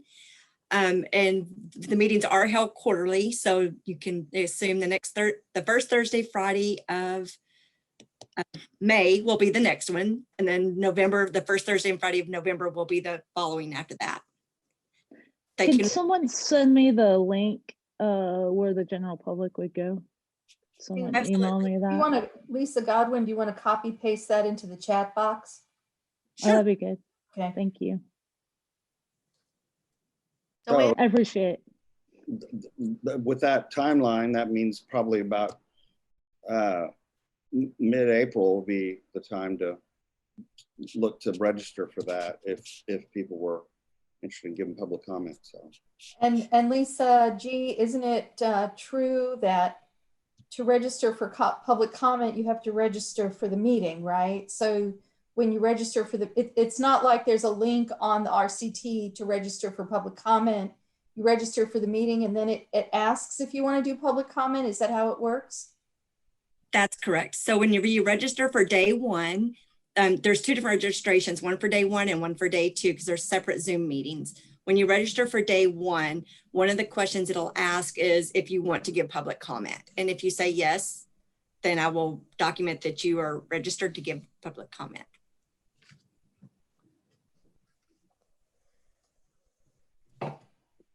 Okay, any more questions for Ms. Stanfill, or might pull Ms. Fuller into that as well? Yeah. Thank you, Ms. Fuller. I mean, I'd like to review that page. I didn't see the page numbers, but the one that had you know, who we're supposed to be interacting with on a regular basis to keep you know, information stirring about. I'd like to see that so that we can make sure we're meeting that. I'm sure we are meeting a couple or a few, and maybe we're meeting all. I'm not sure, because some stuff goes on outside of this meeting that I'm unaware of, believe it or not. But anyway, I'd just like to understand that better myself. So I'm gonna have you sent that out, didn't you? Yeah, and we can talk about it tomorrow in more detail. I think Ms. Fuller's, you know, that's true. I know we have the Statewide Investment Council representative here. We have a TEA representative here that's under IDEA. So we do have some. I think there's one or two that we probably don't. Yeah. That's all. It's not okay. All right. Well, thank you so much, Ms. Stanfill, for that comprehensive training piece, and then and setting up the slideshow and everything. I appreciate you putting that effort into that. Thank you. Thank you. So before we go in recess for the evenings, anybody have anything to add before we go into recess to prepare for tomorrow's meeting? Did we get our Zoom invite for the committees? So, I'm sorry, Lisa? Yes, they should have gone out. I believe Daniel pushed them out again this morning. Okay, I'll check. I think I did see him come in, unless that was an invitation for tomorrow's meeting. There's a link for the registration for the meeting. So you guys have been preemptively put into the breakout rooms, but you'll use the link to access the meeting. And so it just has like a little registration to sign in, and then you will go into the room, the breakout room. Okay, great. This is April. I don't know if I'm supposed to be on any committee. I don't think I've received anything for that.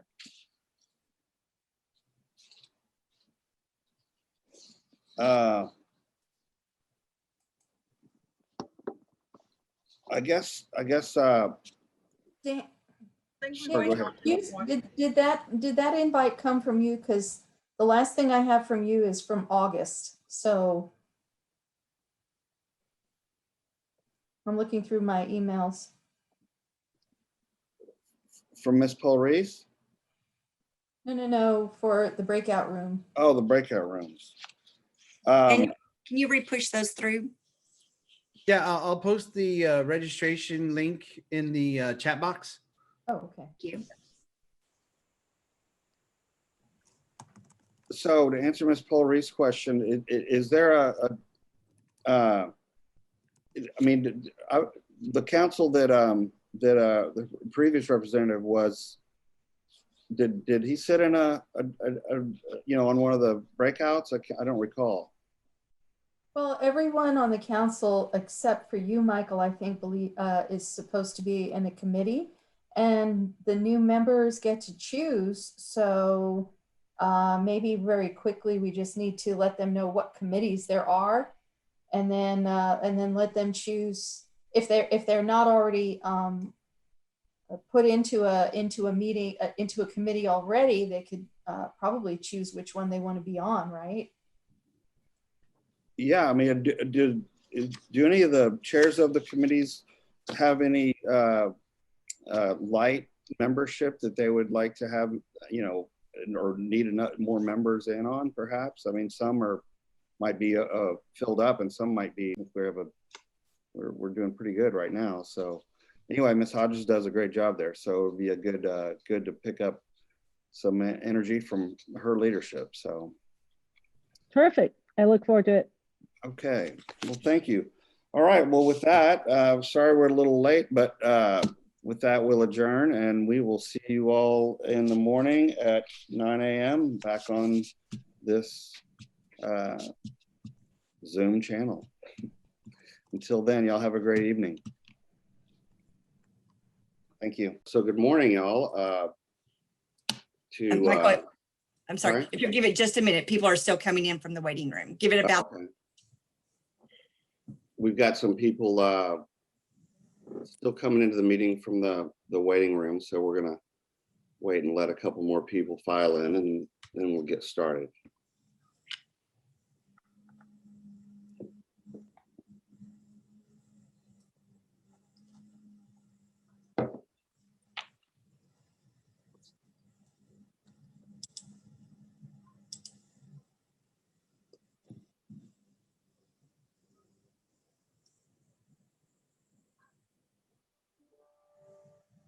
Okay, we're looking pretty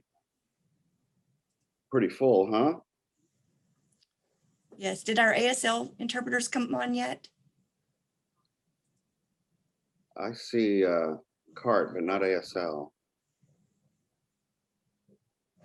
Joe, check your chat box.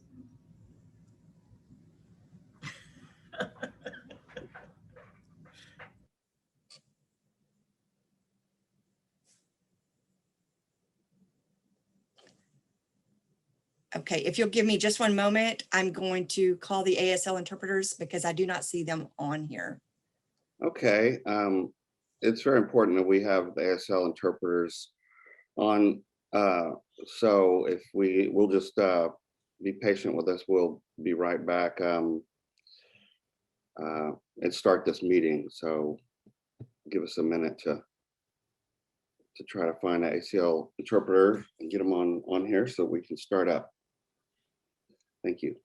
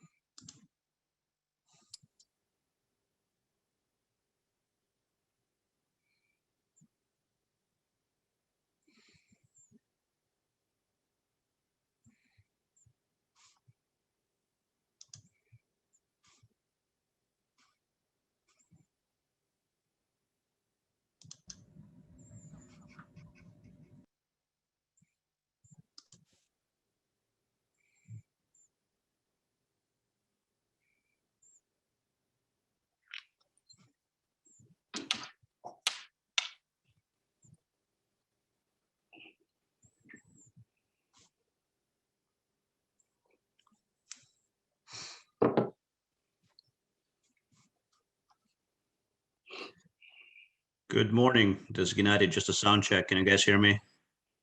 Absolutely. Ah, perfect, perfect. New mic, so just double checking. Thank you. Well, this is old Mike telling you that I hear you, so you're good. Double points for the pun.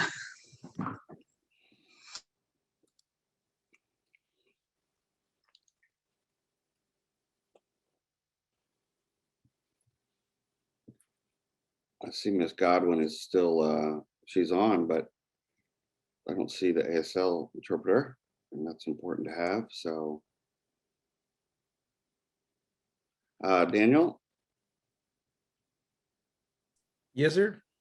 Good morning. So, you know, this section in the front that we're trying to get the ASL interpreter on, I'm assuming that will be, we'll edit that out, I guess, or are you part of that? They can edit it out.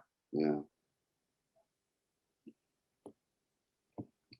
Or we can pause until we're ready to get started again too.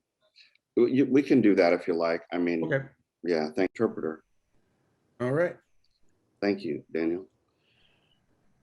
And is Miss Godwin there? I am here. Okay. So the interpreter, I just was speaking with them, sorry. They'll be on within the next 15 minutes. There was some confusion in the scheduling. So they are coming, but they had to get someone, so.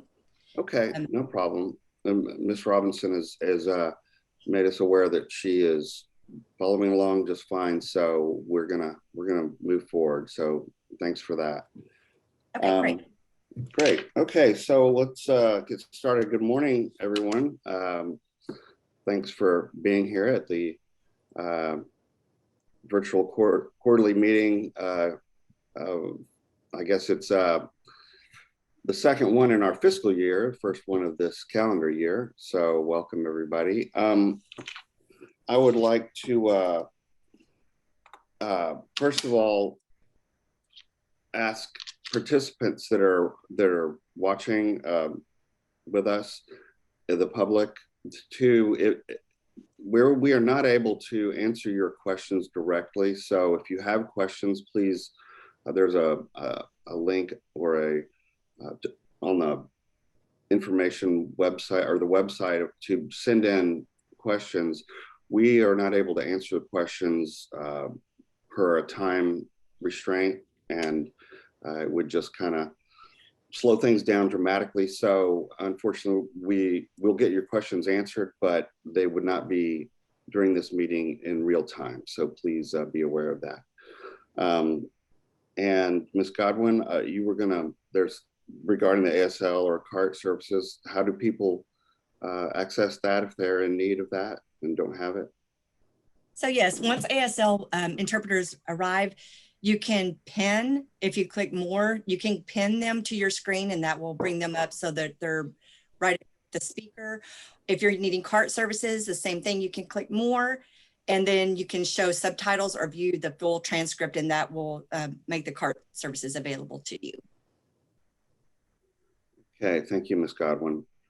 Okay, with that, I guess we will start with RCT committee reports. So for the customer satisfaction and needs assessment, Ms. Cowart, are you available? Yes, I am. Turn my video back on. And we had a really good meeting yesterday. We did not end up last this time, so I am excited about that. But we did have a really good discussion. And I will let those that know the numbers better than me go first. So we're going to have Gary go, and then we'll have Chris go about the CSNA. Gary, are you ready? Yes, ma'am, I'm here. Perfect. Good morning, Mr. Chair, council members, panelists, and others. I'll be giving a brief overview on the customer satisfaction results for VR for Q1. And this is for surveys that were conducted by our contractor Westat from October through December of 2020.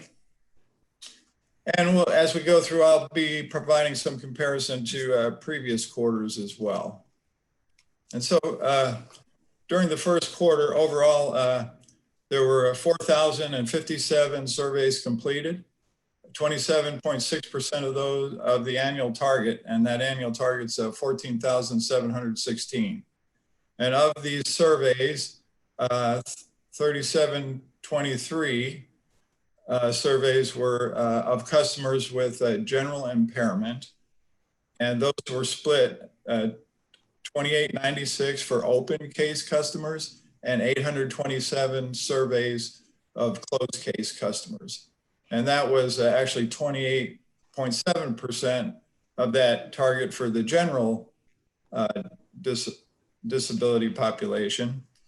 And then there were 334 surveys conducted of customers who are blind or visually impaired. And that split there was 259 for open case customers and 75 for closed case customers. And that was 19, almost 20% of the annual target of 1,680.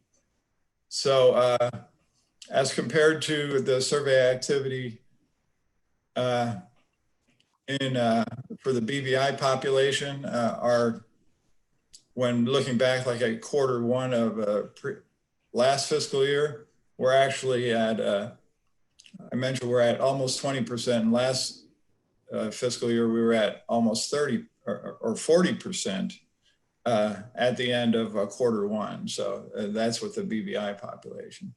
But general population is 3.5% or percentage points ahead of where they were quarter one of last fiscal year. Response rates for this quarter were very good for active case customers, but they were down somewhat for our closed case customers. Combined, we had 28.4% of customers surveyed or attempted to contact responded to the survey. And that was 30.7% for open case customers and 20.6% for closed case customers.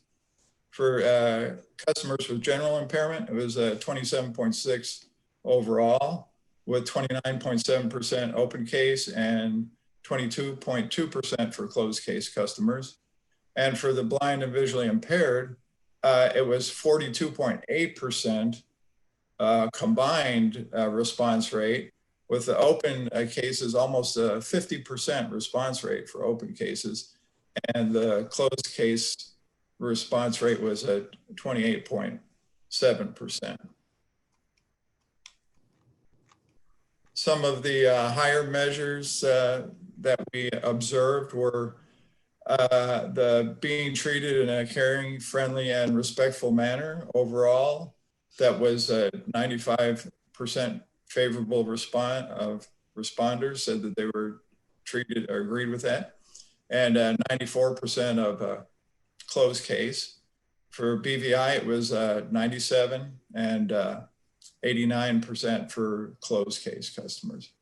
And as I go through these numbers, the convention I use generally is first the overall population, open case, closed case, and then the BVI population, open case, closed case. So for agreement with employment goals chosen by counselor and respondent, overall 92 and 89 for closed case, and with the BVI population, 96 and 92. Appointments being within 15 minutes of scheduled time.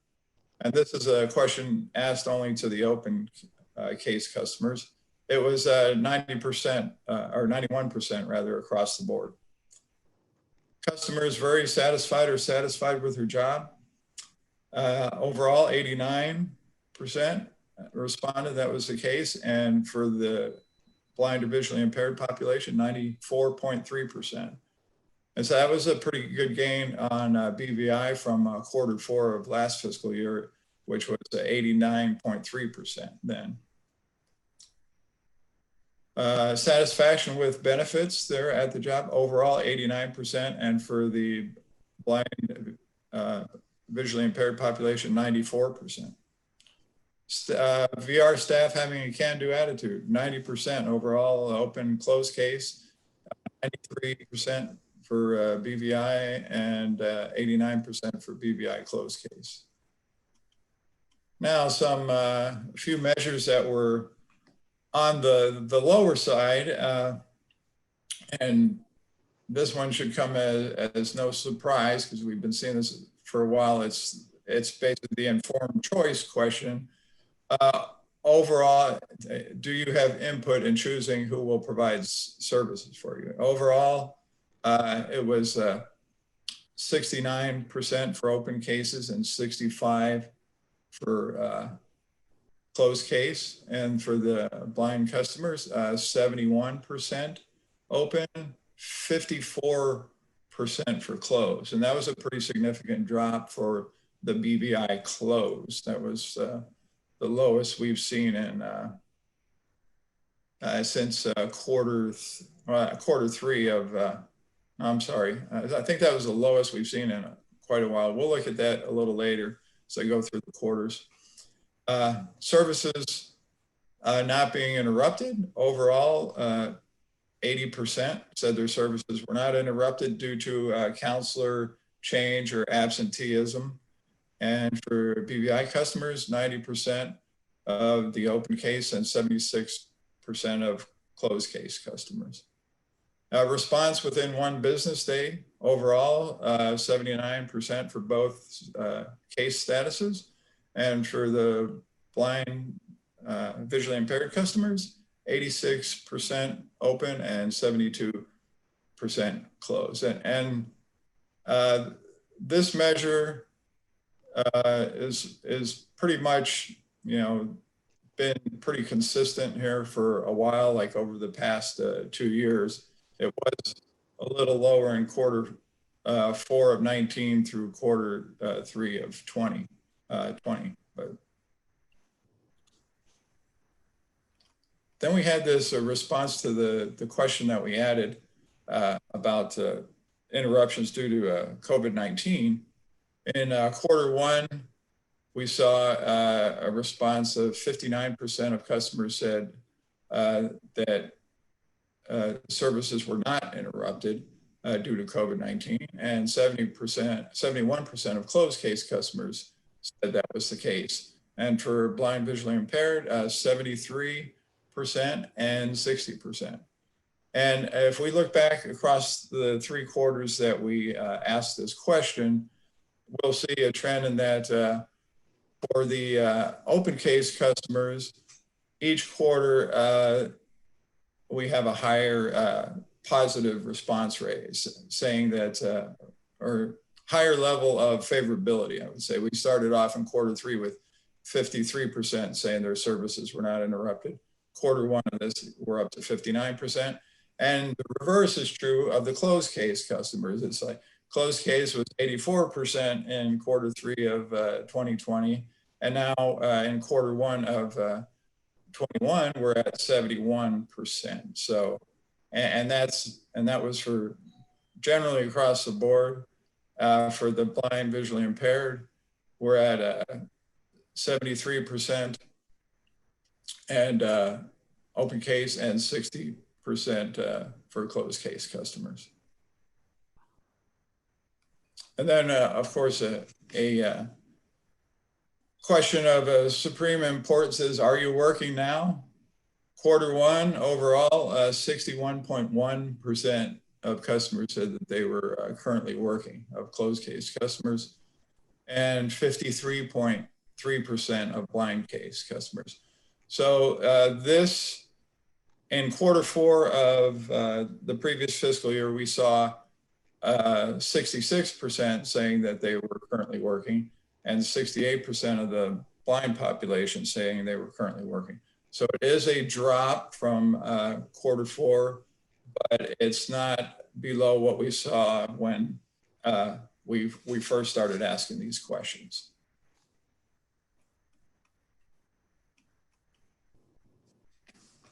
And a little more on the COVID-19 related survey questions. In quarter 1, in quarter 4 for open case customers, 48% of them reported interruptions due to COVID-19. In quarter 1, that decreased to 41%. whereas 44% of BBI customers reported interruption in Q1.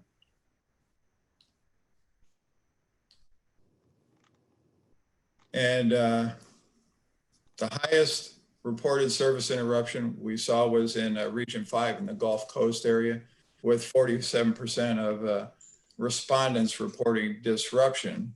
But that was still down from the 57% that we saw there in Q4. And now the areas where we saw the least interruption was in East Texas region, Region 4, only 27% of customers reported interruptions due to COVID-19. And that was for the open case customers. For our closed case customers, interruptions were less than for open case customers, but they were, as we mentioned earlier, reported at a little higher rate as we went on. And that is probably due to initially, when we first started asking the question, most of these closed case customers really, their case may have been closed before we really started feeling any impact of COVID-19. But as we go on, more and more of these customers had an active status case, and were being served during the initial phases or months of the pandemic.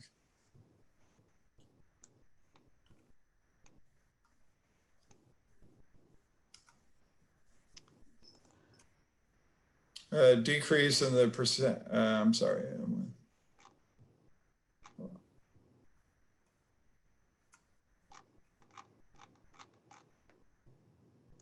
And overall, we had 350 surveyed closed case customers reporting that they were not working.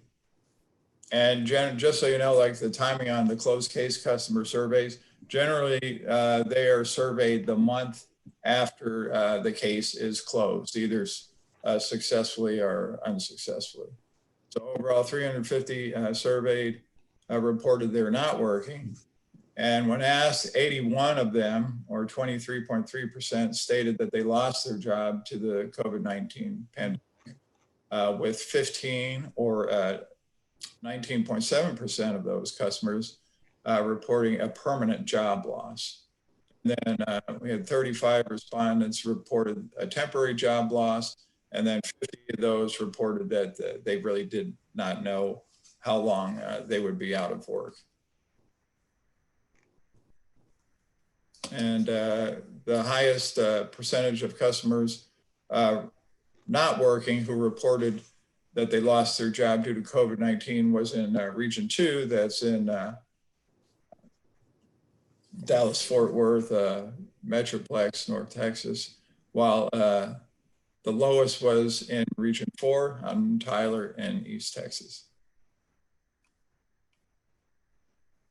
We did note a significantly lower percentage of African-American closed case customers reporting that they were currently working, and there was a 50.3% of African-American customers versus 63.9% of non-African-American customers. And in Q4, that was 54 and 70% of non-African-American customers. And of those African-American customers who reported they were not working, 29% reported they were not working due to the COVID-19 job loss versus 21.3% of non-African-American customers who responded to the question reporting that they were not working due to COVID-19 job loss. So some general observations that, when we look at the Q1 satisfaction results, for over the months in Q1, we are seeing slight decreases each month. So we're monitoring that. I just received the data file for the surveys that were conducted in January. So I'll be analyzing that and then looking and see how that compares. So hopefully we'll see that turn around. if we look at our performance in Q1 of 2021 versus Q1 of 2020, mostly across the board for the open case customers, we've seen improvements. However, the improvements were not as great when you look at Q1 of, this past quarter versus Q4 of the previous fiscal year. But just I'll give you just a few here of the differences from Q1 to Q1. Like for 1-day response, we actually had an increase of 7.9 percentage points, which is pretty significant. Contacted as agreed upon in the IPE, increase of 6.9% percentage point. Satisfaction with explanation of services, increase of 4.6. Input in choosing service providers, it was a 4-point increase over what we saw in Q1 of 2020. Satisfaction with the VR counselor, 3.7% increase up to 88.4%. And satisfaction with VR overall, or the experience with VR overall, up 4.1 percentage points to 87.1. See, the smallest increase that we saw was seen within 15 minutes, but that was still an increase because there were no decreases. It was of 1.9%. And then that was for the closed or the open case. And when, as I mentioned, if you look at Q4 and compared to Q1, we still see, increases over, if we compare Q1 21 to Q4 20, the satisfaction is down somewhat over Q4 of 2020, but it's still not to the levels that it was back in Q1 of 2020, which is a good thing. So we saw, small decreases. For instance, like counselor maintains communication, minus 3.2%, the 1-day response, minus 2.6%, contact is agreed in IPE, just minus almost like a 0.5 percentage point. Explanation, satisfied with explanation of services, down 2.2. But the best performance there, looking at Q4 compared to Q1, services not interrupted due to COVID-19, up 6.6%. And when we do those same comparisons, Q1 to Q1, and then Q4 of 20 to Q1 of 21, we see generally there's some increases and then there's some decreases. It's not as clear cut as with the active case customers. Compared to Q1, like we see plus 2 percentage point contacts as agreed upon in IPE. Working now, it's a minus 5.7% when compared to Q1 of 2020, which I don't think could surprise us just because of the situation we're in now as compared to Q1.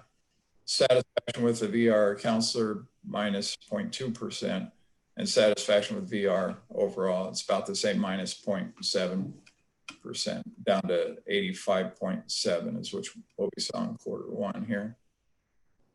And the worst area that we saw the biggest drop was in satisfaction with advancement in the job, and that was down 7.2% to 79.9.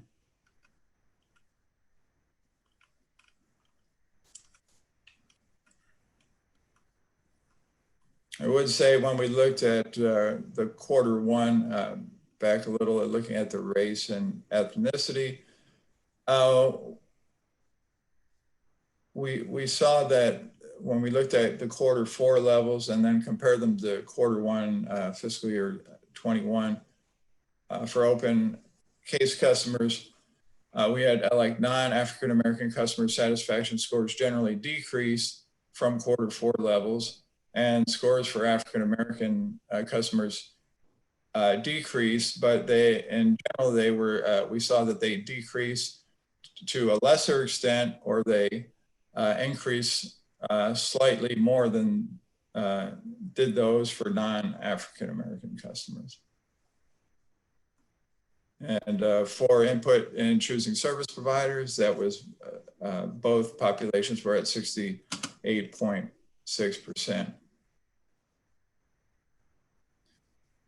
There was almost a 13% percentage point increase in services not interrupted due to COVID-19 for African American customers, whereas with non-African American customers, it was only a 5% increase. So.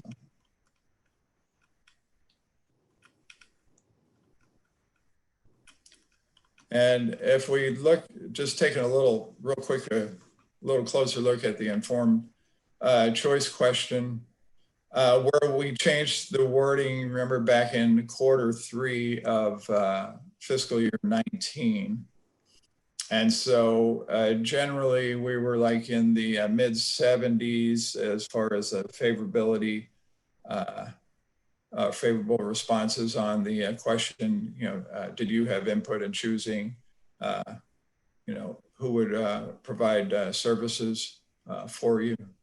And then that was like in the mid 70s on the open case customers. And at the time, it was around the same level for the closed case customers. It was a little higher for, I'm sorry, it was pretty much consistent for open case blind customers, but it was slightly lower for the closed case customers. Well, as you may recall, we saw a drop when we did change the wording, trying to clarify things. And so that next quarter we saw like 69.5% of open case customers saying that they had input, and then 67% of closed case. Well, now here in Q1 of 2021, we're at 69% of open case and 65% of closed case customers. So it is, it's not moving that much. It's pretty consistent. It did drop down some. It's come up a little. We're still not. I mean, last quarter we were better, and hopefully that will improve with some measures we're taking with overall our working with our service providers and looking at our standards for providers.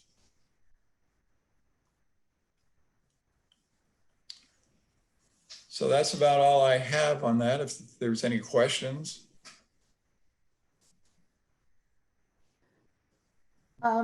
Just a kind of a general comment on that informed choice question. I mean, I've been now on 2 years with the council, and that needle is not moving. And so that kind of concerns me in the fact that I know that there are steps being taken, but the question is it enough? How long is too long before we want to really start seeing results in this? We've tried different approaches. We've looked at what the reasons are, but the bottom line is we're not seeing improvements in this one particular area, which is pretty important. So I don't know. I mean, I would welcome thoughts on that, but it just seems like we're not really getting anywhere on it. So, Ms. Fuller, what are your thoughts on that? I think you're right. We have been, in fact, talking about this very thing, and we know it's interesting that customers say that their participation in choosing a provider is lower, but then their satisfaction with the provider is usually pretty high. And so that's an interesting thing for us to look at. So maybe don't feel they had as much choice, but they were pleased with who they worked with. There are a couple of things that are certainly in play here. With the drop in providers, and even historically when we had more providers, some areas of the state don't have providers that they may need. So there may be limited choice of providers just because there are limited providers. On the other hand, one of the things, and those that have been on for a while, Ms. Stanfield especially, we've talked about informed choice again and again. One of the other things we need to look at is how do we equip our counselors and our customers to have that informed choice. Our current case management system as developed isn't really set up to help our counselors pull at a glance some of the information that would probably best assist them in engaging with their customers. So one of the things we've been talking about internally, and it's still in the conceptual design phase, so it's not really ready to bring to you in something that's a coherent structure, but we've been talking with our IT colleagues about what can we do until we have case management system replacement, which would still be, if approved, which would still be a couple, 3 years away. How can we use the data we have and pull that into something that our counselors can use and perhaps even our customers can use directly, that is better information for them about who is the provider in my area for the services on my plan, what's a little bit of information about them, what information do we have about their performance, and to really facilitate that conversation. So it's two pieces. It's broadening our provider base, but it's also getting a better tool in the hands of our counselors and customers. And we had a tool, I only remember the acronym. I don't remember what it stands for. You know, maybe this is the test of the day for anybody on, but it was called the iPick. And so 7 years ago, it was effectively a spreadsheet that pulled from different sources, but it was mostly a manual process. So it was onerous to update. It was not as intuitive to use, and therefore it was not effective as an informed choice tool. And we knew when we came across, we needed to look at something else. What else can we do? But I will tell you, we have had many projects on our plate trying to work through those. And this one is now something that we're really focusing on. And I hope we can bring you something at your next meeting that kind of frames that out. And Scott's on the phone this morning. He's our lead with IT on this. But we can bring you something that says, here's what we're thinking. What do you think?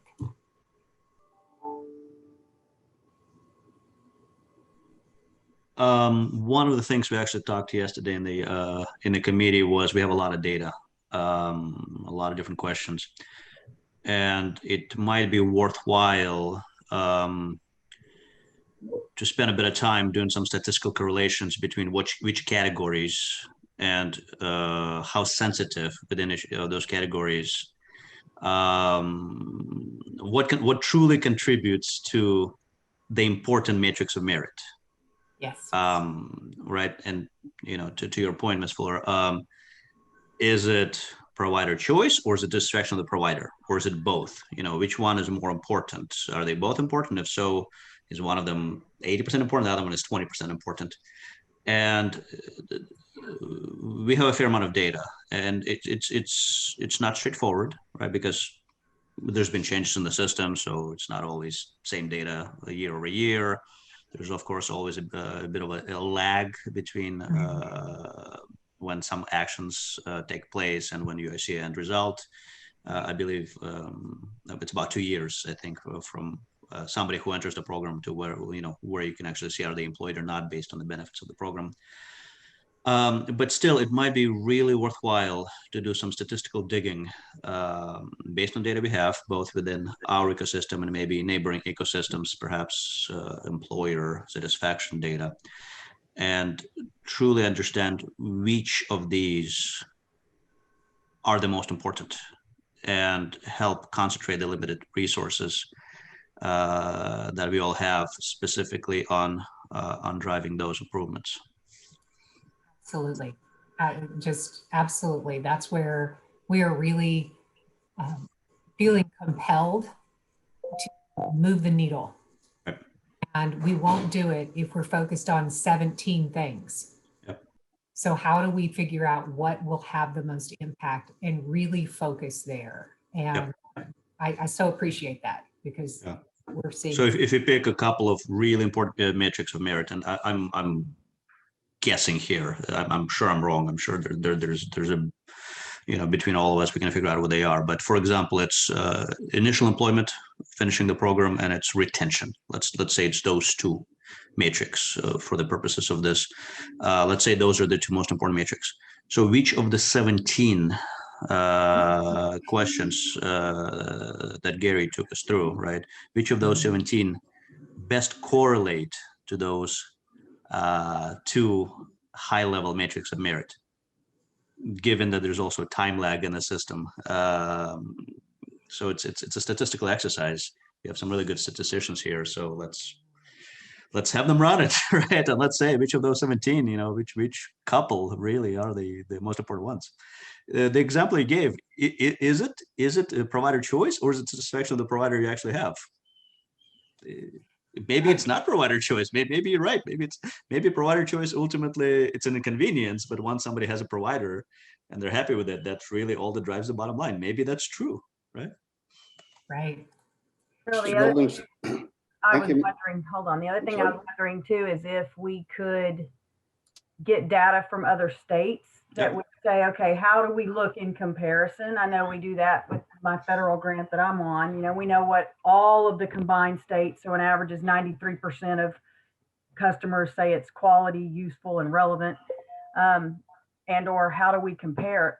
Do we need to be particularly alarmed that a number is at 67%, or is that the trend? Not that that's great and we don't need to improve it, but if that's kind of the norm, then we're not terrible by comparison. I guess we were trying to figure out what should be the goal, what should we be aiming for, and we weren't really sure what that should be, or if there's a way to even try to set some guidelines for where we want to be.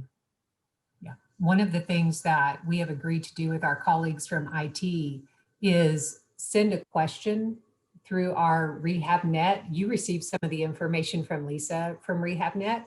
So we want to send a question to our colleagues in other states, and we want to ask them what sort of systems or tools they have in place to facilitate informed choice, so that we can learn from them. We love learning from other states. We get such good ideas from them. And so we want to learn that. We'd love to bring that information back to you. And with regard to comparing sort of an apples to apples on customer satisfaction with choice, I can add that to my ask. I can ask our sister states if they have a similar question that they ask their customers, because I know the customer satisfaction surveys are handled differently from state to state, and there are not consistent questions. And I think we have a really strong survey instrument and really robust sampling. So it will be interesting to see what we get, but I'd be glad to add that, and then we can report back to you what we learn on both who's got a great system in place we can learn from and who has similar questions and results.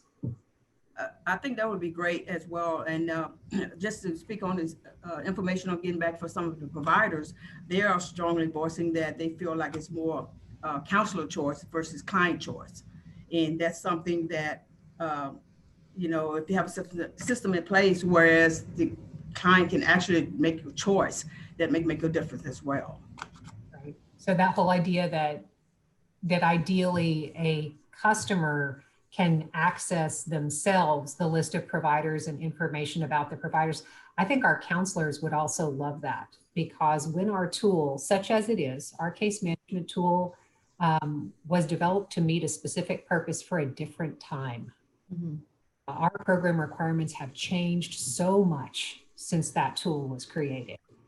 And I know I've heard from staff, when we talked with all of the staff around the state last year, I heard from multiple counselors that they really want a better tool to facilitate those conversations with their customers, because what we're able to do now in our system just doesn't get it done. And I think they would be pleased as anyone to have a tool they could use and that customers could access directly.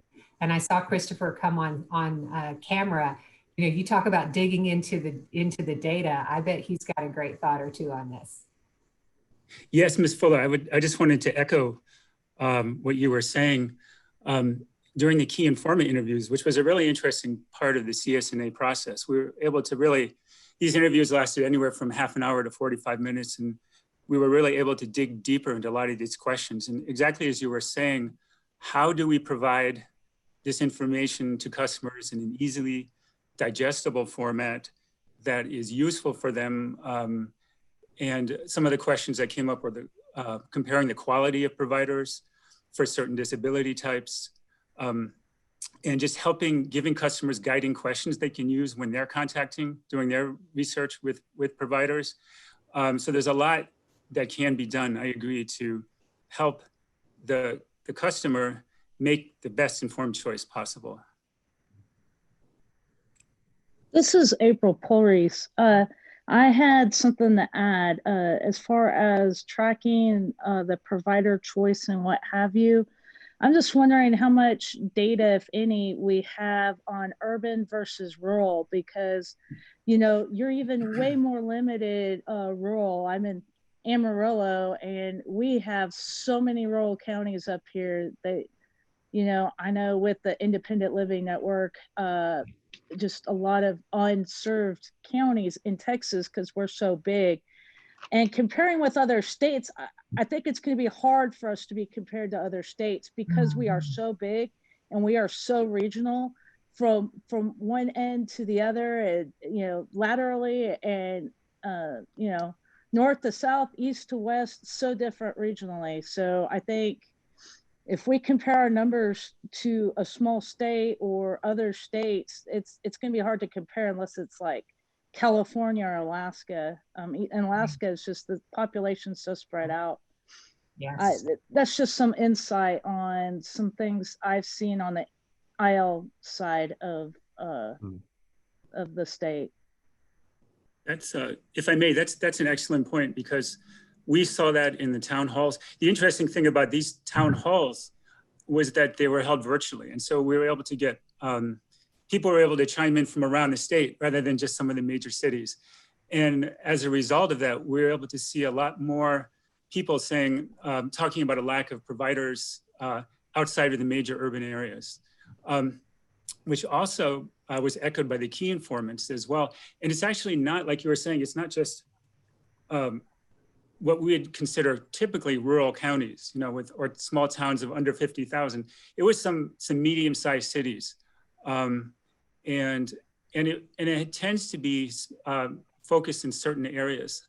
For example, providers who work with neurodevelopmental customers, for example, or customers with autism, like or psychiatrists who are also qualified for VR, those sort of things, specialty doctors. And so that does have an impact. And as part of the CSNA, one thing that we did was to compare employment rates in urban areas and outside of, in the major urban areas, such as San Antonio, Dallas, Fort Worth, Metroplex, Houston, and Austin, compared with outside of those areas. And it's interesting, the results we got from certain disability categories, such as with physical impairments, there was not that much of a difference, or auditory impairments. But when it came to, for example, customers with intellectual or cognitive impairments or psychological impairments, you got to see pretty wide margins, differences. And I think that has to do with both the receptiveness of employers, but also the availability of specialty providers outside of the major urban areas.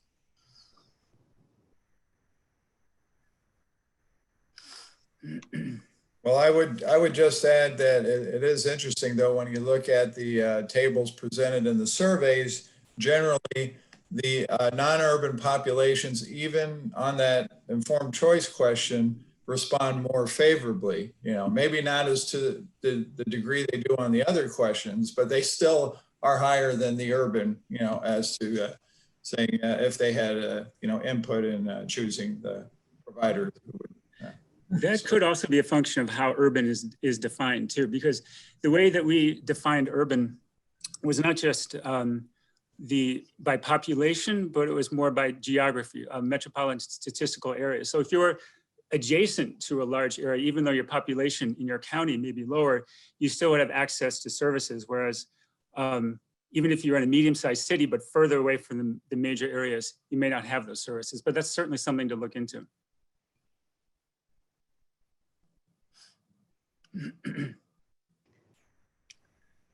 It sounds like there's a lot of different avenues that we have to look at to address informed choice. It's like the VR process itself and how the counselors portray it.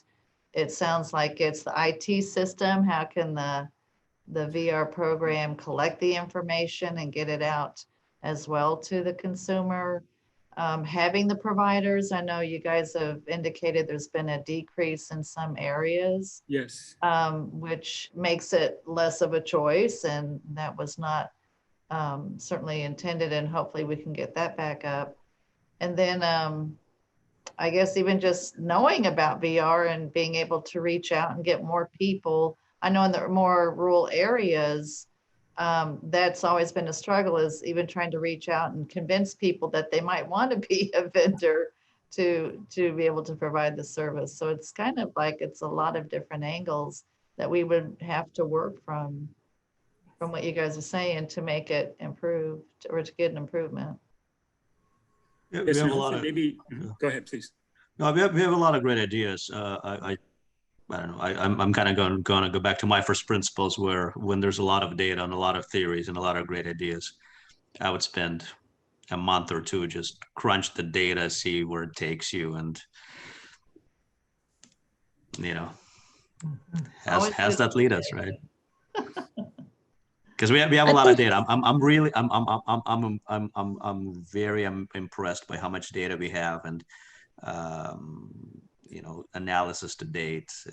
Let's have that steer us. And the idea of bringing data from other states, especially if they also have it parsed down as well as we do, based on regions, based on types of disabilities, based on types of services, and using that to augment our data set for comparison and just to better understand what truly drives the needle and what's less important. That's brilliant, right? That's brilliant. Statisticians here, they'll agree. The more data you have, the better you can analyze it, the deeper the insights.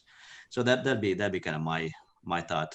Let's, before we jump to conclusions, before we jump to solutions, let's just spend a little bit of time and figure out what the data tells us and where are those biggest issues that drive the needle, truly drive the needle, and what's important to our customers, which is getting jobs, and not just any jobs, but meaningful jobs, right? The jobs that maximize their potential.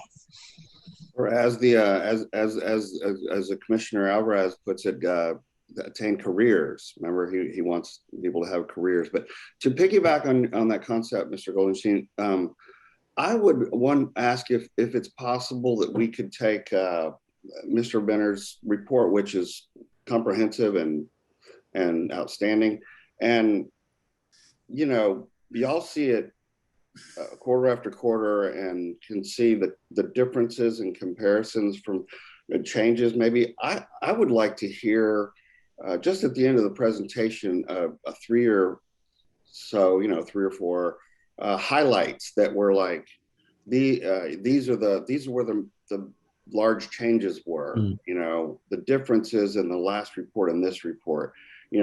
I'm sure that when you guys look at these numbers come in, you can see those pretty easily. And I mean, we can see them on our report that we're reading, but it would be nice to hear a highlight at the end, perhaps. Would that sound like, would that be useful for y'all, you think?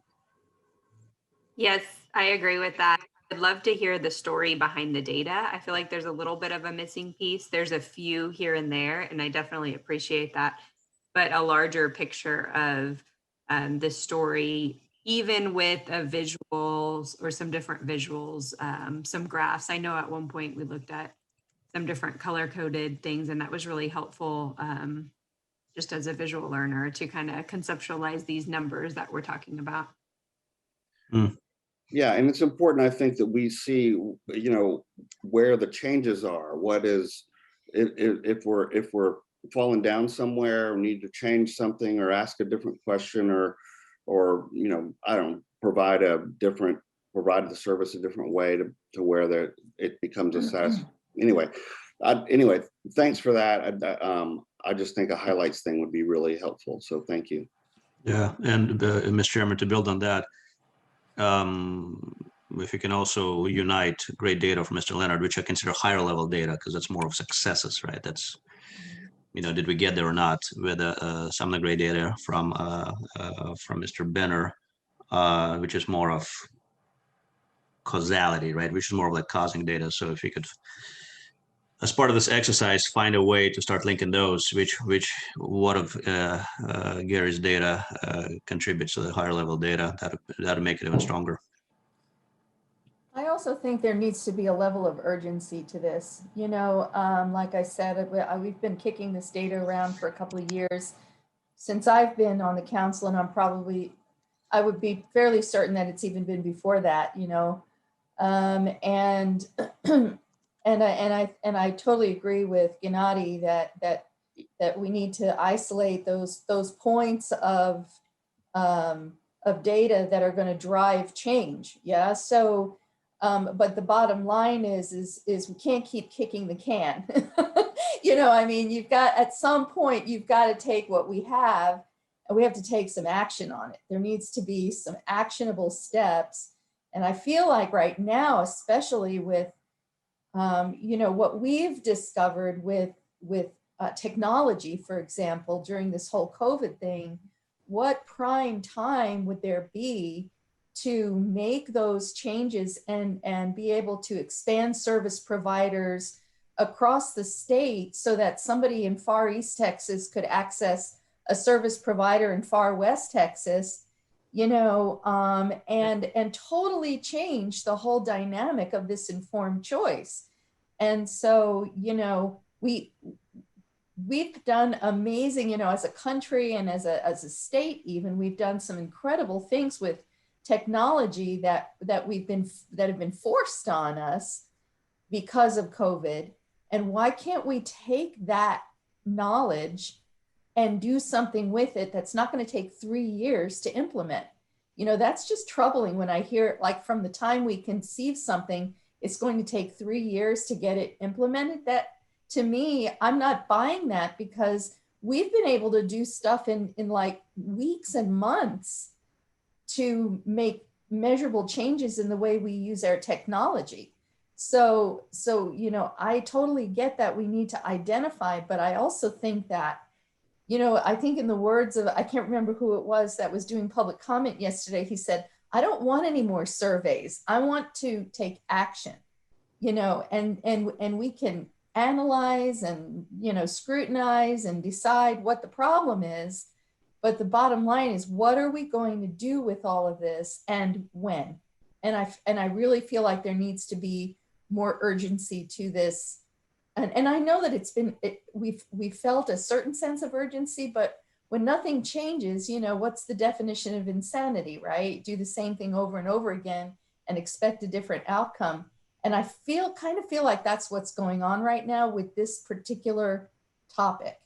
So anyway, that's just my thoughts on this. And I feel like, we need to move past the data and past the analyzation and move into some type of actionable steps. And a sense of urgency is, sorry, Ms. Fuller, go ahead. No, go ahead, please. Yeah, sense of urgency. Thank you for bringing that up. So one of the great new learnings for me from yesterday was, I think it was Mr. Jeffrey Miller. I'm not sure if he's here with us today, but he made a point about a lot of the data we have, kind of causal data we have. There's a lag of about 21 months, I think, folks, correct me if I'm wrong, the ones that were in discussion yesterday, there's about 21-month lag. And if you look at some of the data that Mr. Benners took us through, it's going down. right? It's going down, and it's not the COVID impact that was going down for the last couple of years. So if we consider that there's a 21-month lag, essentially a 2-year lag, there should be a great sense of urgency, because that means that what we're going to start seeing for the true matrix of merit, the employment, right, employment rates, retention rates, they are going to start going down in a year or two. And given this inertia in the system, and inertia not in a bad way, just inertia in the system, it takes some time to get training, it takes some time to get a job, it takes some time to stay employed for a year. So given that inertia in the system, we need to start acting now and not a couple of years from now when those higher level stats are starting to go down. So sense of urgency, thank you for bringing that up. Very, very important. Now is the time, right? So we can see results in a couple of years. Okay, thank everybody for your input on this. We're running a little more behind. We got started behind, so it's my job to keep this thing going. Thank you. So I appreciate everybody's input. It's a lot of valuable information, and I think that let's do something with this and get something really positive out of it. So thank you, Mr. Chairman. Just one thing, Certainly. if I can add. Sure. Mr. Bennett, Mrs. Packard, none of this is bashing on you guys. You guys are doing an absolutely tremendous job. We're just trying to build on that. So please take it in that positive spirit that it was absolutely intended as. Understand. Thank you. Okay, thank you, Mr. Goldenstein, for that. Anyway, thank everybody for your input. If we could move on to the education membership area, Ms. Hodges, are you available to share information from that? Yes, sir. We have about 3 items that we want to just cover this morning. So let's just start with membership. There we have several terms that it's expiring in October, and then we're going to have about 5 positions that are not reappointable positions. So we've already emailed the 2 members who need to reapply, and our target date for them to have that information is by April. And because we know this year is in the appointment process usually take some time. So if we can get those in, Mr. Powell and Ms. Coward, then we can start reaching out to the appointment office and see where's the status of your application.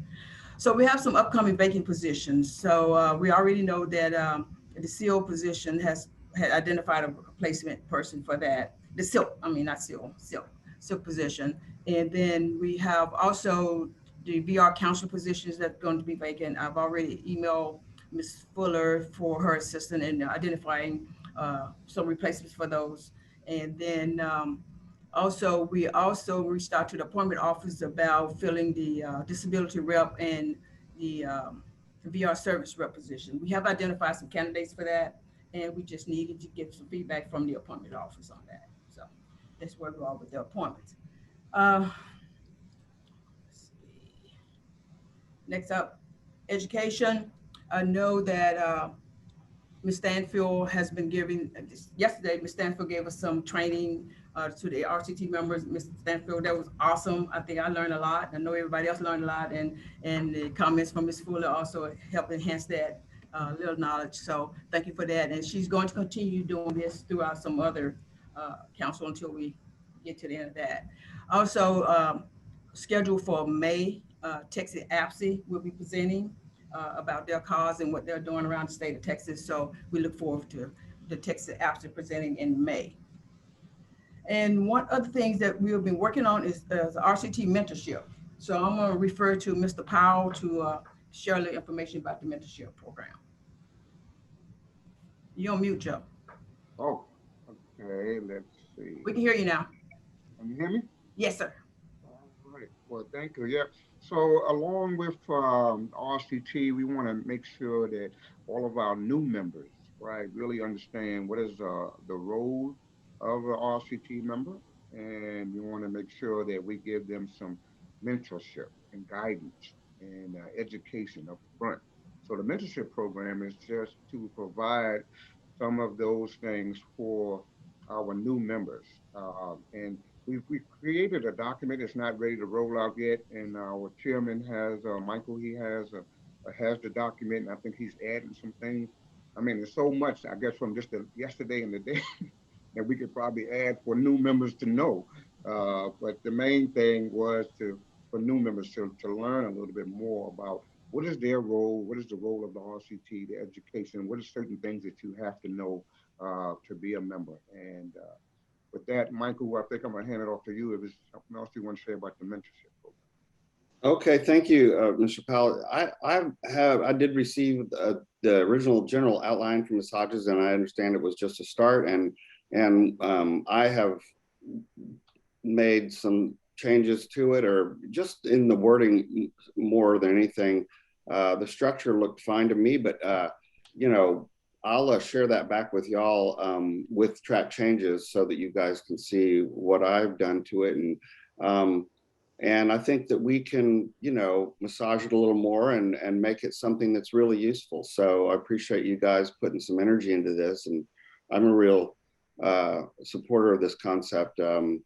Like I said, my memory isn't perfect, but I do remember being a new member as you guys were, I guess as everybody here was, but and it was a challenge to kind of catch up. So this is a way to help people, you know, link people with each other so that you can have somebody to reach out to just to get a clarification on something. So thanks a lot for putting some energy into this, guys. And I'm going to share probably in the next week or so. I'll complete the adjustments that I made, and I'll send it to both of y'all, and we'll just continue to massage this and get it real productive if that's okay with y'all. Right. And any other of the anybody else on the council that have anything that you think that every new member just has to know? You know, it's I think that all of us here might have something that you might want to contribute. Yeah, absolutely, Joe. And what we want to do is try to pair new members with seasoned members and have them as a point of contact for the new members if they have any questions, to just run ideas on feedback, to try to get them engaged early on. So once, you know, once they become engaged, they feel more comfortable with being a working member. And then that's our goal. And so Michael don't have to ask. I know yesterday he asked April about what committee she wanted to be on, right? And so she didn't know right then. And that's something that the mentorship program can also help with, right? Getting that appropriate committee. And so we'll have more out on that also. Right. Well, thank you. Ms. Hodges, go ahead. No, I was about to say with that, that concludes our report. Okay, well, thank you so much. And thanks both of you for putting energy into that. And I'll contribute and we'll share with everybody and then kind of build it together. So thanks for your work on that. And membership, you know, Mr. Powell and Ms. Cowart, if I need to come over and fill out your applications for you, I will. We don't want to lose you, so let's get those in. You know, you guys are very valuable to us, so I know you will. I'm just teasing you, but we're grateful to have you on board and certainly want to see you get reappointed. Okay, so for policy and procedures and personal development, Ms. Stanfield. Okay, thanks. One thing before I start, back on the conversation about informed choice and wanting to increase those numbers and reconsidering some of that, I'm going to go ahead and email out to the council what the regulations say about informed choice. And if you recall the presentation yesterday, one of the specific items that the SRC is supposed to be involved with the agency is the whole idea of informed choice. So I do want you guys to be aware of specifically what does the regulation say informed choice is, because that definition is definitely in the regulations. So you'll know what it's referring to. Okay, so our committee met yesterday and we cover a lot of different areas. We talked about the comprehensive personnel system of personnel development, and there were more people hired than terminated, which is always a good thing. We did have a question of what was the average length of time a caseload was vacant before a new counselor was hired on, and that was an average of 3 months. There are 204 counselors that are not in the step of the getting their master's, which if you are hired without a master's, I think you have 7 years to work on and get your master's. And I believe counselors, if they're hired without a master's, do sign an agreement that they'll do that. And there's 204 counselors that do not have it, but there's 102 that are not in progress and are past their first year of employment. So we talked about that and our concerns. And, you know, of course, a person can start that process later, but our interest is always in seeing them start as soon as possible. So we'll be looking at that. We also talked about trying to keep track of how many terminations or people who left the agency were for retirement, just to keep us informed, because there was a time about a year or two back that it was shared with the council that there was like 300 or 400 positions of staff who could retire at that time who haven't yet. And we're wanting to monitor, you know, or just be aware of how many of those that could have retired are actually stepping out of their roles. We've had a lot of policies to look at, and many of those were just released on January 15th. And the highlights of that is the vehicle modification policy has come out, that was worked on by Matt on our committee and other folks. And they're also going to be submitting some major changes to the substance abuse policy to the commissioners that will update how persons who have substance abuse are receiving services in the agency, that keeps it in line with updating that area. Our training person retired, Carrie Alexander.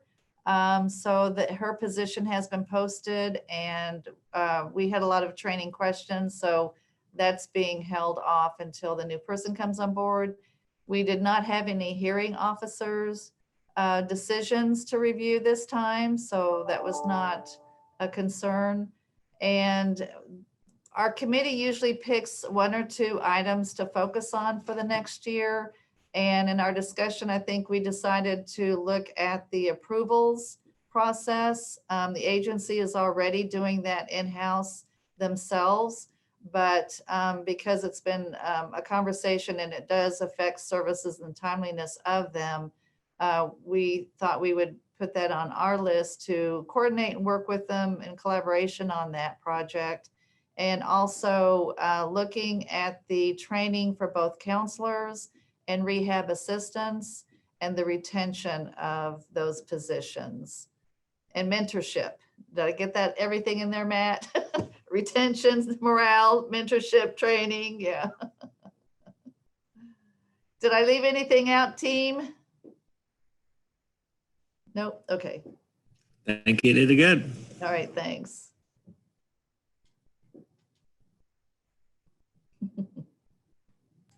I have a quick question on the master's requirement. Ms. Fuller, do the counselors get any kind of tuition assistance or incentive to get that master's? Yes, they do. We will pay for their master's program. Oh my gosh, it's crazy that they don't do. know.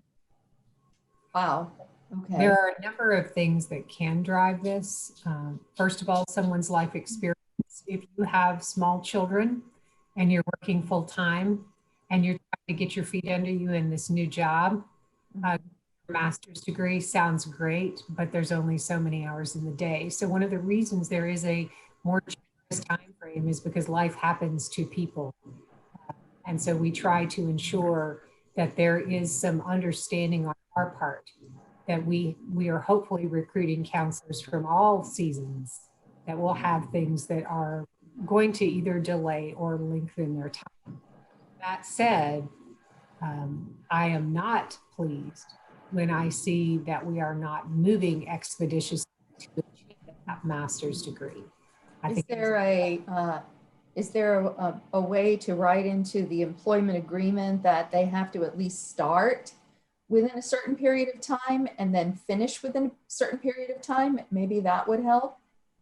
We are actually looking at some of those very improvements, because over time, as I'm looking at how we're moving through, a great many of our counselors do move through the process, but I think we need to emphasize the importance of doing this timely and making progress.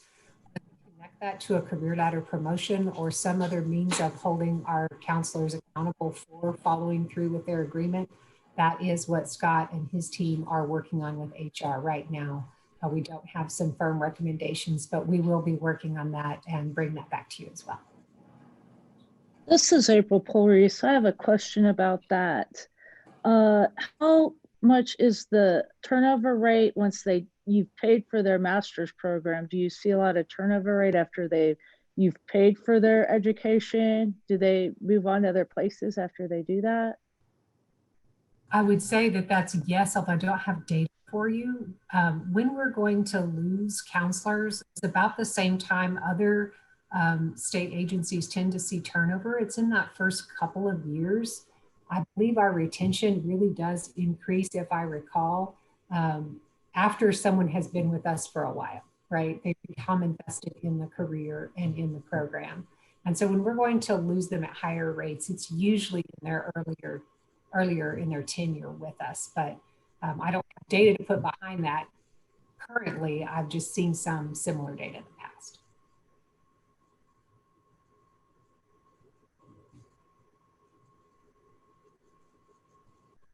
Okay, thank you. Any more questions for Ms. Stanfield or on policy and procedures? Personal development? Okay, thank you. We're catching up, so still a little behind, but we're doing okay. Back to, okay, questions, discussions, and liaison reports. Is Ms. Stanfield, would you like to go ahead and give your CAP report? Well, I can do that. I don't even have it pulled up.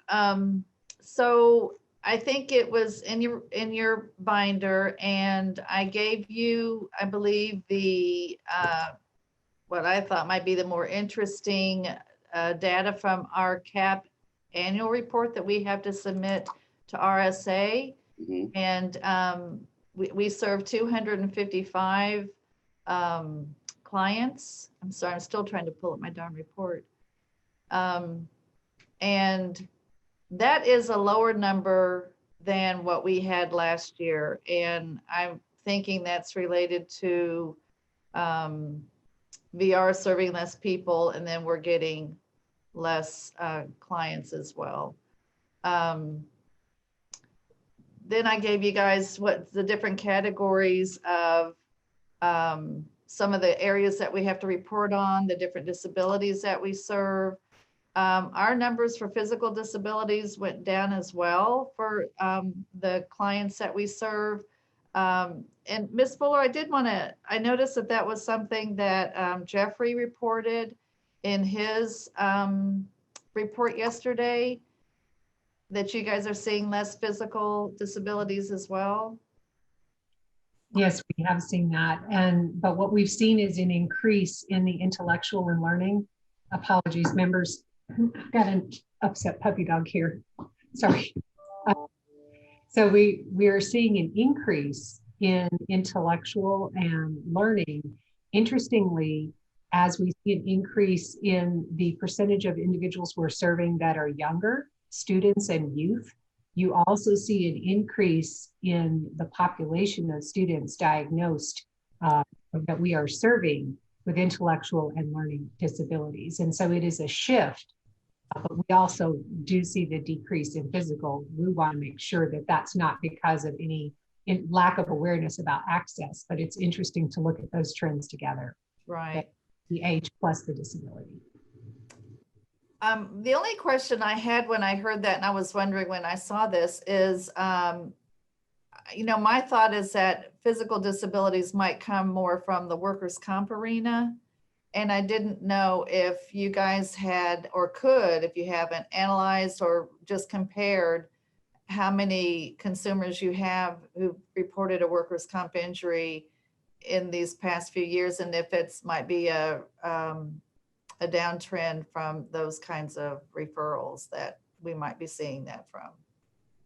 We do have an agreement, an MOU. Yeah. With the Division for Workers' Comp And so we do share information, and we can take a look at that. Yeah, I was wondering about that. Okay. So we have problem areas that I gave you guys information on, and these are the categories that RSA has on our forum, and that's why they are the ones that they are. So does anybody have any questions about any of the data, or I don't think you guys wanted me to necessarily read it to you.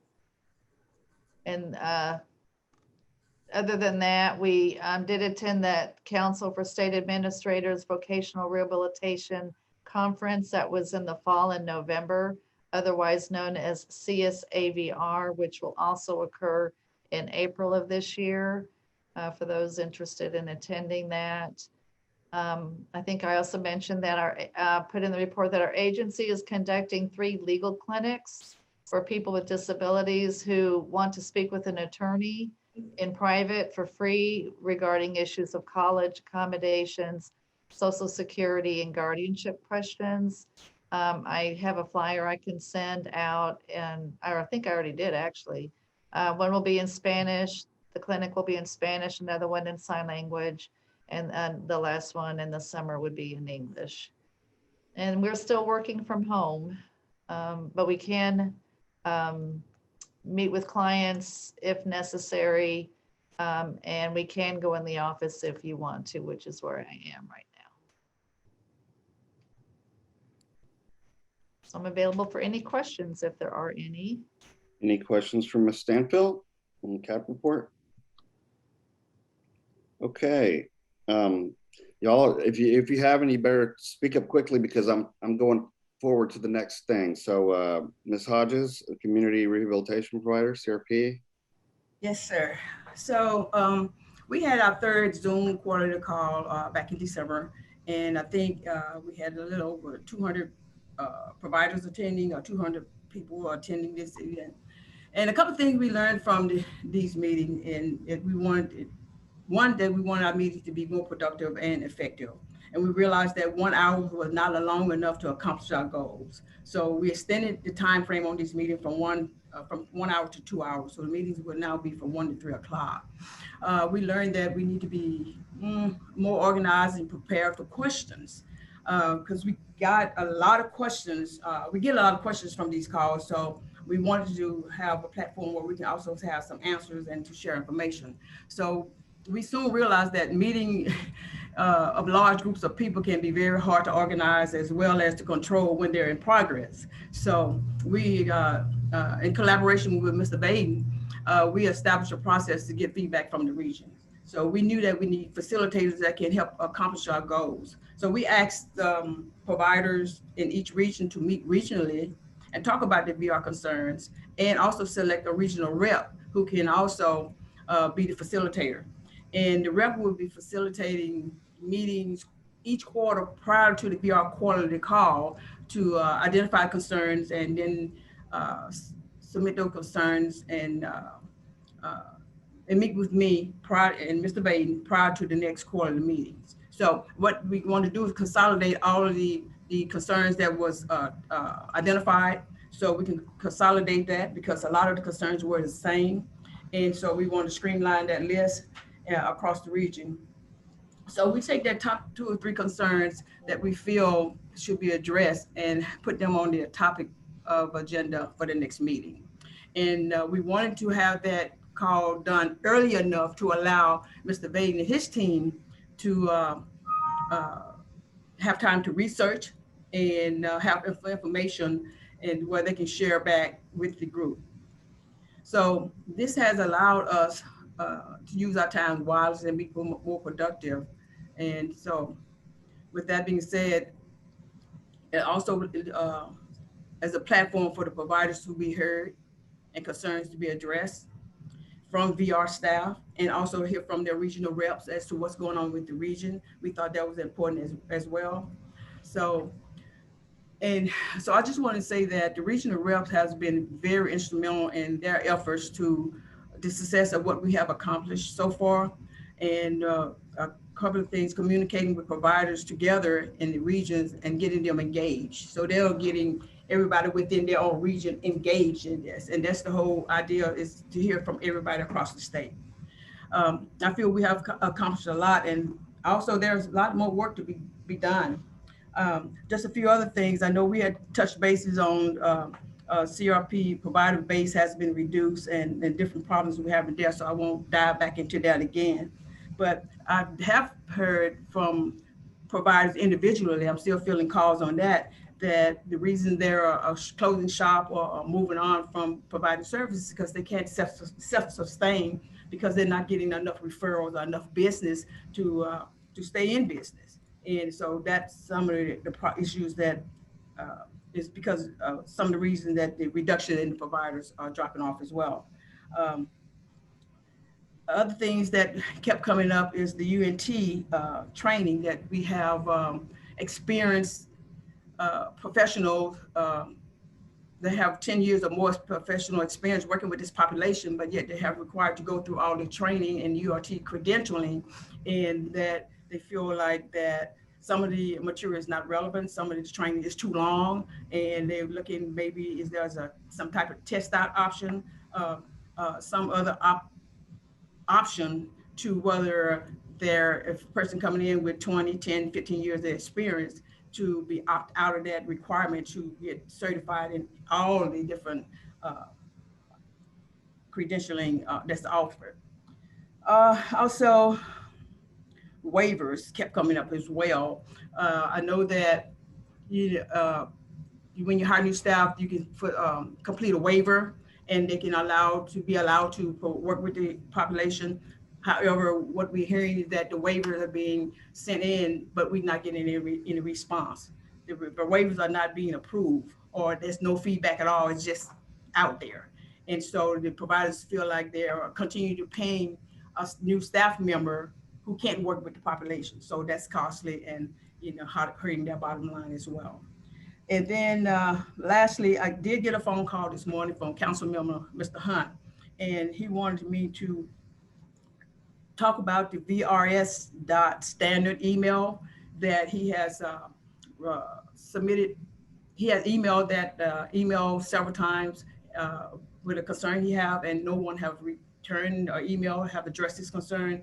And so he's really feel strongly that if the email is not going to be manned or something, then there should be another method of communication for providers or whoever have a concern that can be addressed. So that's a big issue with him. So with all that being said, we are making progress, but we realize there's a lot of more work to do. And I was happy to hear that Ms. Fuller said yesterday that there's a team effort. The providers and VR service is go hand in hand. One can't work without the other. And so one of the big things also was communication between the providers and the VR staff at the local level is a big issue. And so if the communication is not there, then the consumer is the one going to benefit, who's not going to benefit for anything, So communication, returning phone calls, returning emails, that's big. And so something needs to be done about that.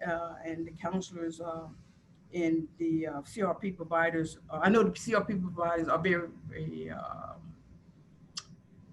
very frustrated with that. So,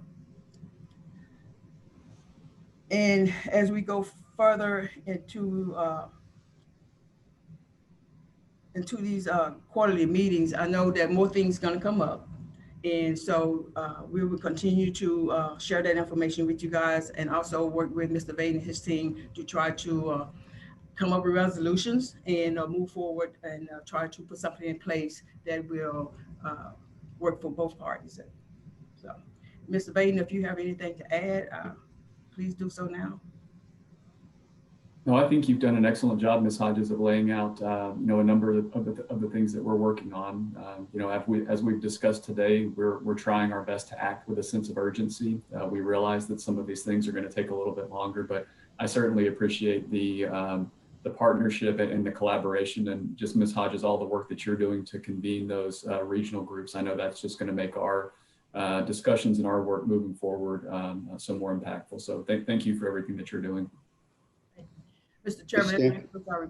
Go ahead. Thank you, Ms. Hodges, so much. I think Ms. Stanfield had Yeah, I something had to a say. question. When I hear you say, Ms. Hodges, that some of the providers are sending emails or phone calls and they're not getting responses back, is there a team of folks that are designated? I guess I don't understand how this works, for providers to call, or are they trying to call counselors, or is it a regional office? Is it the same person that everybody's trying to call, which might be, you know, why it's so hard to get a response if they're fielding everybody's calls? Do we know Well, who on your the data is going to? Well, on the local level, it's the counselors in that particular region. Okay. If they get a referral for services and they need to communicate about the referral, about the paperwork or whatever, those type of things on a local level. Now, as far as the the VRS standard email, is that when you have a problem that you can't figure out or something you might need to interpret it in the standards, then you need to reach out to that email address. And what they are saying is that no feedback is no one is manning that email, or they're not getting any feedback. And if they're getting any feedback, it's not in a timely nature. Okay. And if I could just add that is a shared email box. I'm already checking into those concerns right now. So I'll be sure to check into that and follow up. Thank you. You're very good at that. Thank you. I don't even know you're going to. Thank you. Okay. My report, Chairman. Okay, thank you, Ms. Hodges and Mr. Baden. Thanks for your input and support. And yes, Ms. Hodges, you're doing a fabulous job, and we do appreciate your work involved with this. And as well, something good to hear from Mr. Hunt. Unfortunately, wasn't able to make today's meeting, and hope that everything's okay with him. But he's still finding a way to contribute. So we appreciate that from Mr. Hunt. Okay, on to Ms. Cowart for the PRN report. All right, hopefully I'll be brief. I'm going to share my screen real quick because I too am a visual learner. Just let me know if you guys can see it here in a second. The highlight of the report basically is, I mentioned before that we were refunded for 5 more years. Woohoo! Partners Resource Network is the overall nonprofit organization that holds what is now 4 federally funded Department of Education, Office of Special Education, Parent Training and Information Centers. That is quite a mouthful when people ask me where I work. That is what I tell them. They split the state in new ways, which made grant writing and development so much fun for us. And as directors, it changed some of my territory. I lost some staff, I gained some staff. We moved projects around, but bottom line is Partners Resource Network is your parent training and information center for parents of children with disabilities and youth with disabilities. The map just shows you how the feds broke us out this time. Bottom line, doesn't matter where you live, you call any one of those numbers, I assure you as the directors, we will get you to the regional coordinator or to the right person that you need to work with. And so wanted to make sure you guys knew that. Secondarily, something that Ms. Fuller got a little chance to experience a few weeks ago, I think it was now. Texas is part of a new grant program that I may not be able to get pulled up correctly here. We are part of a 6-state multi-grant project that is a combined effort of, I got to read it right, the RSA PTI Independent Futures at Work project is a grant funded project that is a combination from the U.S. Department of Education, Office of Special Education, and the Rehabilitation Services. And it is a project housed under the Alabama Parent Training and Information Center. In short, you guys, and I say you guys collectively, all of y'all, I plan to send out an email. Ms. Fuller sat on the multi-state advisory committee where we had key personnel from all 6 states. And in case you guys are wondering if you're nosy like me, those 6 states are Alabama, Arkansas, Louisiana, Mississippi, Oklahoma, and Texas. And we had a big multi-state meeting last month. In March, Texas, I'm the lead on the Texas portion. We will be having a meeting of stakeholders. So I will be getting some information out to you guys. And basically the priorities, there's 7 priorities that have been identified by the RSA team that we wrote our grant for and were funded for. They are understanding vocational rehab and independent living in Texas and in this 6-state region, supports for transition and employment, better communication with professionals, developing individualized plans for employment, obtaining information about rehabilitation and independent living, what we have available in our state for our families and our youth, transitioning to comprehensive integrated employment, and understanding the Rehabilitation Act. And I know all of us are professionals, so we're in the first few months of a 5-year funded project. We're running around trying to get organized, but our first thing to identify as stakeholders is what is available in our state for our families.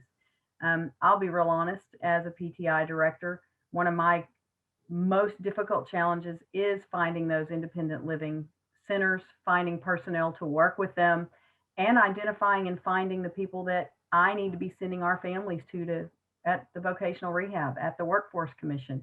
How do we get those pre-ET services? And then once our kiddos are graduating out, how do we get them into those employment situations? The goal of this multi-state grant is to improve those lines of communication in each state and within each region. As those are developed and more information comes out, I will be quick to share with the council. I hope this is a little bit of the piece that will help make that communication a little more successful for us. I have expressed my frustration that my graduating senior, we have had a struggle in finding our counselor to get our pre-ET services. So we're going without it. We've been asking for 2 years. So I've decided we don't need that. And so Dalton luckily has actually been accepted into college, and he'll start in UTI, my son, UTI in maybe July, possibly August. So luckily I've had some skills and enough great people that I have made friendships with over the years that we navigated that alone. Would have been nice to have it a little more experienced person, but we got it and it's okay. But we definitely hope to improve those things as we move forward for everybody we know. The rest of the report was submitted in the binder. Partners Resource Network, we've done what we've always done. We've continued to serve and provide training and information and resources for our parents and our youth. We're continuing to do that like we've always done. We just now have another director in there, and we're still serving all of our families across the state. Anybody have any questions for me? No questions for Ms. Coward? Okay, well, thank you so much, Ms. Coward, and congratulations on the funding. I'm grateful to hear you guys have achieved that. Congratulations on that, and we look forward to hearing reports for another 5 years. I won't be here for that whole 5 years, but we'll look forward to getting them. So thank you for that, and congratulations on getting him into school. So your son. So that's great too. So. Okay, on to the state, the Silk report from Ms. Polrees. Are you available? I am available. Thank you, Mr. Chair. I just have a few things to share just to summarize my report. We just had our 5th transportation summit, which we're very proud of. It's a program that we've had where we're able to do 5, and we just did our 5th one in January. And during the summit, we did provide a report on policy recommendations, and one of those was to start making placards available for organizations that are non-residential organizations that provide services for the disabled and with people with wheelchairs, because that's currently not available where a non-residential organization can hold its own placard. That's actually illegal right now. So we actually had one of our center directors bring this to our attention, and we in turn brought that on to a policy recommendation. And the Governor's Committee for People with Disabilities took this forward to legislation. So we're really proud of that, along with our other policy recommendations. We also are in our last year of our virtual independent living services program. This provides virtual services to people with paralysis across Texas. It's another program that we're really proud of, that we've been a part of with our partners. In my report, there's information on all these things, including, I forgot to mention the summit is, there's a recording available on the summit on our website. The link is provided within the report, along with more information about our virtual independent living services program. And last but not least, we are wrapping up our last state plan and revving up for our next one. That's always an ongoing project, a big one, a main focus for us. And we're really proud of how efficient we've become at this process. So anyone have any questions for me? Any questions for Ms. Polrees regarding the SILP report? Okay, great. Thank you, Ms. Polrees. Appreciate your report. Thank you, Mr. Chair. And next, if Ms. Robinson is available, we've got the TEA report.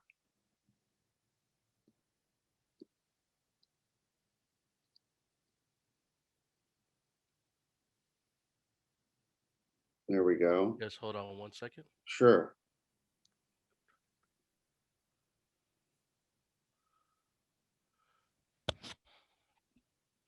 Good morning, everyone. I just wanted to briefly comment about our new thing that just happened. This came out this past week. Supplemental special education services. We are giving out $1,500 to families, issuing to families who have severe cognitive disabilities that impacted by COVID-19. Who are impacted by COVID-19, and probably provide some additional services like therapy or devices, equipment that is helping them maintain or to continue in their schooling. We've heard that thousands of families have already applied, which is exciting. And also some of the families have already spent all of the money already that they've been allocated. So we're excited about that. So we're continuing to evaluate and make sure that the appropriate students are receiving the services that they need. We have a link to that website on the report. So if you're wondering about that, please share this with your family members or students or anywhere that you know that can benefit from these services.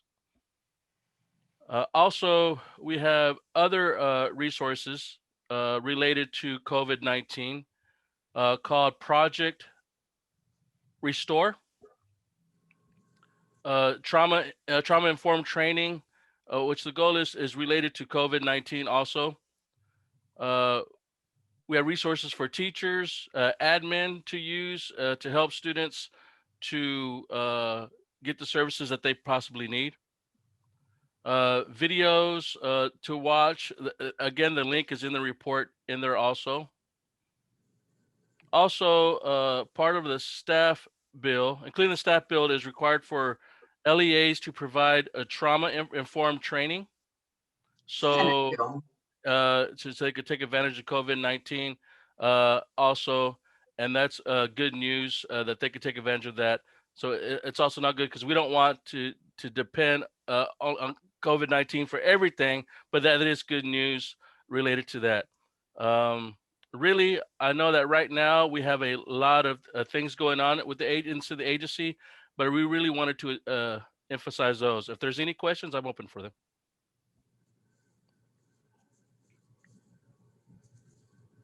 Any questions for Ms. Robinson?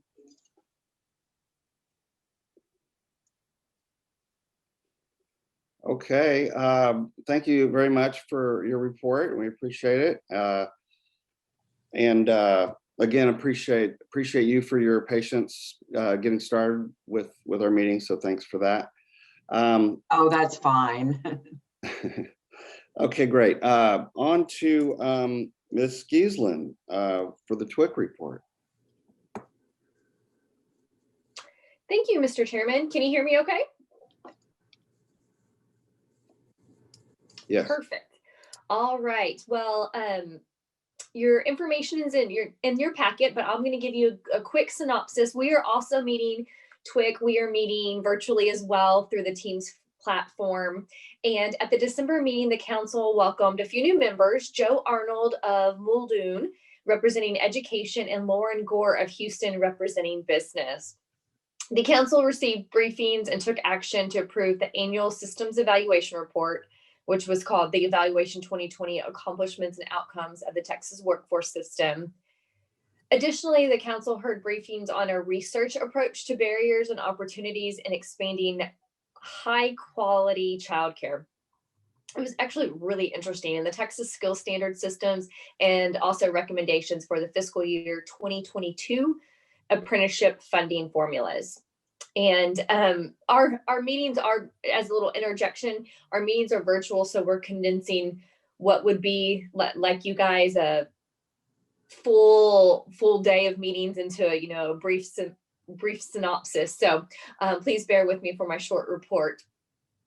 Following the business portion of the meeting, we heard from a couple of our commissioners Mike Morath from the Texas Education Agency, Commissioner Harrison Keller from the Texas Higher Education Coordinating Board, and Chair Brian Daniel from the Texas Workforce Commission participated on a tri-agency leadership panel. Chair Daniel discussed the vision for the initiative and the first tri-agency priority, which is to support efficient and flexible pathways to earning credentials that are linked to high wages and high demand jobs.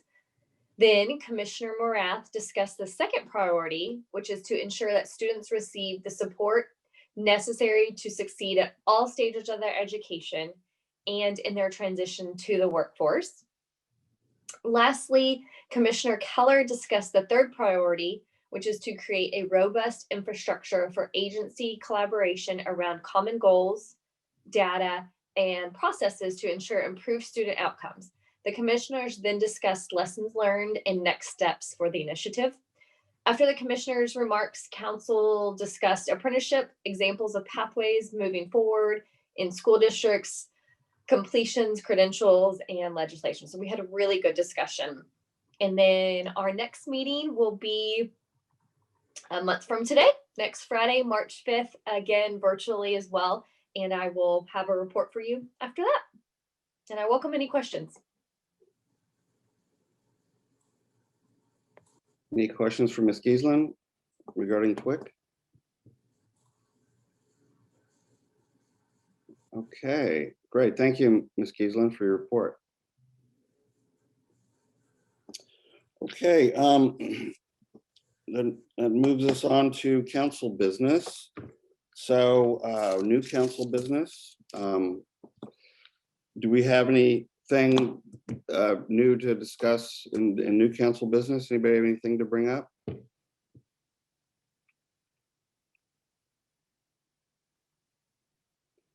Okay. I'm sorry, Michael. Just one quick thing.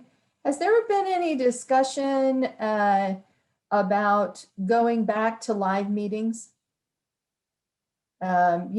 With Chris Cole, as far as is Chris Cole going to be opening up, or are we looking at possibly going back to a live meeting sometime later in the year? Is it something we need to be starting to think about now and planning for, or just wanted to kind of open that up to get the council's thoughts on that? My thought on it, if I might share mine first, is that I believe that we shouldn't assume that when we do go back, I do believe it's safe to assume that we will go back to in-person meetings, maybe a hybrid type of thing using technology. But I think that I personally think that we should assume that we're we should not assume that we're going to be going back to Chris Cole just because we go back. I believe that it might be in a different environment. The Chris Cole Center is a dormitory and a living place where students live. So there is an extra caution there as far as things like COVID or other transmittable disease. So I mean, I think it's going to be. So I don't know. This is my guess. I'm not telling you from something that somebody's told me, but I think we should just not assume that when we go back, we're going back to Chris Cole. So don't know where that will be, but I'm sure that Ms. Fuller and the TWC team will help us figure out where that might be. But thank you, Mr. Chairman. If I may, Cole has been working with our Risk and Security Management Department in our Business Operations Division to develop a rigorous plan to ensure customer safety when they return customers to the center. They do plan, as the virus transmission subsides, to start with day customers and then move as it further subsides back into residential customers. This is just the heart of what they do in so many respects. And although they will continue to offer some virtual services, as we heard yesterday in some of our conversations, and I've heard this week, some things you can't do virtually. Orientation, mobility, cooking, those types of things. So at the point that the virus subsides substantially and they're able to have residential students, that is when it is more likely that they'll be able to open the auditorium to side groups, including us. So thank you very much for that consideration. absolutely. Thank you for your comment on that. And I'm sorry, Ms. Majeski or Ms. Vice Chair, did you have a follow-up on your? Well, the only thing that I just wanted to throw out there, and again, this may be looking down the future later in the year, or even into next year. I've just recently moved to Horseshoe Bay, and one of the things that I have available as an opportunity is that as a resident, I have access to a lodge that can seat upwards of 100 people. And there is free shuttle service from the resort to the lodge. So in speaking with some of the folks from the resort, because we were just thinking about this as a family reunion type thing where we could get a block of rooms at the resort for people to come in and stay at the resort and then be shuttled over to the lodge. The only thing that it would not have would be the accessible transportation lines. However, if we hybrid the meeting to having the meeting available virtually to the public and we meet in person, so it's just a thought. It's a very, very reasonable cost for the use of the lodge as a resident. I can get that. I know that there was some ideas being kicked around about using other hotels, possibly to have our meetings in a live format. And I know that if we're thinking about going live again, maybe in a year or so, that really now is the time that we have to start thinking about securing these locations and planning and so on and so forth. So because it's not something that we could just say, all right, next meeting, we're going to go live, and we wouldn't have enough time to get that done. So if there's any thought about that, then maybe next meeting, we could think about looking at that in a little bit more detail. Okay, thank you, Ms. Vice Chair. I think I appreciate the will to look ahead and the offer of Horseshoe Bay. It's definitely an interesting place to go. I think is TWC, is this something that they would be working to, or offering something, or they would help us find somewhere to land if not Chris Cole? Is that something that they would kind of help us do? We can absolutely work with staff coordinator Ms. Godwin, as well as you, to identify other locations for offsite meetings. Prior councils have considered like having a meeting a year outside of Austin in the past. So as we think about that for future, finding a meeting location offsite is certainly something we can work with you on. Oftentimes that's focused on areas where members might want to hear from communities or organizations or partners. So you go to a part of the state where you have an opportunity to hear from them or tour. And just get a little bit outside of Austin, so to speak. Certainly, we do encourage that we prioritize accessibility to our meetings. Okay, thank you. And so thank you, Ms. Majeski West, for offering that in there. And, you know, when it comes time to finding where to go, we'll definitely have some choices. So thank you for that. And for the record, I wanted to mention my agency, Disability Rights Texas, has a location in Austin, and they also have a large meeting room that they let the public use. You just need to call and see if it's available, and it's accessible. Okay, thank you, Ms. Stanfield. Okay, thank you all for that. Is there any more new council business anyone would like to bring up? Okay, hearing none, we need to move to approving November's minutes. Do I hear anybody that would like to amend November's minutes? Okay, hearing none, I would like to seek a motion to approve November's minutes as recorded. A motion from Elizabeth Kendall to approve the minutes. Okay, Ms. Kendall made a motion to approve the minutes. Do I hear a second? I second. And I hear a second. So I'm sorry, that was from who? Who was this? From me. Okay, sorry. That's all right.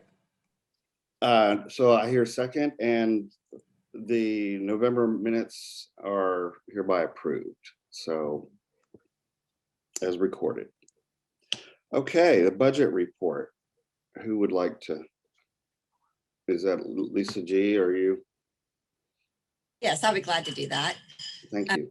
The report is located on number 3 under council business.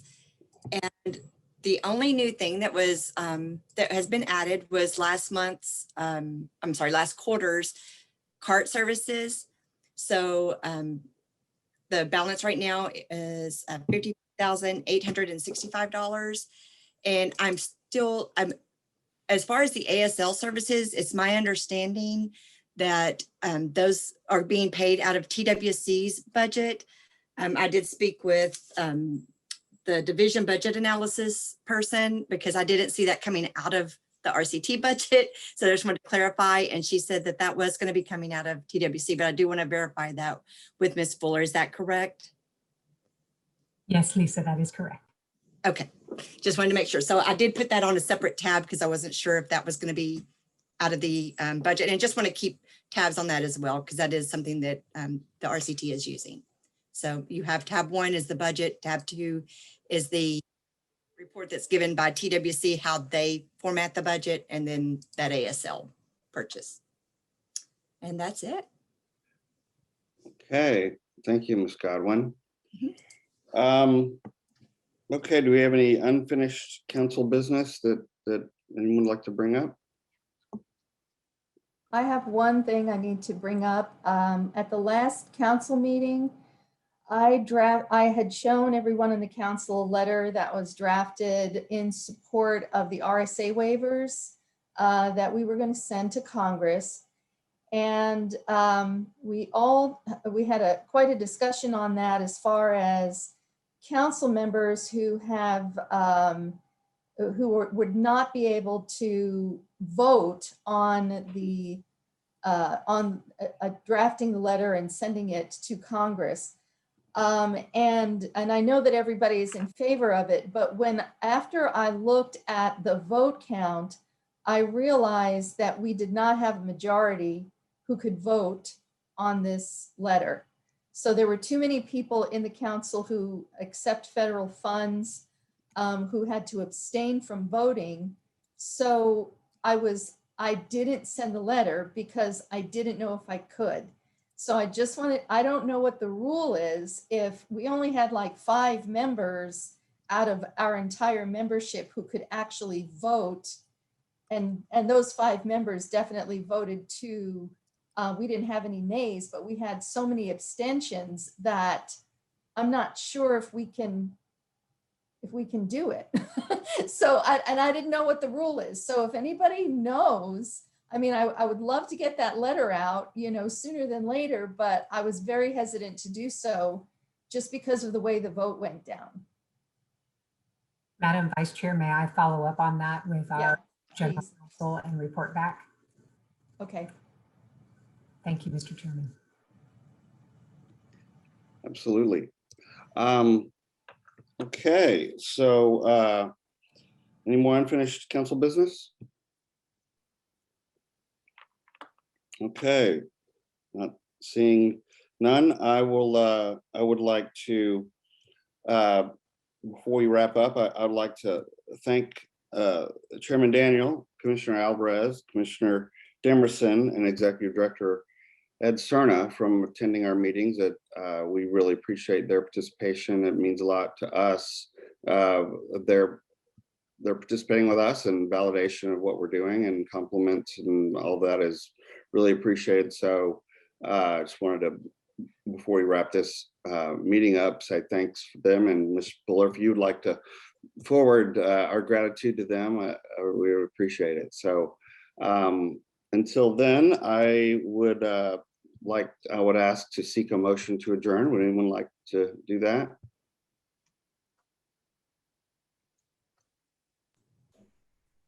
I make a motion to adjourn. Thank you, Ms. Stanfield. Ms. Stanfield makes a motion to adjourn. And do I hear a second? Second. Mr. Powell seconds the motion to adjourn. So all in favor, say aye or raise your hand. Okay. Aye.